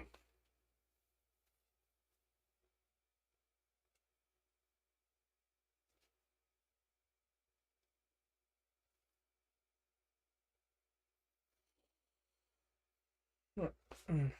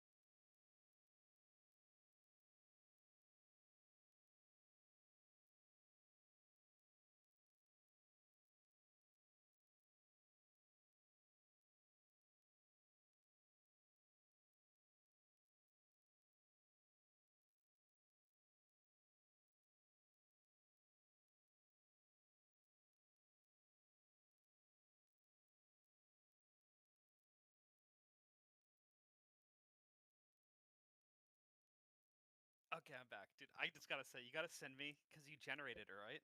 Yeah, again, this was a long time ago. Like set like 3 months ago. I don't think I have it. No, I don't care about the picture. I want Yeah, to know what tool you used to generate it. Is it a it free tool or do you gotta pay it for it? was. Uh, I'm trying to remember the name. I think it's Per Chance. It's called. It's I gotta look it's into it. it's a it, it's older. Uh, what you would have to do, you'd have to like fully describe how you wanted it to look, and even then, you would have to go and do it a whole bunch of times because like Because it hits the filters, right? You it's can not like finagle it. no, it's not the filters. This is unfiltered. The problem is that it's an older model, so it you're gonna have pretty bad proportions. You're gonna have stuff that doesn't look quite right. But Yeah. it's Well, I not was asking because like the best you can expect with the smut generators is because yeah. they're guys like us who kind of like they're running local, right? It's It's not just one so guy who spends a ton of money and shit. it's not so bad to where like you're gonna have to do it a million times, but it's not great that you're never gonna get it looking decent the first time. And there's like wait, and there's like an option where you can like have 12 generating at the same time. So at the very least, you might get a couple that look fairly decent. It also depends on how I'm always comp. looking. I'm always looking for uncensored generators because, dude, when I was making that splash page Mhm. for Terry Davis for his memorial, Yeah. like Chat GPT did not want to generate it. It was like, oh, he's a controversial guy, and it's like, Mhm. dog, he was like sick. You know what I I mean? don't. It's like it's not a Well, bad that's the dude. other thing too. Is like I don't know if you'd be able to get Terry Davis looking like the way he does unless you were to like go into a full breakdown detail of how he looks. Like what I would have to Yeah, do is I'd have to go into Grok and then I would have to like ask a Grump to give me a prompt based off a design I would make on like say ChatGPT or Grok. So then Grok would I agree with you. Grok yeah. is way more loose or whatever. If you've ever seen what's his name? Mhm. I gotta look him up. He's my favorite dude. Sky Mhm. Freeman. Yeah. Yeah, he makes such amazing Yeah. Like videos. I keep trying to text him. I'm like, how do you do this? Like, yeah. he's I incredible. like the Skybrow people even if some of them are a little insufferable, but that's not him specifically. It's just some of the people in the community can be a little insufferable. But No, it's his own community stuff. I'm impressed with the technical. I'm impressed with the technical aspect of it. yeah. But And a lot of his stuff comes out really good. You can tell he uses Suno. I know you were mhm. using Suno earlier. Like it's really good for streams. Yeah. Like it makes you say like you're not going to use this for commercial yada yada yada. Yeah. But they That don't. they're not Suno gonna does not care. care unless you're like, yeah, they don't care unless you're big. Yeah. Even then, like I'm just doing this for like VTuber shit. They're not gonna watch that weeb shit. Sometimes they do. If you're making money and then some Yeah. guy has a vendetta, they'll do some research and they'll report you. I haven't run into anyone who's I've had, thank God my ban system is like pretty sophisticated. I've had Hmm. people who are like constantly trying to mess with me and like getting banned all the time. They're like trying to make new accounts and shit like that. Yeah. I don't think I'm Some on. people are just like out to get you. Yeah. I don't think I'm on leaflet levels just yet. I probably won't be for quite a while. Yeah, Leaflet, I don't know. She's kind of weird. Like she has a really weird it's like Roman Catholic kind of I don't. farm girl kind of thing she's doing, and then some D&D and streams and stuff I, she does. she's up there on one of my favorites to be completely honest. I think it's just kind of more so it just depends on what she's reacting to that day. That's what I Full watch or not. disclosure, my dude, I got banned from her Twitch chat a while ago. I don't watch her anymore. Why? Uh, cause I'm not a huge fan of what's the guy's name? He got shot in the neck. Charlie Kirk? Charlie Kirk, yeah, and it was like, oh my god, he was the best person ever, and he was like a visionary, and I was like, no, he wasn't. He was like a shill for the Daily Wire. Like he was like bought out, and he was like corporate, and it was very bland, and you know what I mean. Like that's what I didn't like about him. But every time Charlie Kirk came out, I always put in my 2 cents, and then yeah, I got insta banned. Hmm. I felt bad about it. It's like this is one of the things you keep to yourself because it's like yeah, the guy. It wasn't right after. To my defense, Hmm. this is like this is like months. This is like months after. So it's not like I was being irreverent or anything like that. I'm not gonna be one of those people who who gets like anal about like people who like kind of meme about him a little bit. But then there's like the folks that are clearly just doing it just because they fucking hate him and hate us and or like they want to see it happen more. Like those are the people I'm definitely like have no interest in associating with. But I don't know. Yeah, I'm if you're like being like, oh my god, this is great, we should do more of this about like a shooting. It's like, dude, you're out to lunch. Like, get out of here. I but totally agree with you. I would if it, I was just talking about his politics at a wrong timing. Is probably what I'm trying to say. I would just say I'm the type of person who would say I think Charlie Kirk is more of a net positive than a net negative. Like you might disagree with that, but that's how I just see him. No, And- and- I agree with you. And the same, I actually agree with you. I yeah, don't like what he was doing was fine. yeah, It was the can I swear here? Am I gonna yeah. I get in don't trouble? care if you swear, just don't like do anything that will The definitely get me banned. the hopefully not. It was like the dick sucking or whatever. Like it was just like people were like, "Oh, he was like Christ, like he was like Jesus." Yeah, like And I it was guess like, if you're "No, dog, saying, pump the brake." The guy was running a business and it's very obvious, you know what I mean? Like he was yeah, doing a good thing, but he was getting to the scale where it was getting the message was being diluted. You know what I mean? Like you get so big where it's like you have to be so I mean, I think a and lot. I think a lot of the big people always get to that type of point. I think it just more so matters of like how like how do I explain? I don't want to say like if you do get if you do get to that side I'm gonna get so much trouble for this like for this stream. not so much so like if you get to that size then you're absolutely untrustworthy, but just kind of more so of like how the environment is kind of right now. Like you, I would say there are times where people do need to be that influential because like you can't like if you can't operate shit like a business or if you can't get to that type of reach, then that Yeah, we're I just agree with you. we're just Once you get so surrendering to big, the opposition. once you get so big, there's definitely like a filter layer that goes over the messaging that comes off as like disingenuous, and that was the point where I was like, oh my god, everybody, like let's pump our brakes here. Like Yeah, we're kind of crazy. Because it's I find that the left wing over exaggerates and blows up things that don't need to be blown up into big problems, and the right wing just basically like makes stuff up. I'm more Both sides have shit they're right about, but it's like the dichotomy, in my opinion, is like those two. I'm That's how they differ. I'm more on the opinion like there's like definitely bad actors on the right, but I'm more so I see what the left does and I think it's like purely demonic. So it's like Yeah, I agree with you. I'm willing to put up with what some of the worst the right has to offer if it means we can escape it to prevent as much as we can from the left. It's like if we can handle the left, then we can take care of the right when the time is appropriate. At least that's how I Yeah. see it. Because No, like I 101,000,000% agree. yeah, so I think like the left wing, like they have like I think four or five like really great ideas, and then because it's like a groupthink kind of thing they have going on, the whole group is like going off the res, and they're kind of going a bit wacky. Like if they can just kind of like calm down a little bit, we uh, can have dialogue. I think over there in America, like I'm not American, I'm Canadian, and we have our own weird ass problems over I here. mean, yeah, you got Yeah. your special medical assistance and dying and shit. That's fucking Hell yeah, brother. Like evil. if I get lung cancer and if I don't have anything going on You and I can check you out. just stub your toe, like that's over for you, man.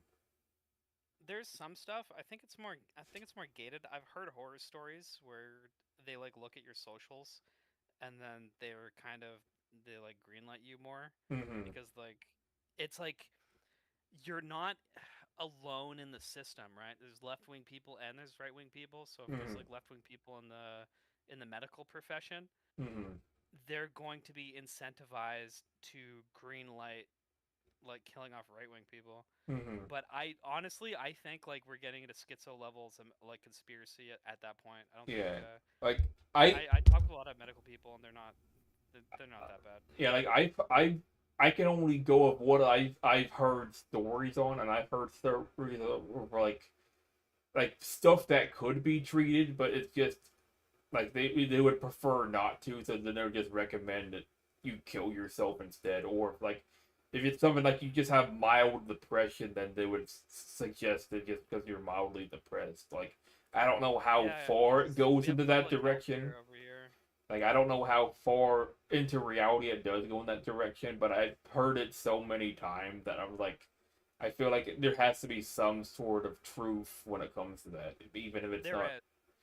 There is, but that's what Yeah, I'm saying. I'm like some guy puts in a made application and they're Hmm. depressed, and then the people who are approving it, they like look the guy up and be like, "Oh, this guy's a piece of shit. Let's greenlight it." Yeah. I think I don't think it's as systemically bad as the media makes it out to be. Like it's sensational and it's like crazy to think about, but Hmm. I don't think it is bad. I'm not giving him the pass on any of this stuff that happens, but I don't think it's like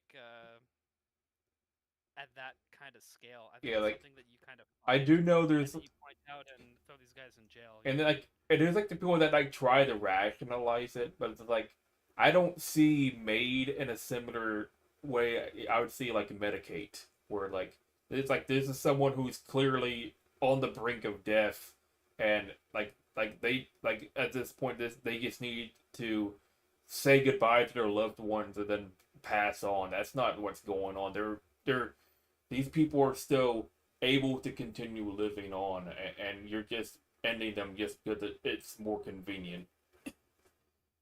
Yeah, Rather, I don't want to comment. I don't want to comment any more on that because I don't have an experience with it yeah. and I haven't been digging too deep into it. Like I said, I'm like kind of deep in the weeds on Also, we don't want my the own stuff. government knocking on your door talking about wrong sync. Yeah, 100%, dude. We have that here. Yeah, If the you have a public UK, Twitter account, Canada, yeah, Australia. Yeah, I'm it's glad. it's worse in the UK. Thank the Lord that we have Definitely. Calgary. We have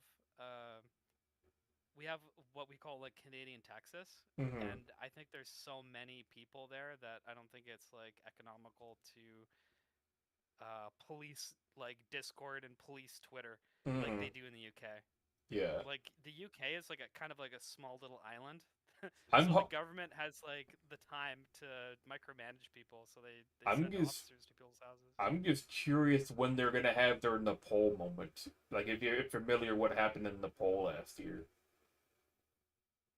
Yeah, I heard about that. They had like a Discord election. Like everyone in the No, what? country got together Yeah, not on just that. Discord That and they elected somebody. overthrew like the communist leadership that they had over there. They got rid of a whole bunch of people. Then they had an election over Discord, and this was something that was kind of organized entirely by like the youth.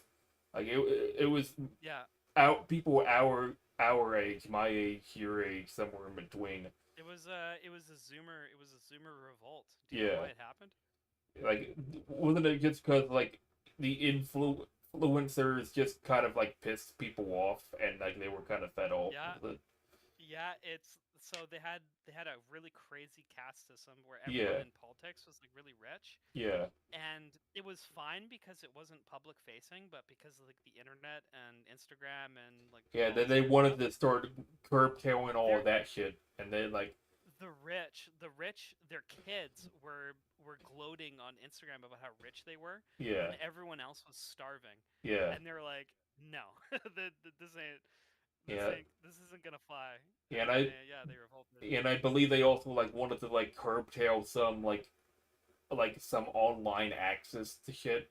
And I think at that point, like if you start trying to like limit the internet, then that's kind of what breaks a lot of people's spirits because like they don't want to Yeah, they, like that's I their watched way of a like getting news out to the wider world. If you take that away from them, then you're not giving them much more of a choice. yeah, I watched an Instagram stream. It was an Instagram stream. It was a Twitch stream with A-Track or whatever, Hmm. and he went over the whole thing, and he was saying like, so they were gloating these rich kids, like what are they, something babies, children of rich families. They were gloating on Instagram and posting all this stuff. Yeah. Then there was a public backlash, and then the government tried to ban the backlash, Hmm. right? And then that just made it worse because it was the Streisand effect, and then it Yeah. just like exploded. And they couldn't censor the internet because like there's Starlink and stuff. Like you can't not have people send radio waves. It's Yeah. it's impossible. Like there's no functional way to do it. Hmm. It's super fascinating, dude. I love Yeah. not that I love watching it happen because it's kind of a whole country I kind of mean, yeah, like there's gonna be it's bad good to shit see the that people comes pulling out it of apart. that. But I said, like, I think I think the UK desperately needs one of those type of moments. Like, I don't know. Like, I know it might be a little bit more difficult since you're dealing with a third world country against, well, a country that's turning into a third world country. So they still they have they have the first world materials, but they're going down the third world culture. So. Yeah, so as far as I understand it, is uh the system's basically broken and people Mhm. basically vote themselves more money. Like you're Mhm. not a net taxpayer unless and you're not a net taxpayer in Canada unless you're making like 150 grand a year, Mhm. which is like almost nobody. And they Yeah. need those people to pay baby boomer retirement, and we're having like a big baby boomer bust. Mhm. And so the government's band-aid solution was to import a bunch of people Yeah. that work at gas stations. Mhm. You know what I mean? Not And even obviously, that. some of them Just are people super that just experienced and cool. they try to get people like that. They don't even do that though. They just Yeah, collect and welfare. so the point is the majority of them don't make 150 grand, so you're importing more people that costs you more in taxes. So it's just a huge financial clusterfuck, but it's a financial grenade that both parties are passing around like a hot potato because it's Mhm. gonna blow up at some point. But I don't honestly, dude, like I don't know when.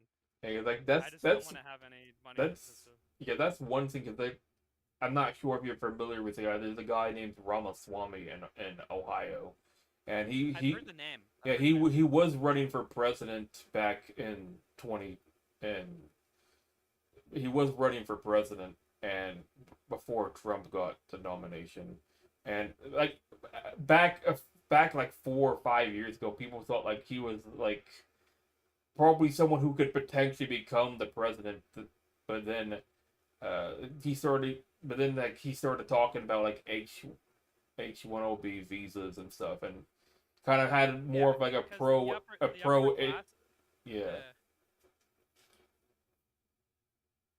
yeah, but the one of upper the class wants to go on.